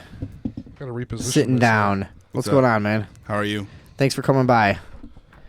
My pleasure. What are we looking at here? Yeah, what do we got here? You're a local artist. You got a lot of art, mixed media kind of shit going on, yeah, and sculpting and painting and Yeah, I wasn't a painter much. How do you what is this thing? Can you explain what this is? Which one? Is this glass? It's ceramics. It's really cool looking. How did you is that somebody or are you just a random dude that you just came out of your mind? It's a self-portrait that I did poorly. Okay. Okay. No, I could see it. Yeah, I can see it. It looks, It's got the. it maybe looks like me like. Did you used to have a beard? Holding in like a. No, I can't. I got some weird spots. What, you can't grow facial hair? Like, just have two spots that are kind of weird. Me too. I can't grow it anywhere. It's yeah. ridiculous. Closer. Oh, you want? Okay. Yeah, just get out closer on your mic there. Sure, Good. sorry. That's okay. So what we're looking at here, we're looking at some ceramic a sculpture, like a bust kind of deal, right? Like shoulders, really and cool. shoulders and head kind of thing. Yes. Pretty cool. And two giant paintings. Oh, motherfucker, something else fell off. What? What, shit's falling off? What's falling off of it? No, don't worry about it. It's just there's a couple of spots like. You probably shouldn't just carry your ceramic sculptures around with you. Don't tell me what to do. Seriously. Don't tell me how to live my life. No, so this is a self-portrait. This is a girl that bartends at the exit. She's like, paint me, paint me, paint me. I'm like, stand still. And she's bartending, so she couldn't really stand still, so I drew her laying down on my canvas. This is which one? This one? The one on the left, yeah. Okay. She kept on saying, don't fuck with me. She's like, don't fuck with me. So that's Like, what you she's wrote like a on it? biker chick. Oh, so it's don't it says, fuck "Don't with-" me. So we're looking at a very like an interpretive sort of abstract kind of thing here. What's And, it say right here? Perfect. Okay. Something else on the bottom. I can't read that part. So do you have a website or something where you got all this stuff set up? No website yet. Just it's on Facebook. So- Steve Rhine Art. If you want to be my friend. Steve Rhine Art. Watermelon. Steve Watermelon I Rhine. think my shit's like totally open right now anyway, so Okay. you could stalk me if you want for a little while. And then if you want to stalk me for a while, please just be my friend and don't be an asshole on my Facebook page or I'll fucking delete you. I have to say, this is some fucking cool looking shit you do. I'm not kidding you. Thanks, man. What about this? Can we talk about this So one? we got one on the right is like a vertical Elephant. Oh, okay. Yeah. The elephant is like, well, there was something behind the elephant, but the elephant was the first thing. And its food is... That's the elephant in the black, right? Yeah. Okay. This shit's very abstract, very fucking intense. If you're looking at this kind of stuff, we got to take pictures. We'll take some put it up pictures and online, put it man. up, yeah. But you can check out Steve Rhine Art if you want to see what he's into. So what do you do most? Are you mostly into painting, sculpting? What is your MO? Just doing whatever I want, really. So how far do you range? What all do you produce as an artist? Just painting and sculptures is, I think. No, I mean, I don't really know. I mean, like music and what else? I think like building cabinets is probably Building cabinets? Yeah, I can do that. Like for sure. standard cabinets or Like fancy as fuck. Crazy fucking cabinets? Yes, whatever you want. That's not what you do for a living, is it? That's what I did for a living. Oh, yeah. Okay. So painting, sculptures, music. Yeah, carpenter, cabinet maker. And you I consider do a little, yeah. You Go ahead. you consider the cabinets part of your art? Oh, absolutely. Definitely. That's interesting. All right. You do a lot of woodwork with them, the cabinets and all that shit. Well, yeah. How else you? Well, I don't know. cabinets? You can buy the shit, and you know. You could just buy it. For Yeah, sure. that's what I'm asking. Does he actually that's the do easy thing, stuff yes, to I could- it? Does he actually make them? So you're That's making cool. cabinets from scratch. Yeah, from. Do you have a wood shop? Sorta. I mean, Sorta? Yeah, I mean, I have lots of tools and. Yeah. Cool. Do you make any wood sculptures? Yeah. Yeah. Well, do you have a lot of those, or? Yeah, most of my stuff is made out of wood. Really? Yeah. Most of the time, it's like. Do you have any of that up on your website or anything like that? I don't have a website. It's the Steve Rhine art Facebook page. What do you? Are you somebody? Are you somebody that like classifies your shit in any kind of genre or umbrella of any kind? Or you're not interested in that? No. No. I was before I was a sculpture major. I was at the school that I go to. Whatever. I was pre-nursing, and then I was pre-counseling, and then I was pre-law, and then now I'm sculpture. But I don't even know what I'm doing. Are all your paintings like in this sort of like not at all fashion? No, you Not have at other all. stuff. This is stuff that I did while I was listening to different kinds of music. So I worked on it like 3 times with 3 different DJs spinning, and that's what I came up with both times. Oh, so you were actually listening to music while you painted them? Well, I mean, some of it. Yeah. Like some of it was just at home. Some of it was, whatever. That's cool shit.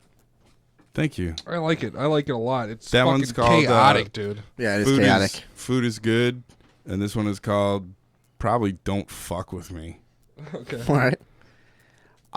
What the fuck was I gonna ask? Oh, you got any like who would you call like your influences or idols?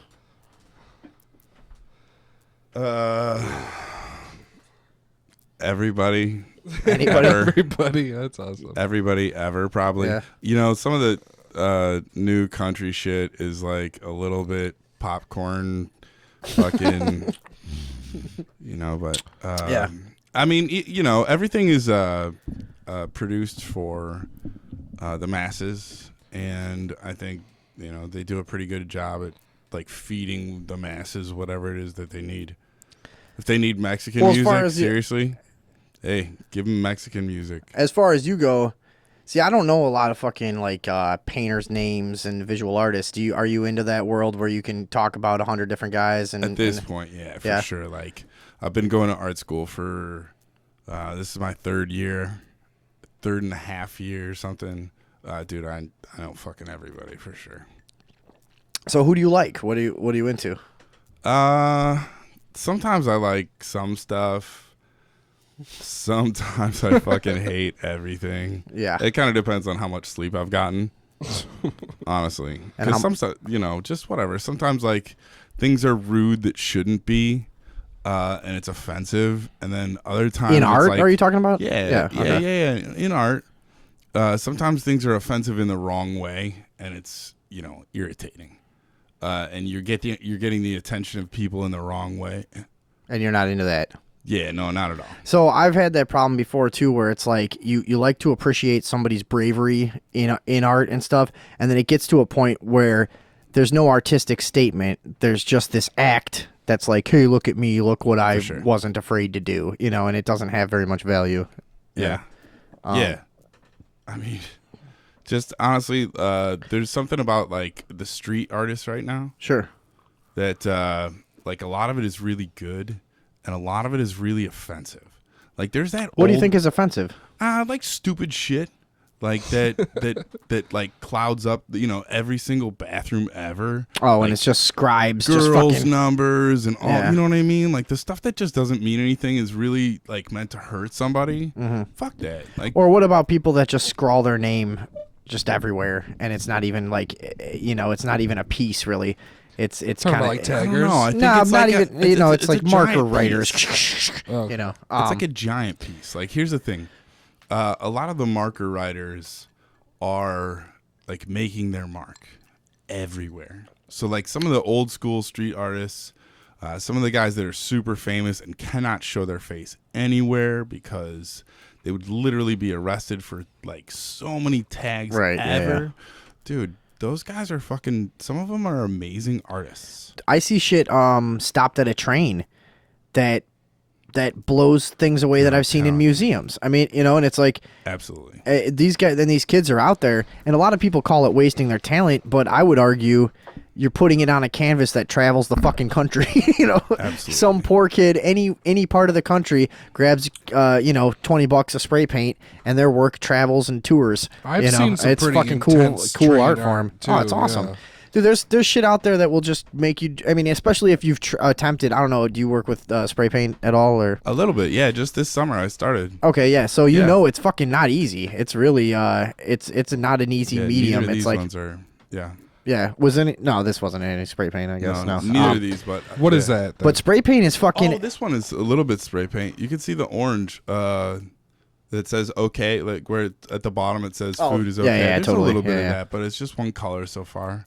So, spray paint is not a fucking easy medium to work with. The guys that do it really well and they get those precise color separation and stuff, it just blows my mind. Absolutely. Like I can't even come close, man. I've tried a lot of times. I tried to get good at it and just did not have the fucking feel for it. Could you talk about this one? Like, why is food is good in elephant? What's going on with that? Give me one sec.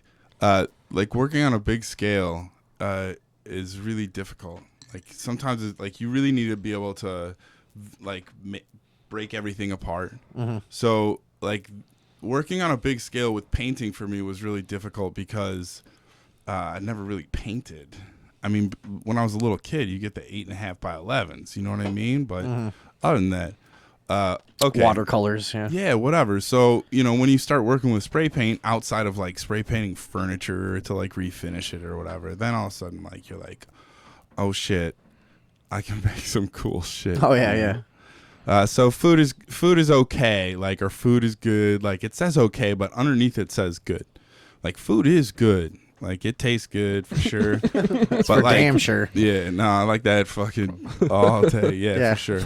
Wow. The elephant though, I'd heard some news that like somebody like had been hurting an elephant and I got on. There's been some viral videos or photos going around of lot like of that stuff, people that pay to kill elephants and shit. Yeah, for sure. And there's not too many of them left. And they are a noble creature. They are indeed. They're the biggest, and they don't. It would hurt be nice. anything It would be nice to purposely. get to know them better, wouldn't it? As we evolve as a species, if we could fucking keep them around, that would be. For It would be sure. nice. There's like 18 of them. No, see, here's the thing that I think like is really going on with a lot of the species that are super, super endangered, like elephants and like all the other fucking endangered species, is that like illegal shit is going on where lots of people own elephants privately and they take care of them. And like same with tigers, there's like fucking 12 tigers left. Bullshit, dude. I'm telling you, you get a tiger for $2,000 in Wisconsin, no problem. That's awesome. Are you the guy to talk to? You know What's that? up? You know Are you that the for guy sure? to talk You get to? it in Indiana too. Oh, No is shit. this something we could find out for ourselves, or do you know somebody special? No, I don't know. If Okay, all right. I don't know if you're like, hey, No, fuck I you. just know. Like, if you Well, look in the magazines, you need can a toe, find I a get you a tiger. toe. No, not at all. No, that's not me.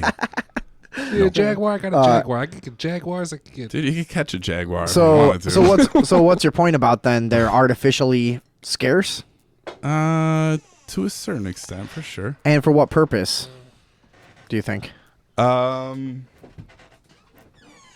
I think to scare us all. Like About- into being like, oh, we need to like make sure we pick up our garbage and like, oh, we need Part to of make this like sure- fake environmentalist movement kind of thing. Like, Yeah, I mean, to a certain extent. Yeah, totally. I think that like we do need to make sure that we recycle and stuff. There are countries that are polluting the earth terribly. There are other ones that are basically 100% efficient. Japan is essentially 100% efficient. They compost everything. Is that true? As far as I know. What they take their garbage and use all the shit to make. I mean, like they recycle everything that they don't eat. They probably are like. I mean, I don't know about their poop. I'm guessing it goes someplace. We can find out, but let's just, They probably shoot at the United States. You know what I mean? Just shit missiles Yeah. at Pearl Harbor. Yeah, it happens. Fucking what if that was the punishment for dropping nuclear bombs? They just drop water balloons of shit on us for the next like 75 Or years, like, and we just have food. to take it. Soy How sauce about some shit. food and medical supplies? Yeah. That would be better. That would be better. But they're Do you- probably innocent shit. I have a That question. happens after I have a that. question for you. Do you Yeah. sell any art? Do you make any money off this? Occasionally. I haven't in a while. 'Cause Like, I've is just been everything busy. for sale, or you allocate certain things? No, not at all. I mean, like, there's certain things that are just for me. There's certain things that are just for my parents, and there's certain things that like are being made for somebody. But everything's not for sale. Everything's No, not- dude, yeah. fuck that, dude. Yeah. I mean, everything is for sale. Do you, are your parents into your stuff? Yeah, they love my shit. They like it. Yeah, that's they cool, always man. have. Yeah, that's always nice. Actually, it's always classic for like, any artist who's kind of out there to have this story of rebellion or something, and like it's not always true with good artists at all. Like my parents always supported anything I did, and it didn't really. I don't know. It's actually better than having to rebel against them. It's Absolutely. I mean, don't get me wrong. I had to rebel against both my parents like my whole life. Did you ever fight your dad? Dude, I come so close so many times. Really? Never actually did it. I punched my dad one time. Who do you think would win if Once. you fought your dad? Oh, my dad's old and I'm not. And Yeah. I skateboard. And he What about doesn't, when and you I were like? bike and he doesn't. What about when you were like Yeah, 15? what about when you were 15? Yeah. Probably whoop your ass. No. No, you think you not could take him really. then? Yeah. Well, I'm saying like I didn't ever want to fight him when I was like 15 or 16. Really? No, not really. I didn't start smoking weed until I was Well, weren't you like just about 16. He couldn't catch me until I was like 18, 19 when I was getting shitty on the porch and forget my shit. Yeah. There is that moment where you just fucking Right. become an adult and you just stop Well, giving a shit. Just yeah. Exactly. And then your mom hides it in the same place. Oh, She yeah. always hides it, and you replace it with oregano. I She doesn't notice because it's been a while. I had the same thing. The first time I ever smoked weed, I knew that my mom had weed, and I knew some of my friends smoked weed, and it was just a matter of time until I decided to try it. And so I just went downstairs. My mom was at Yep. work; she was a bartender. I Did went you steal the downstairs. shit? I stole. Nice. Here's In what I your did. own home? Oh yeah, I went and stole my mom's weed. That's the best. A little bit of weed. I made a hitter out of one of those metal pen caps and a pen Oh, shaft. You yeah, know what I I mean? did that many Little times. bit of glue, some tape around there to seal the fucking air out, and sounds about right. yeah, it got high as fuck, and then like. Probably smoking a little bit of plastic too, I think. Oh yeah, dude. It was probably mostly plastic. It was probably nothing. Because I remember a lot of people talk about this. Like, it's not till like the second or third time you smoke weed that you really get the full high. Bullshit. For me it was like that because I just probably wasn't doing it right. But like, Yeah. I was probably getting more of a plastic high that first Yeah, time. no, probably. You probably fucking. But I broke the ice. Tripping. See, and then when I really smoked a bunch of weed one day, then it was like fucking. I had a friend who was caught with a bunch of weed. His mother flushed it down the toilet. Oh yeah. And it was crazy. And he was like, "You need to pay me because I owe somebody Hell yeah. that will kill me." How much weed? Like $1,200. Well, Nobody's like a gonna kill QP? anybody over $1,200. A QP? Yeah. Well, no, you're not gonna kill Yeah, but somebody, when but you're- it's big No. trouble. How man. old were you? $1,200? This is a few. Dude, seriously, we were about, nobody we were about worth anybody 23. is killing 23? anybody Oh, yeah, over you And he $1,200. forced his You should know- he you should forced know his better. parents to pay him the money. He forced his parents to pay him the money. Well, they should if I they threw it mean, away. You but know this yeah, person. I I'm mean, just not gonna say. But Yeah. That I mean, $1,200 is $1,200. you don't. Yeah. You don't You gotta flush work it out $1,200 for- worth of well, drugs. I mean, No, but shit, nobody's my mom getting did over and getting over again, killed. you know what I mean? Oh, really? To you? Well, not like $1,200, but like Right. $50 at a time, and $120 at a time. And then it got to a point where I was like, "Hey, ma, like that shit cost me money. Yeah. And I'm gonna buy more. I'm gonna buy more. Yeah, there's like no- I'm working. Like I do my shit. Yeah, like, especially when it's on the front. You can't just be flushing people's shit down the toilet. well, I'm saying like I don't really get fronted. You know what I mean? Like either I got given, or I would have to purchase that shit. Yeah, Like right. there's no fronting. You know what I mean? I don't know. Our guest does not I mean, it front. happens. He do not front. He do not front. I had my mom throw away a hookah one time. We had the fucking hookah that like 8 of us pitched in money for. You How know? many hoses? 4. It was just, and they were leopard skin hoses with metal fucking like ends, you know. And It's like $35. It took like 8 people to buy it. No, it was like 200. Dude, some wow. fucking head shop ripped us off. Cheap green Yeah. glass hookah. You know what I mean? Just piece of shit. Didn't work. The fucking hoses were leaky, and yeah, my mom took that away from me and put it in the garbage can outside. Did you take it out? Well, here's what happened. I'm like yelling at her. I'm like, Mom, that wasn't mine. Like all my friends pitched in for that. I'm like 17 at this point. I was like, Mom, you've bought weed from me, you know. But she was like pissed off that she fucking like we weren't respecting the house. Basically, we were just getting high all over the place, you know. And she was like pissed off, and so she took it away. Leaving and Dorito bags and just whatnot being every assholes. fucking- Yeah, we were yeah. being we were Not being flushing the assholes. We were, toilet. and I'm like, you know, and making a spectacle, and the neighbors could smell weed and shit. You know what I mean? So it's like, fuck that. Who Everybody, cares? well, everybody can smell weed. Well- you know. Well, that's what I'm saying. yeah, no, and our neighbors they didn't give a shit. But anyways, she put it outside, and I'm like pissed off, and I'm yelling, and she's like pushing the point. She finally goes, Vinny, will you just go look in the garbage can? And I go out there, and it was like wrapped in newspaper, like placed gently Like in she the was fucking scared. thing with the Aw, hose. that's It's so like, sweet. no, because she wanted to make a point, but she didn't want to ruin my hookah. So that was my parents weren't that bad, you know. That's awesome. Yeah, that was the only thing my mom ever took away from me. Although she did threaten to take all my weed if I didn't stop selling weed out of her Give me a house. break. She Yeah. was just gonna throw away like just a little. She bit, just was and then, pissed like, off that I wasn't giving her a better there. deal. That's what, No that's what it was. way. Yeah. No way. No, my mom was always shy to buy weed from me. She For would real? like, yeah, she doesn't like it. She still doesn't like it.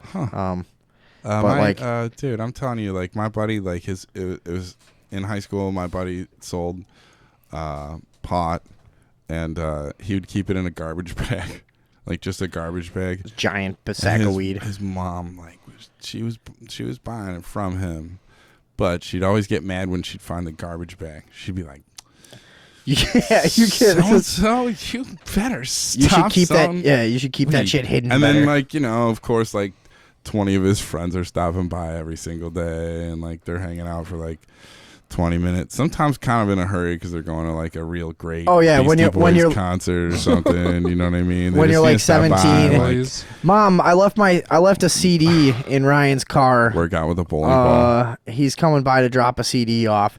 Exactly. Yeah, fuck you. You're selling weed out of my house. Yeah. Exactly. No, and it's been a long time since I sold weed, but once in a while your parents will, hey, you got a bud? Like, and you know they don't want to, but they will still once in a while. I mean, sometimes. Yeah, they will. So what the hell else? What else we got here? I don't know. I don't know. How many paintings have you say you have painted? Have painted? Yeah. I like I said, I just kind of. I mean, this as an educated artist, I would say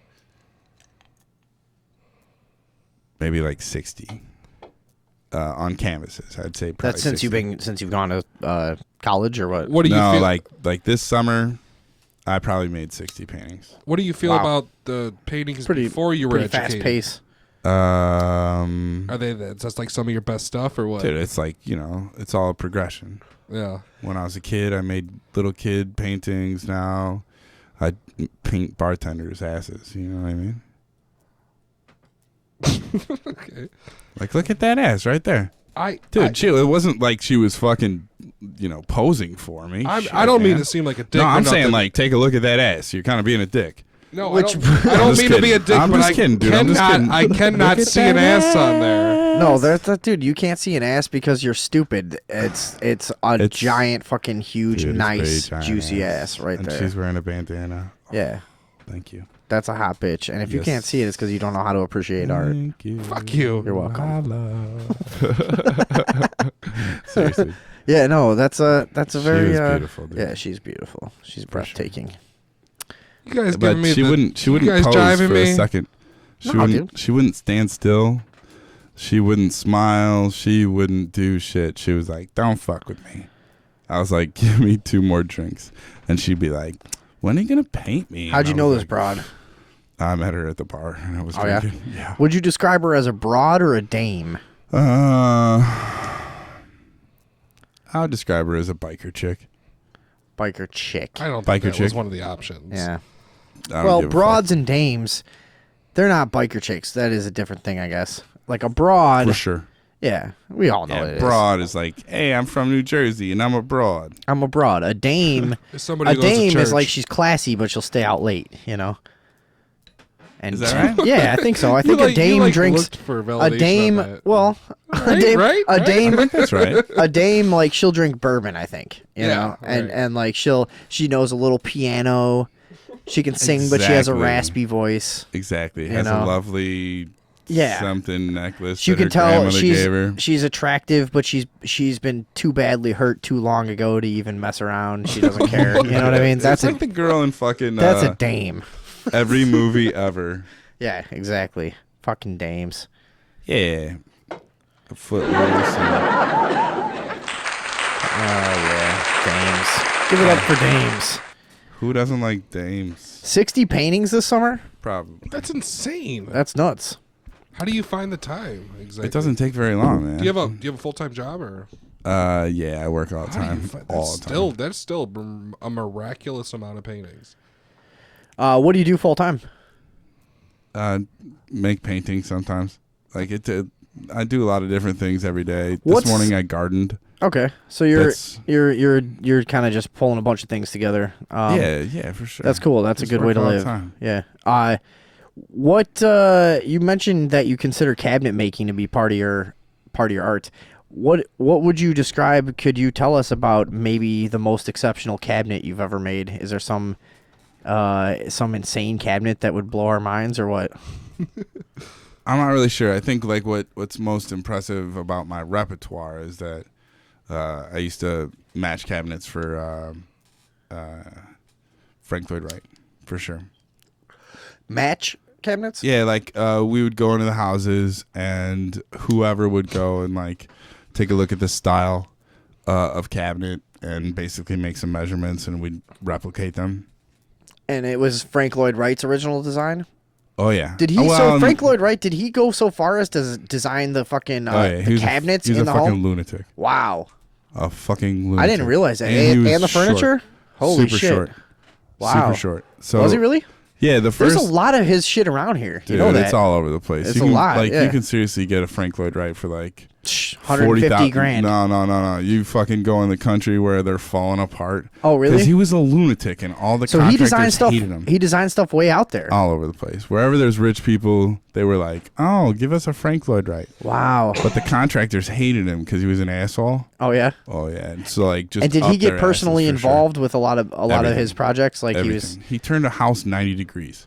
What in does like that mean? 1907. He was like, I'm going to take this 3-story house and fucking turn the whole thing 90 degrees in like 19. I was something around That there. was- Like early in what his for? career. What for? Because he didn't like the way it looked. the That way was it people back then. You ever notice you go to like towns sometimes, and it's from like the 1800s. Go up to like Dubuque, Iowa, or like Galena or some shit. You know, up where there's cliffs and there's and you wonder why the fuck did people in the 1800s set their sights this fucking high? People were special here at one time. People Yeah. fucking did shit like that. There Well, was he not. no, it was I mean, not a like, matter he was an of asshole. like, And I'm like a contractor, so fuck that dude. First of That's all, funny. let me just say that he's a short guy, and I got nothing against short guys. I do. and I think that's fine. But he would lower all the ceilings so that he felt a little bit taller. No shit. The first house that I Really? worked on, it was turned 90 degrees, and the ceilings were dropped maybe like. That's crazy. 6 feet. So it was like, okay, so the bottom floor was like 13 feet ish, and he had the ceiling dropped that much. The electrical guys and the HVAC guys, they were like, man, we can fucking walk around in here. Most of the time they got to cut holes. They just like walked right in, had all their stuff. Nothing, dude. Like that house was okay. It was an Oak Frank Park. Low Yeah, Height. dude, that was shit, a man. comment from one of our listeners, Frank Low Height. Frank Low Height. Was that his name? What are you saying? Pass it. That's just like no. That's a play on Frank Lloyd Wright, Frank Low Height, because he was short. Well done. Oh yeah. It's been a long day for sure. Yeah, no, yeah. I'm a Well little done That's a little indeed. dry I'm a little for off. sure. I'm a little fucking shitty today because I got so wasted last night off fucking Bacardi. Yeah, it Yeah, happens. it's just a shit day for It's me. like but I had to show up and do this. Yeah. What whiskey? Whiskey last night for you? Yeah, pretty like whiskey and beer. That sounds about right. That's what I like to do. I think. I'm trying to think. Yesterday. So is your shit for sale on your Facebook page? How can people? Sometimes. I mean, how can people support you? What do you got going on? I don't know. Do you post the entire catalog on your Facebook, or you Catalog? just pick things? No, dude. Honestly, like if you stalked me hard enough, you could go ahead and see everything I've ever done. Most of the time, people are like, first 5 posts, and then make a judgment on me. So that's fine. Danny, they can go fuck off most of the time. But people can probably see everything you've done somewhere. Sometimes I take shit off because it's too personal. You know how it goes. Yeah, right on. For But you sure. got a lot of shit out there, though. Yeah, I have a lot of stuff. Yeah, for sure. That's cool. Did we like post a link to his page or something like that? Yeah, we did, and we'll do it again. Okay. And get all that shit going on. Thanks, Steve, Ryan, Art, you wanna hang out for the rest of the show and just fuck around? Yeah, for sure. And my sister, is back. Do you got want something about I think we should put her on the mic. I think so. Do you want to get back on the show? It's a free for all. We have no callers. By the way, if anyone's out there listening, I don't know if we have any listeners. For the rest of the show, I think I'm just gonna call somebody and have them call in. Can I do that? Yeah, absolutely. We do it all the time. 630-599-7827. Wait, Clarence, where you at, Clarence? Call. Clarence from Iowa. We haven't heard from him. We haven't heard from him. 630-599-7827. Call us up, join the conversation. The rest of the show is a drunk, shitty free-for-all. Let's have some fun. Yeah. Oh, yeah. You're not going to drink much, huh? I wanted to get more whiskey. So you got any mini USB cords anywhere? My other phone is To dying. chargers? There's chargers Yeah, all yeah. over the place. We Okay. got chargers. Is there We're Good. Great. This one is Thanks. off. I got plenty. I'm going to take a little more. We were arguing over... Every show ends up in an argument about whiskey because... God damn it! We're trying to now fucking... I'm drunk on whiskey, and I'm saying I need to get It takes more myself. drunk on whiskey. It takes myself and the Earthling each exactly a half a bottle of whiskey to get drunk. So You guys suck. yeah, we have a fucking argument every week. Hey, where are you going? Are you coming back in here? Yeah, we're getting a chair. All right, my sister, Okay. my dumb sister Andrea, who was in here talking about stupid bees, is Yeah, going to come fucking back bees, and dude. get on the mic. Oh, Worthless. somebody's calling. Hey, are you operating the phones? Yeah, I got it right here. Answer it, dude. They're gonna fucking holy shit. Hello? Hang on, I gotta bring them on. You're supposed to be operating the fucking phone system. Yeah, Who hello? knows how many fucking Hello? callers we had? Hang on. Who is this? This is Alan K. Alan K. Where are you from? Downers Grove. Yep. Hang on, let me turn him How'd up. you know that? Go ahead and say something again. Hello? Yeah, because Can we you hear saved me? him in the phone system because he fucking calls every week. Almost.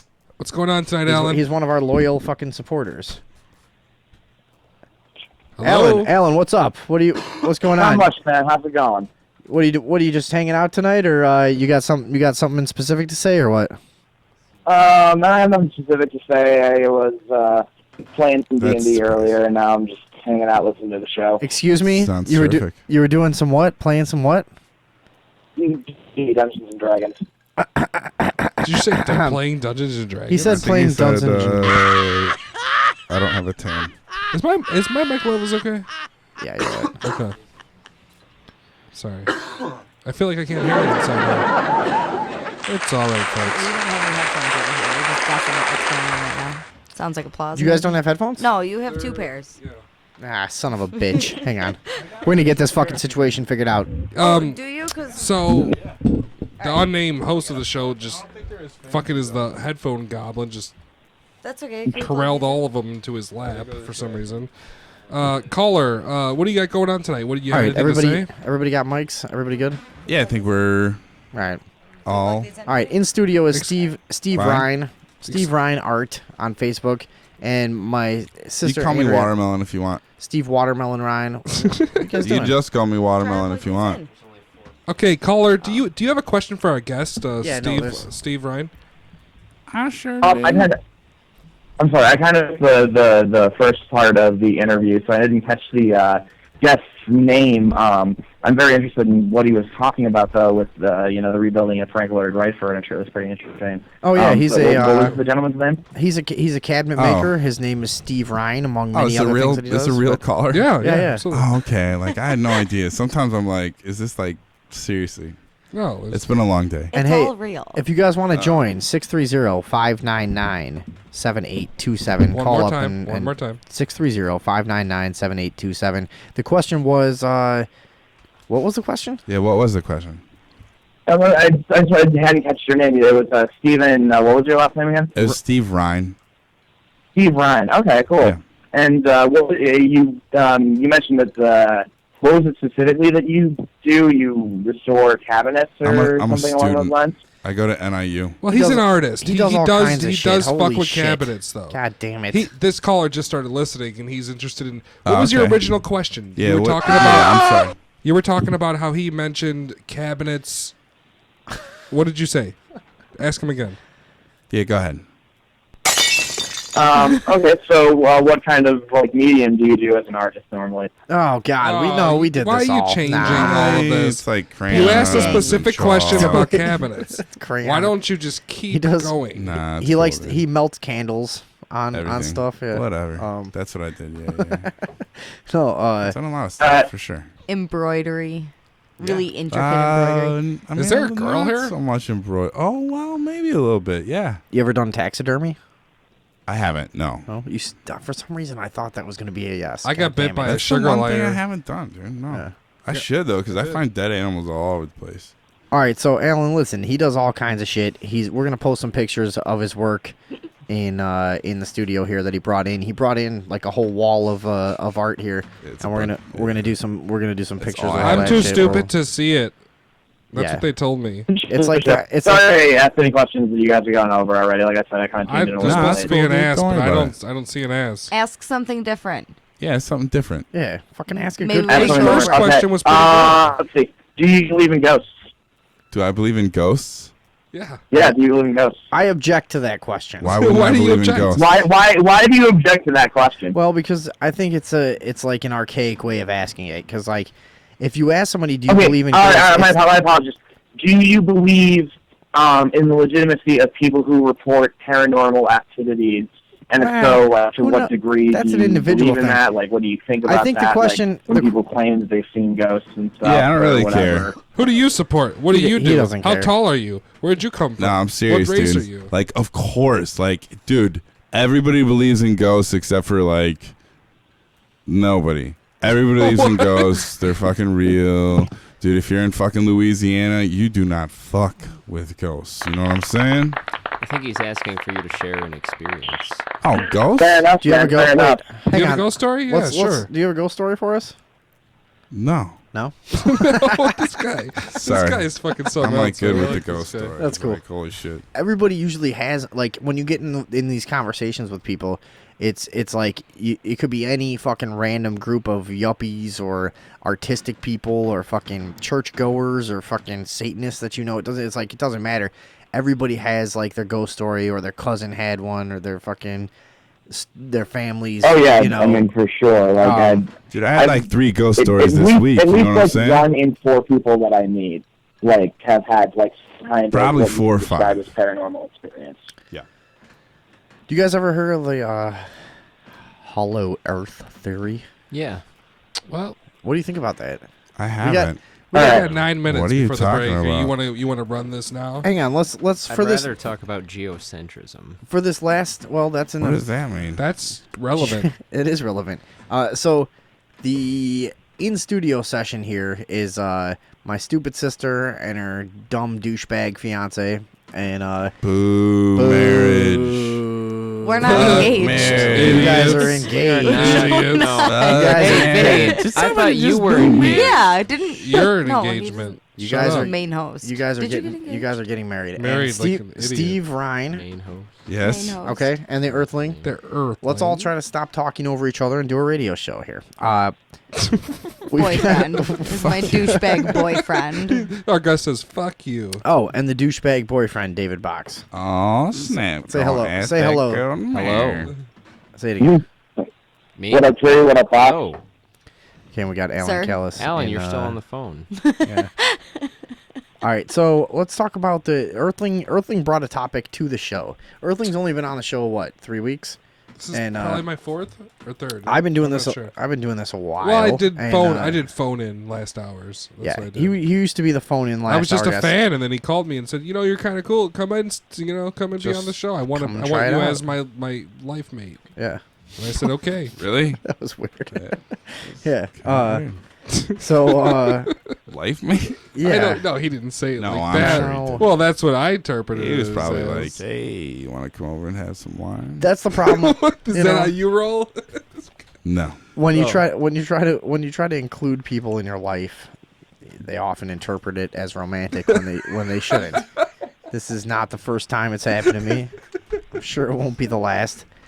But You chose me. You chose me, nothing other than a radio show. motherfucker. All right, what did you bring? What did you bring to the show?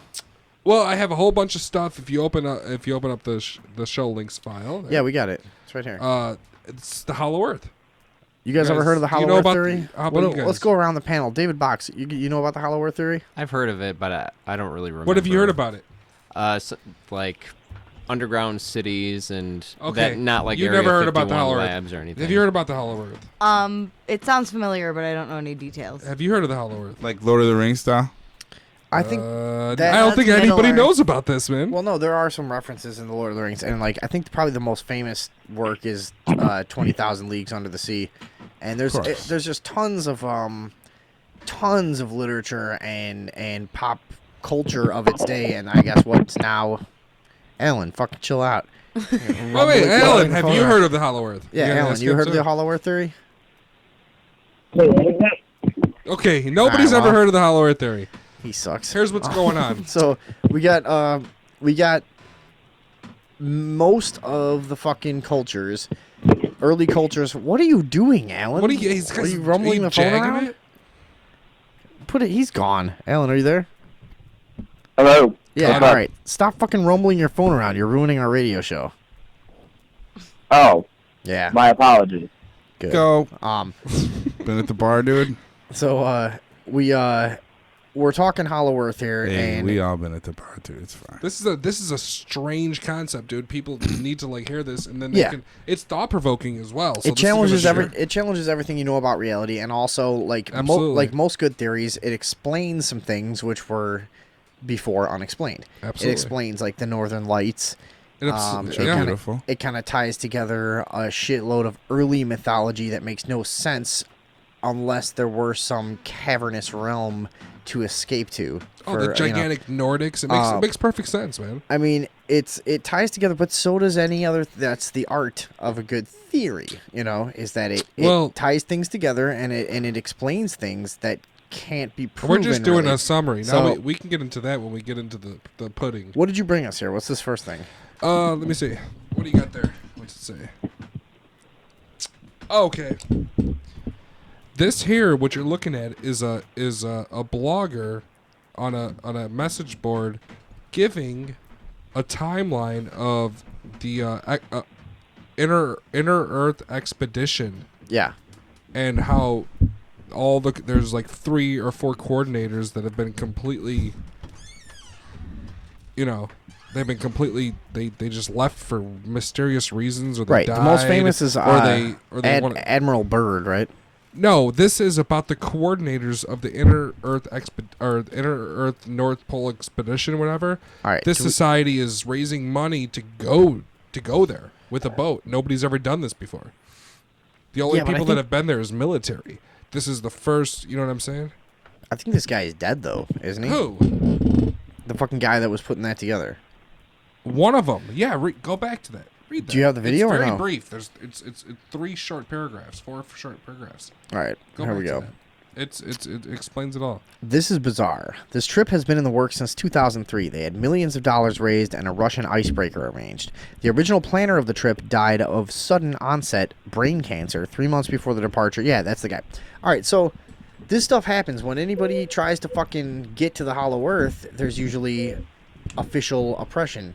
Holy fuck, are you done with your goddamn stand? No, it's acting like a bitch. Well, but if you're going to move it around, you got to keep it looser so it's not fucking making that shitty sound I didn't mean all to the move time. it around. Well, you are meaning to move it around. You're putting your hand on it and using your muscles to pull it different ways. You're a hand. They grew. After the guy died, they regrouped, and Dr. Brooks Agnew took up the cause. Yeah, read this is this. the guy. It's a brief, really good description. But listen, this has been going on for a long time. There have been a lot of people that were obsessed with the idea that the Earth was hollow. This is and that there's a fucking other land. I mean, like a fucking land before time. Remember that show?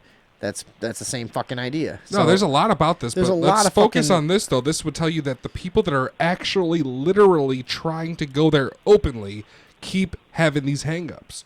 This right. It's crazy. Except for the Tool Society that propped the Nazis. You know about them, right? See, I don't know because I can't validate that because all the documents are in German, man. Well, but really conventional fucking research has it that they were obsessed with finding an entrance to the inner Earth in Antarctica, and that's why they took over. Supposedly, they have charts that show the submarine going under the ice and going into the Hollow Earth.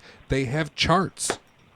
Wait, hey. Who has charts? Supposedly the Nazis, but like I said, a second ago, I German, realized so I what you can't validate. said. I kind of couldn't hear you. I heard it in the Ustream. You said that the land before time is about hollow Earth theory.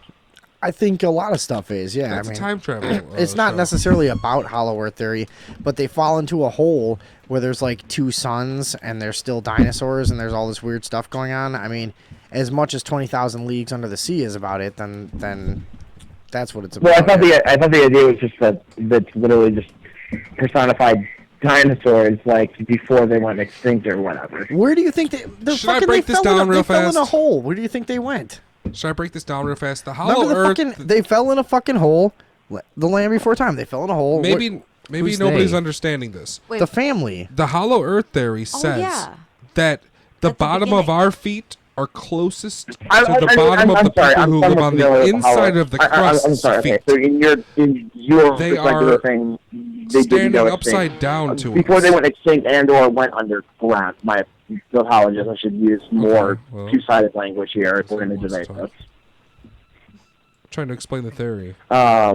But wait, is it the land before time? I've been saying this the whole time. I think that's a dinosaur movie, That's the right? dinosaur. It's about a time travel. Not the land before time.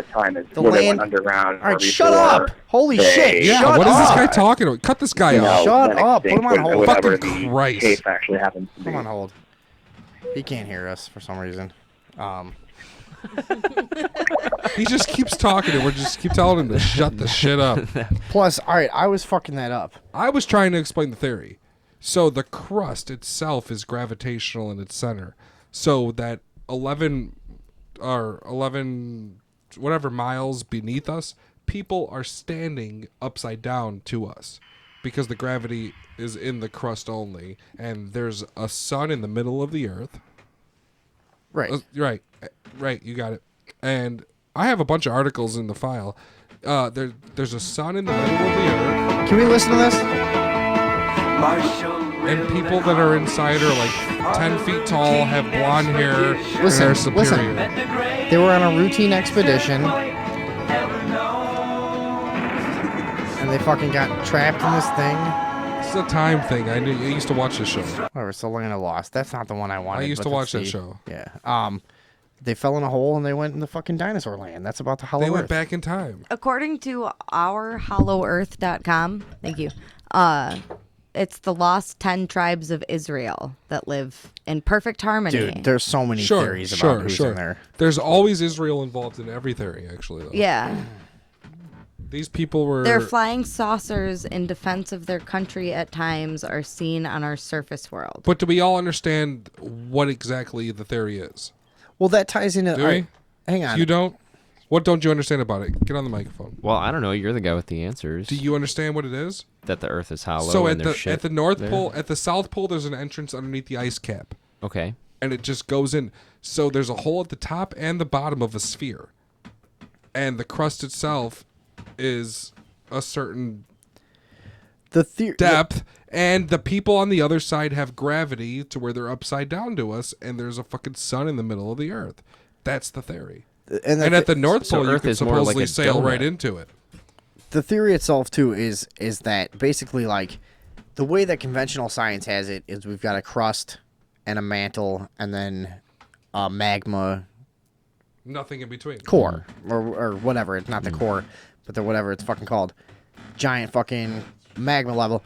Basically, the hollow earth theory is that there's not magma, that instead of the earth condensing into hotter and hotter materials as it cooled and formed, it, you know, instead of like pushing the hotter materials to the center, it formed more like when you blow a glass piece, like a ball, and all the fucking dense material, like when you spin a fucking glass with water in it, and it all forms around. I got the a video of the of glass that right there. So the idea is that all of the dense material formed on the outer layer, and the inside is more like an atom with a nucleus, and it's got like an inner sun. You know, that's I've never heard it put that way before, but that's the basic that's idea, the theory, right? Sounds about right. And I it's have a Israel. video of that being explained exactly as you said it. I just cracked my back. It felt so good. That I think I can breathe again. I'm serious. All right, you guys want to hear this video? Yeah, I go to the video. Where is it? It's in the videos. NASA proves. I believe it starts with. Okay. All right, let's check It's this out. exactly what you were just saying. I'm pulling this up. Hang on. I don't know why we can't fucking get it. Oh, here we go. Okay. So what is this going to explain to us? It's going to explain how the air has a tendency to travel towards the center of a spinning sphere. Okay. Here we have a rotating sphere of water about 25 millimeters in diameter. And inside this sphere are a whole bunch of little tiny air bubbles. Oh, he hung up. And we will see what the angular acceleration due to rotation does to these air bubbles as a function of time. What you are observing are the bubbles moving to the center axis of rotation. As a function of time, they will form this rather tightly packed bubble core. These bubbles are kept from coalescing from a small amount of added surfactant to the water. Here we have a rotating sphere filled with bubbles and tea leaves, and as expected, the bubbles go to the center and the tea leaves go to the outside edge, along with a few chunks of orange peel. So yeah, this is what are you guys finding out over there? We just have pictures that match up exactly with what this guy's talking about right now. Yeah, exactly. And you can see how when an object spins and like things are cooling, they settle towards the outer edge. You know, that's the point of this experiment, I think. Here we have a rotating sphere filled with bubbles and tea leaves, and as expected, the bubbles go to the center and the tea leaves go to the outside edge. So you can see like the along fucking with a lighter few material chunks goes to of the center orange and peel. the more dense material goes to the outside. So this proposition is kind of also how like a space station works. There's the densest part on the outside and it's spinning and it's creating gravity on both sides, you know? So if you had like a diagram, you would draw a circle and draw like a stick figure facing upright on the outside of it and facing downward on the inside of it, and they're both fucking sticking to centralized gravity. I've heard theories about the moon being hollow before. The moon is hollow. That's Asteroids fact. hitting I think our it guest and, is just listening to the way music that- in his headphones. Is that what's going on? No, I'm just rolling a joint, dude. I gotta wait. We're getting that in your mic. I believe it's fact that the moon is hollow. I think So, that's fact now. are we to presume that all celestial bodies are hollow then? That's why this expedition is so important. And either the lead coordinator has died, quit for some, I just don't want it anymore, invest their own. You know, it's just really strange that If this is the case, what? And not that I'm denying it, but what comes out of a volcano, and like, where does that? The crust is very thick. Well, yeah, a lot can go on. So there's still a lot can go. I think they said there's still 700 miles. I think 700 miles thick crust. So there's still a lot of very shit thick. going on in there. You know what I'm saying? It's just not the entire core. Yeah, the whole. And then you can live on the other side. So if you went to the North Pole, you would go in. The idea and be is that if walking you on the other side of the crust. if you walked into the hollow Earth, say you were walking through the North Pole and you walked in, you wouldn't know. The fucking decline is so gradual that you would just perceive that you have walked over another horizon. But you would walk into and it would start. Yeah, it'd be the end of the Earth. Oh Yeah, wow! and people that have claimed to have gotten there,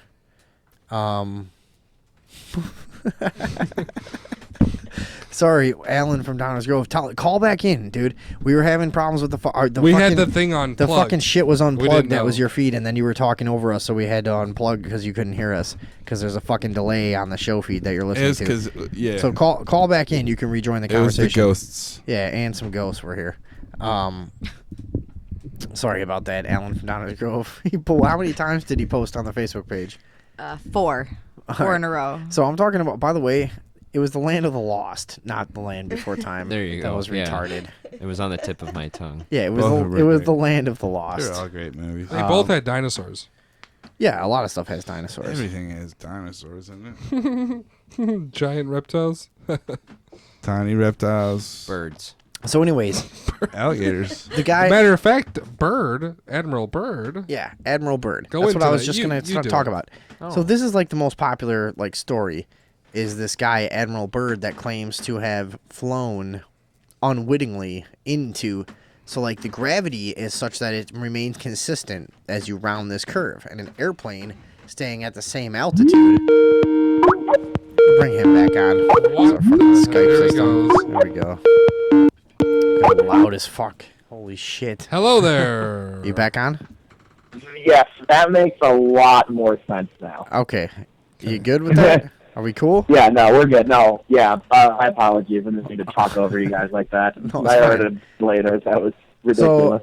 So the idea is that like, is everybody picturing what I'm talking about? Well, I So I know a lot about it, so I picture it. So- do you guys picture it? The image is crystal clear. We're looking at pictures of it. Yeah, Admiral Yeah, Byrd. you've actually, Well, that's him. you've shown me this before, actually. When I was over at your house at one point, and, like, you actually showed me this, and, like, the space station thing, like I posted on Facebook, like, that was the part that I was like, well, wait a minute, maybe there's something to this, because the whole gravity concept is exactly how a space station works. You're right. Like, that's exactly how it would work. Okay, And but that then was- how does Jupiter work? What? Jupiter doesn't have a crust? No. Hold on. The caller said that a space station spinning would keep gravity on the inside. That's not what we're talking about here. We're not talking about the Yeah, it is. We're not talking about centrifugal force. No, he's talking about exactly what we're talking We're about. not talking about How centrifugal force. It creates gravity on both fucking sides of what's Mhm. going on. Sure, you it know. can. If you believe that the Earth at the equator travels 1,000 miles an hour, which I don't. You don't? Absolutely not. You'd be like 30 pounds lighter there, wouldn't you? I have no idea. Would you? Where? On the equator, supposedly the Earth is No. traveling at 1,000 miles an hour because don't of weigh its less on the because equator. of its rotation. No. You guys believe that? No, I don't buy that for a second. That's fact, scientific fact. Exactly. Exactly. Can you back that up? Yeah. No, it's what science says, I'm which is gonna bullshit. look on the internet. It is complete bullshit. And science says that at the equator, the Earth is rotating at like 1,000 miles an hour. Why is it bullshit? Did the Why wind, do you think did, that- did the wind just catch up to it? And Doesn't now, The wind? Holy shit. Yeah, wait, what wind are we talking Yeah, no, about everything here? is. This it's is a all very. relative. This is a I very, understand it's this is- I understand relativity. You have a very But it would unsophisticated no view no of how no this it would works, I think. at some point the drag would have had to make the atmosphere match, right? Well, I'm not a good enough physicist. I don't know what to- I'm good at talking physics. about, I'm dude. really good at physics. I'm not saying you're not. I guess I don't really know. I We got couldn't some tell other- you. You would only weigh 0.55 ounces less on the equator if your Okay. weight was affected at all. There you go. Thank Just- you very much. we've got another video on the Hollow Earth. Yeah, this is supposedly- crazy. This was posted by the guy who runs Spirit Science. Yeah, this is on spiritscience.com. I found this inside of a documentary. Yeah. About Hollow Earth. This was supposedly taken in the late 80s, early 90s, I believe. And we've got like a big swirling vortex hole with like, and It's amazing. Post it. Another we'll post that to the page. And another fucking aspect of this is like supposedly a lot of people are convinced that the presence of an inner sun explains the northern lights And the southern lights. Yeah, and the southern lights, which we don't talk about yet. As the ice caps continue to melt, The ice caps are the biggest this year than they were in any year Is in that the 20 case? years. Yes, sir. Can we blame the inner sun for that? No, I there's don't no think so. such thing as global warming. They're trying to tax what we're made out of. So you say, well, I want to control these people. Well, what are they made out of? Carbon. Yeah. Well, we better figure out how to tax that. Yeah, we better That's figure what's out how going to fucking on. There's regulate nothing else their there. very There's being. nothing else there. Yeah, you're right. There's Good nothing point. else there. There's no fucking data. But so there's a lot of, I mean, we need like a good guest on this or something. But I know that there's fucking a lot of. I look for guests hard. We're gonna get one though. Thank you. There's a Sorry. lot of like old myths about like people in, especially in like Nordic countries. What you were referencing, like the yeah, giant dude. I mean, if you fucking want to talk about myths of the lizard people, that runs so far into so many different cultures that Not even that though. one of It's, the most- it's like also. one of Let me finish my point. There's a lot of myths, sorry, like sorry. especially up in those like northern regions, of tribes or like different fucking species of Species? Did you say species? Well, yeah, species of I did say that. Species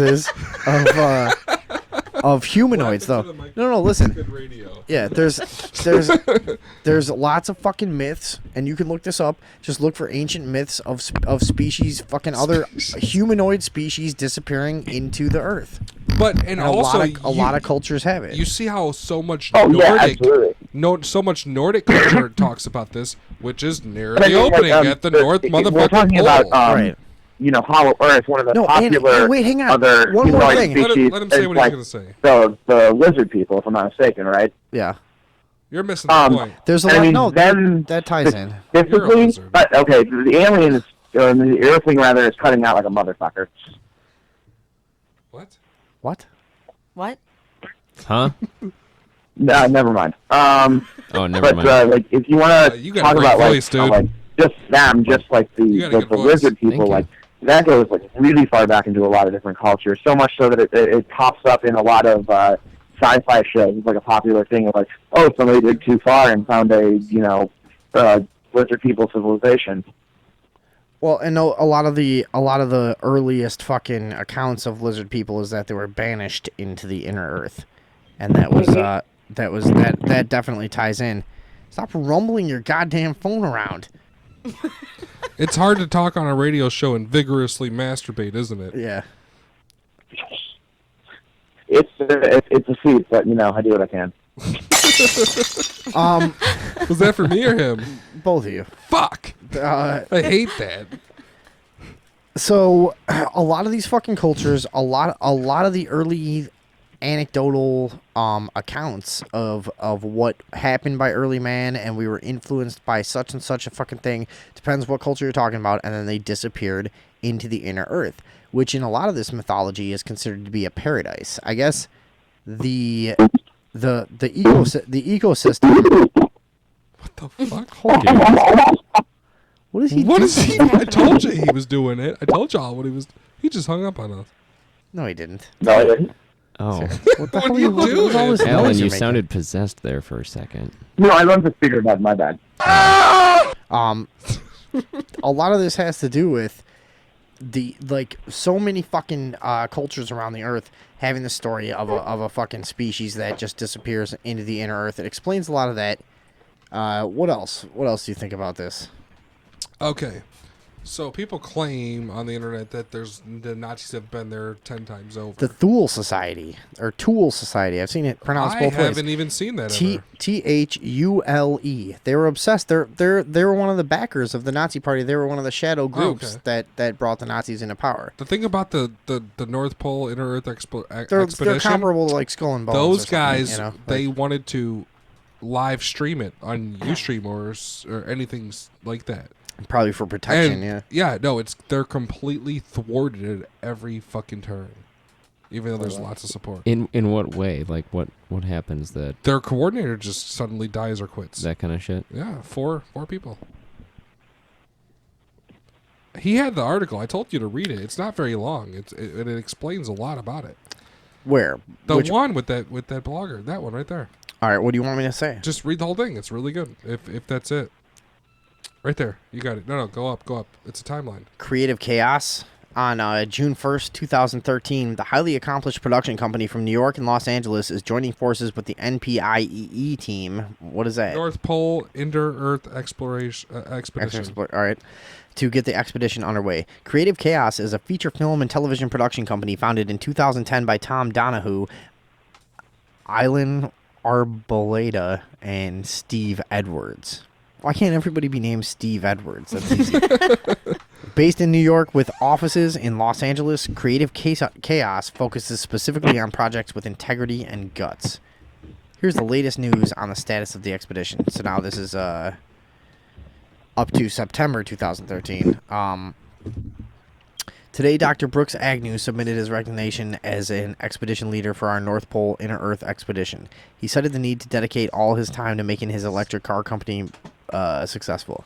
We thank him for all the hard work he put into promoting the expedition and the sacrifices that he made. He is the third expedition leader we have lost to this project. Perhaps we are on a prison planet, and the prison masters are being successful in keeping us slaves from escaping to the terrestrial paradise that is our hollow Earth. Don't touch your painting. Don't touch my art. Please Don't touch his art. I was just handing it to you. I apologize. All right. Pretty well. That's Are we cool? Yeah, we're fine. Okay. What's wrong? No, it's fine. Our guest. Like I think he's leaving. No, I'm not leaving. Oh. I'm like baby. Don't put baby in a corner. Today, Doctor. All right, so hang on.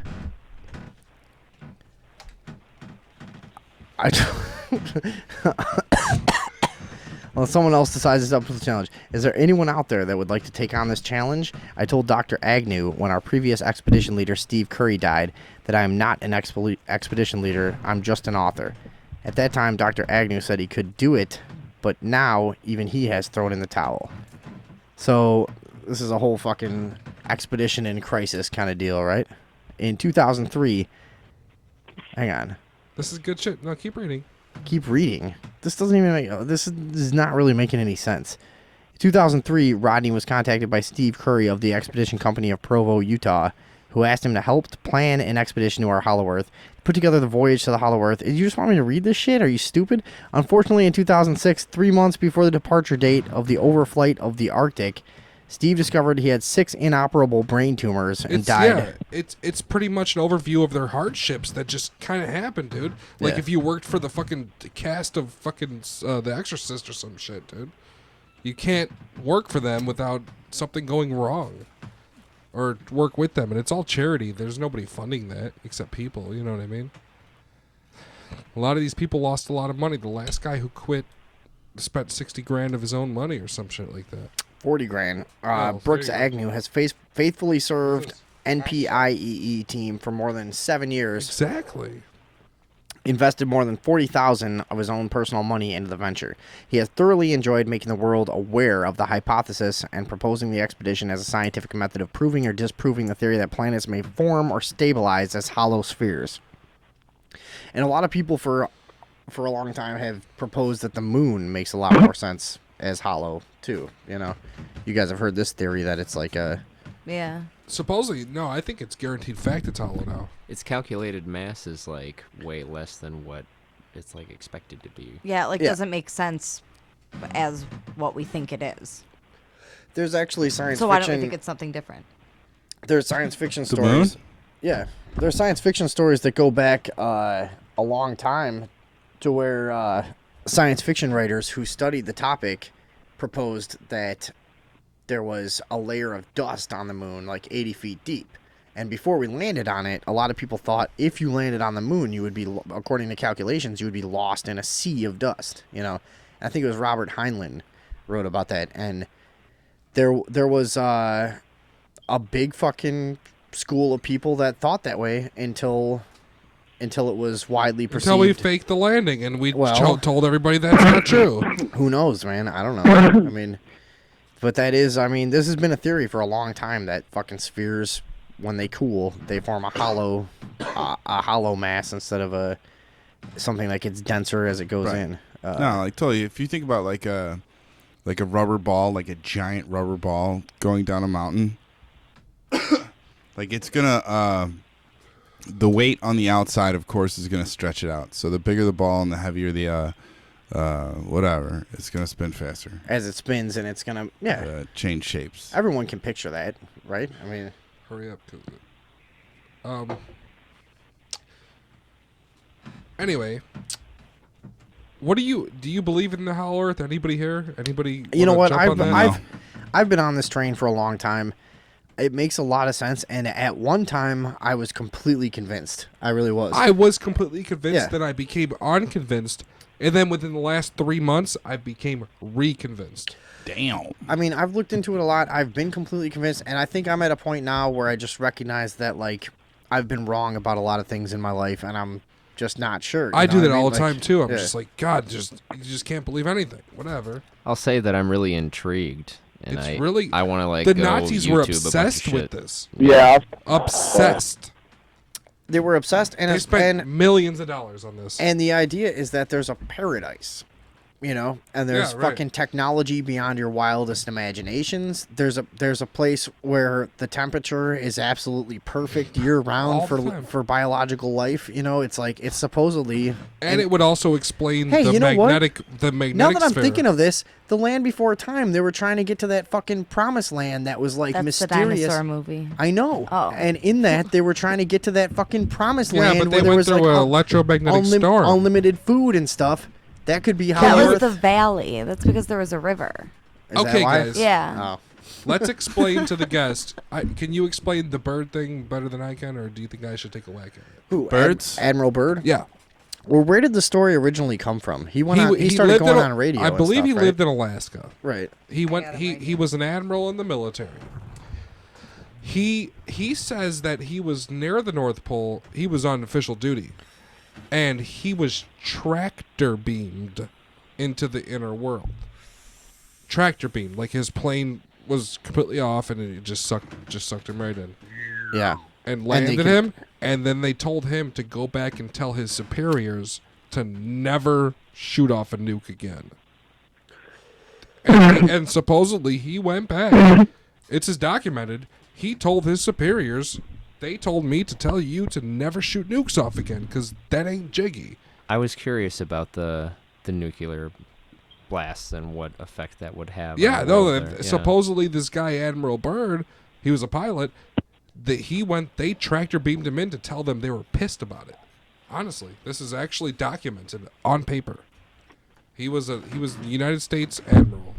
Go ahead. Yeah, You they got the article? released this information and then it was immediately suppressed by the government. And Where was it released? It just says the American Press. Where are you getting this from? Collective Evolution. Well, that's not .com? Yeah. I don't know them, do you? Oh, I know them. But it's a whole overview of like the whole Hollow Earth thing, and it's just got this part about him. It doesn't say anything about him being tractor beamed in, but it does say everything else you said. I think that's a story. Did you hear? You know that, right? What? That he was tractor beamed in. Yeah.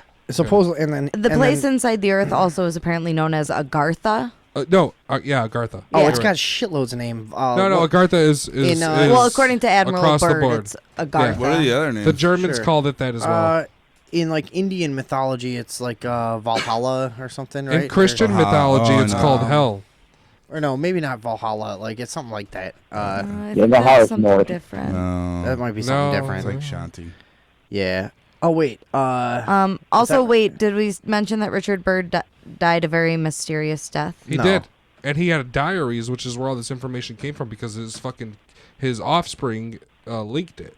His daughter, I believe, is who it was. What did she His leak? son also. His diaries died a about mysterious going death. into the middle of the earth. He didn't. Oh, okay. He wasn't very fucking interested when he was alive of bringing this into the open because he was an probably old would've school died. military guy. He probably was would have died. Don't ask. Don't. He's fucking high die. level Mormons. fucking CIA Man, those pilot. guys, He they came. Got, they got great teeth.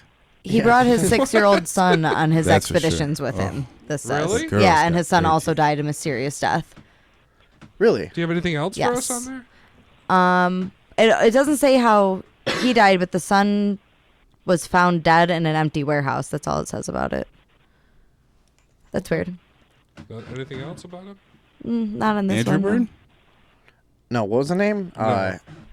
Admiral Richard Byrd. Admiral Richard Richard Byrd. Byrd. I bet you they called them old. And this Dickie. was right after World War II, and Dickie they were, B. and supposedly the people on the inner Earth, the Garthians, were. What are we upset talking about again? The inner, the what are we- Earth being honestly? people living on the inside of the Earth. Oh, dude, like I know people that like just dip on into the sewers whenever they're like sketched out with the world. They just like go under the hubcap, whatever. Yeah. Well, you know, Like the Ninja Turtles. Just like the Ninja Turtles. I think they pop out to fight crimes. the funny part about it is that there's a lot of evidence to suggest it's true, such as satellites are not allowed to fly over the North Pole, such as planes are not allowed to fly over the North Pole. That's international law. That's a conspiracy. Here's another See, everybody high-ranking. flies over the pole. No. Army officer Nobody who falls said over the the same pole. thing. You are not Everybody allowed to did. fly I a fucking plane fly over the pole right now. You ready? Yeah. Let's go. Let's go. See what fucking like gets sucked into the middle of the earth. No shit. Here's what we're gonna do. First, we're gonna go to the airport. Which one do you want to go to? Yeah. We could call no, an I'm asking. airline right now. Which one? We called airlines before. O'Hare or No, we gotta go international. That's O'Hare, yeah. You're right. well, Midway doesn't have international. No, that's just domestic. Just it is? domestic. Yeah. All right. Then what were we talking about again? We're talking about Spinning flying Earth? out of O'Hare Oh, yeah, into flying the out of and Earth. hijacking the Oh, plane and yes. going to the No, middle of no, the no, planet. No, just, okay, so we're gonna go O'Hare to Portland to let's go to someplace like Anchorage because I can't really. And then we'll roll up to Agartha. Well, I'm saying like I'd probably have to pay like $150 if I went to Canada, so they could do like a background check and find out like my background, and then the second time, then I'd be like only have to pay like $50. But really, if I just fly from like Seattle or something, or Vancouver, Washington, then I could just go straight to Anchorage and fucking hike to Agartha. You Or I can't could hike just to fly Agartha. like- There's water. Way Right, too- fucking into Agartha's Way too far. giant ass. Cold. It'll be But really there's cold. you know there's like the Vikings have fucking ancient tales of their like predecessors hiking north in the winter to get to like greener lands for where they could hunt again and stuff and like farm. That shit is fucking very compelling. Do we still have a caller on the line just ruining the audio for no reason? What are you? He's just like, Yeah, what are you doing there? What are you doing? I was coughing. What did he say? What the hell is He this? said he was coughing. Hollow Earth, artificial moon, This is and long, hollow man. sun. We've got with us Dr. Brooks Agnew, who's the scientific This guy's on the project show. director. This is the guy who quit. This is the No, I've guy seen. who I've quit, and then- watched this whole video. This is the guy who quit to focus solely on his electric pickup company, electric pickup truck company. Oh, nice. Yeah, So what is Pickup trucks? yeah. So this guy has actually the pickup dude Brooks Agnew who wants to go to He the has fucking. he has 3 guys on the line. They're all doctors or MDs or physicists, and he has that. That's not all him. over the galaxy to speak about Hollow Earth, our legacy. They're smart guys. Great. The hollow Earth idea holds that Earth This is is like not. This is like a fucking weird, lazy version of Russell Brand. Like, You're this right. guy, the guy that hosts this show. Like, he's just got like loose fitting clothes and like just fucking like shitty long hair, but he's like way uglier than Russell Brand and not as eloquent. A solid sphere, but is hollow and has openings at the poles, with an inner central sun, and likely even inhabited by beings far more ancient and certainly more intelligent than ourselves. This Well, is Sasha that's not Stone. difficult to imagine. Furthermore, it advances the idea that a highly evolved... Ooh, I hate this guy. Check out these other I am going to enunciate everything so that you know exactly what I am saying. And he's That's not someone's real voice. Yeah, That it was is. funny. No, he's pretending. He's taking like a really like effeminate kind of like stance bald too, guy, and like the bald guy. He throwing sounds like his head, salad back and fingers. Check it forth, out. like- The bald guy is the guy who was the last coordinator of the fucking mission. Okay. Him. To do that is about $3 million to rent the boat, get everybody. That 3 years was spent trying to raise the funds to lease the ship. That was not forthcoming. So we are trying other methods, maybe a smaller team going by air, or maybe even going in the winter time or These late guys are winter actually trying to fucking go to there. see if we can. They're trying to go there. They're dedicating their whole life to it. Right. They had access a it that way. company that was gonna pay for it, then they Good stuff. retracted for no apparent reason. It's all it seems weird. to me that this is something which would... Fast forward to the probably bald do- guy. He- So this guy does a fucking talk show. He doesn't have a microphone. He's talking into the fucking the fucking Which is why we internal can get mic. the bald guy on our show for sure. Oh yeah, we could get this guy on our show because look Fast at how forward. shitty this show. This guy No, I doesn't know. even Who do you want on your show, dude? anybody. Who do you get? What sort of music do you want? We don't do music. We're Yeah. talk radio. We do talk I mostly. mean, like you could talk to these guys, but Hey, they do but music. crowdfunding, I mean, you a could talk campaign. to You them. can do that. Yeah. This guy's That's doing funny, this man. guy's doing a fucking talk show with no microphone. Yeah, I know. No. He's Check just it out. using his Let's get laptop this, mic. Fast forward to the bald guy. He's gonna drop the knowledge on the whole company. Where? Anywhere. Just look at the little pictures. You'll see his bald ass head. There you go. 33,000 square I'm feet. the We're bald expanding to man. 90,000 square feet, and we'll be able to produce about 300 vehicles a month by the first of the year. Thanks, Bill. Bill Donovan, advocates of mainstream science. All right, well we should wrap this up anyways, Gaussian right? mathematics to argue that in a hollow... These guys really tried to go, and then all their shit got fucked up. And They know they really tried to go for like 10 years The now. point is, nobody's ever going to get to the fucking Hollow Earth because there's some Nobody major- can sail themselves to the North Pole without Bullshit, all dude, I'm interference. telling you. The Then Nazis did it. You travel to the North Pole. Dude, let's go. I already said. I know you said that you would hike there from fucking like Canada, but that's You not can gonna just take a happen. plane. We'll fucking You build a can't. plane like the Pippi the, Longstocking. the It'll be international, fucking amazing, the I'm telling FAA you. will not let you fly over the North Pole. FAA? You will get shot out of the fucking sky. By whom? You cannot by the fucking international Dude, it's by like NATO. fucking never-ending story. By dude. You just NATO. gotta By fucking NATO. not get They shot by the fucking NATO giant has carriers boom up there, man. angels. NATO has carriers up there. I'm telling you. That's I'll how it fucking goes, fly man. right in, dude. Oh shit. What do you think, unnamed host? Thank you for tuning in to the Sunday Evening Overdose. We'll be back next week, 9 p.m. Central, with a guest to be yet announced. I want to thank... Holy shit. I want to thank Steve Rhine for being in the studio. Thank you very much. I want to thank my sister Andrea, Expose GMOs on Facebook, for talking bees with us. Yeah, bees. And bees. Robin Bees knees. Strom-Mackey. Strom-Mackey. From And a final word from me. the Earthling. Booyah.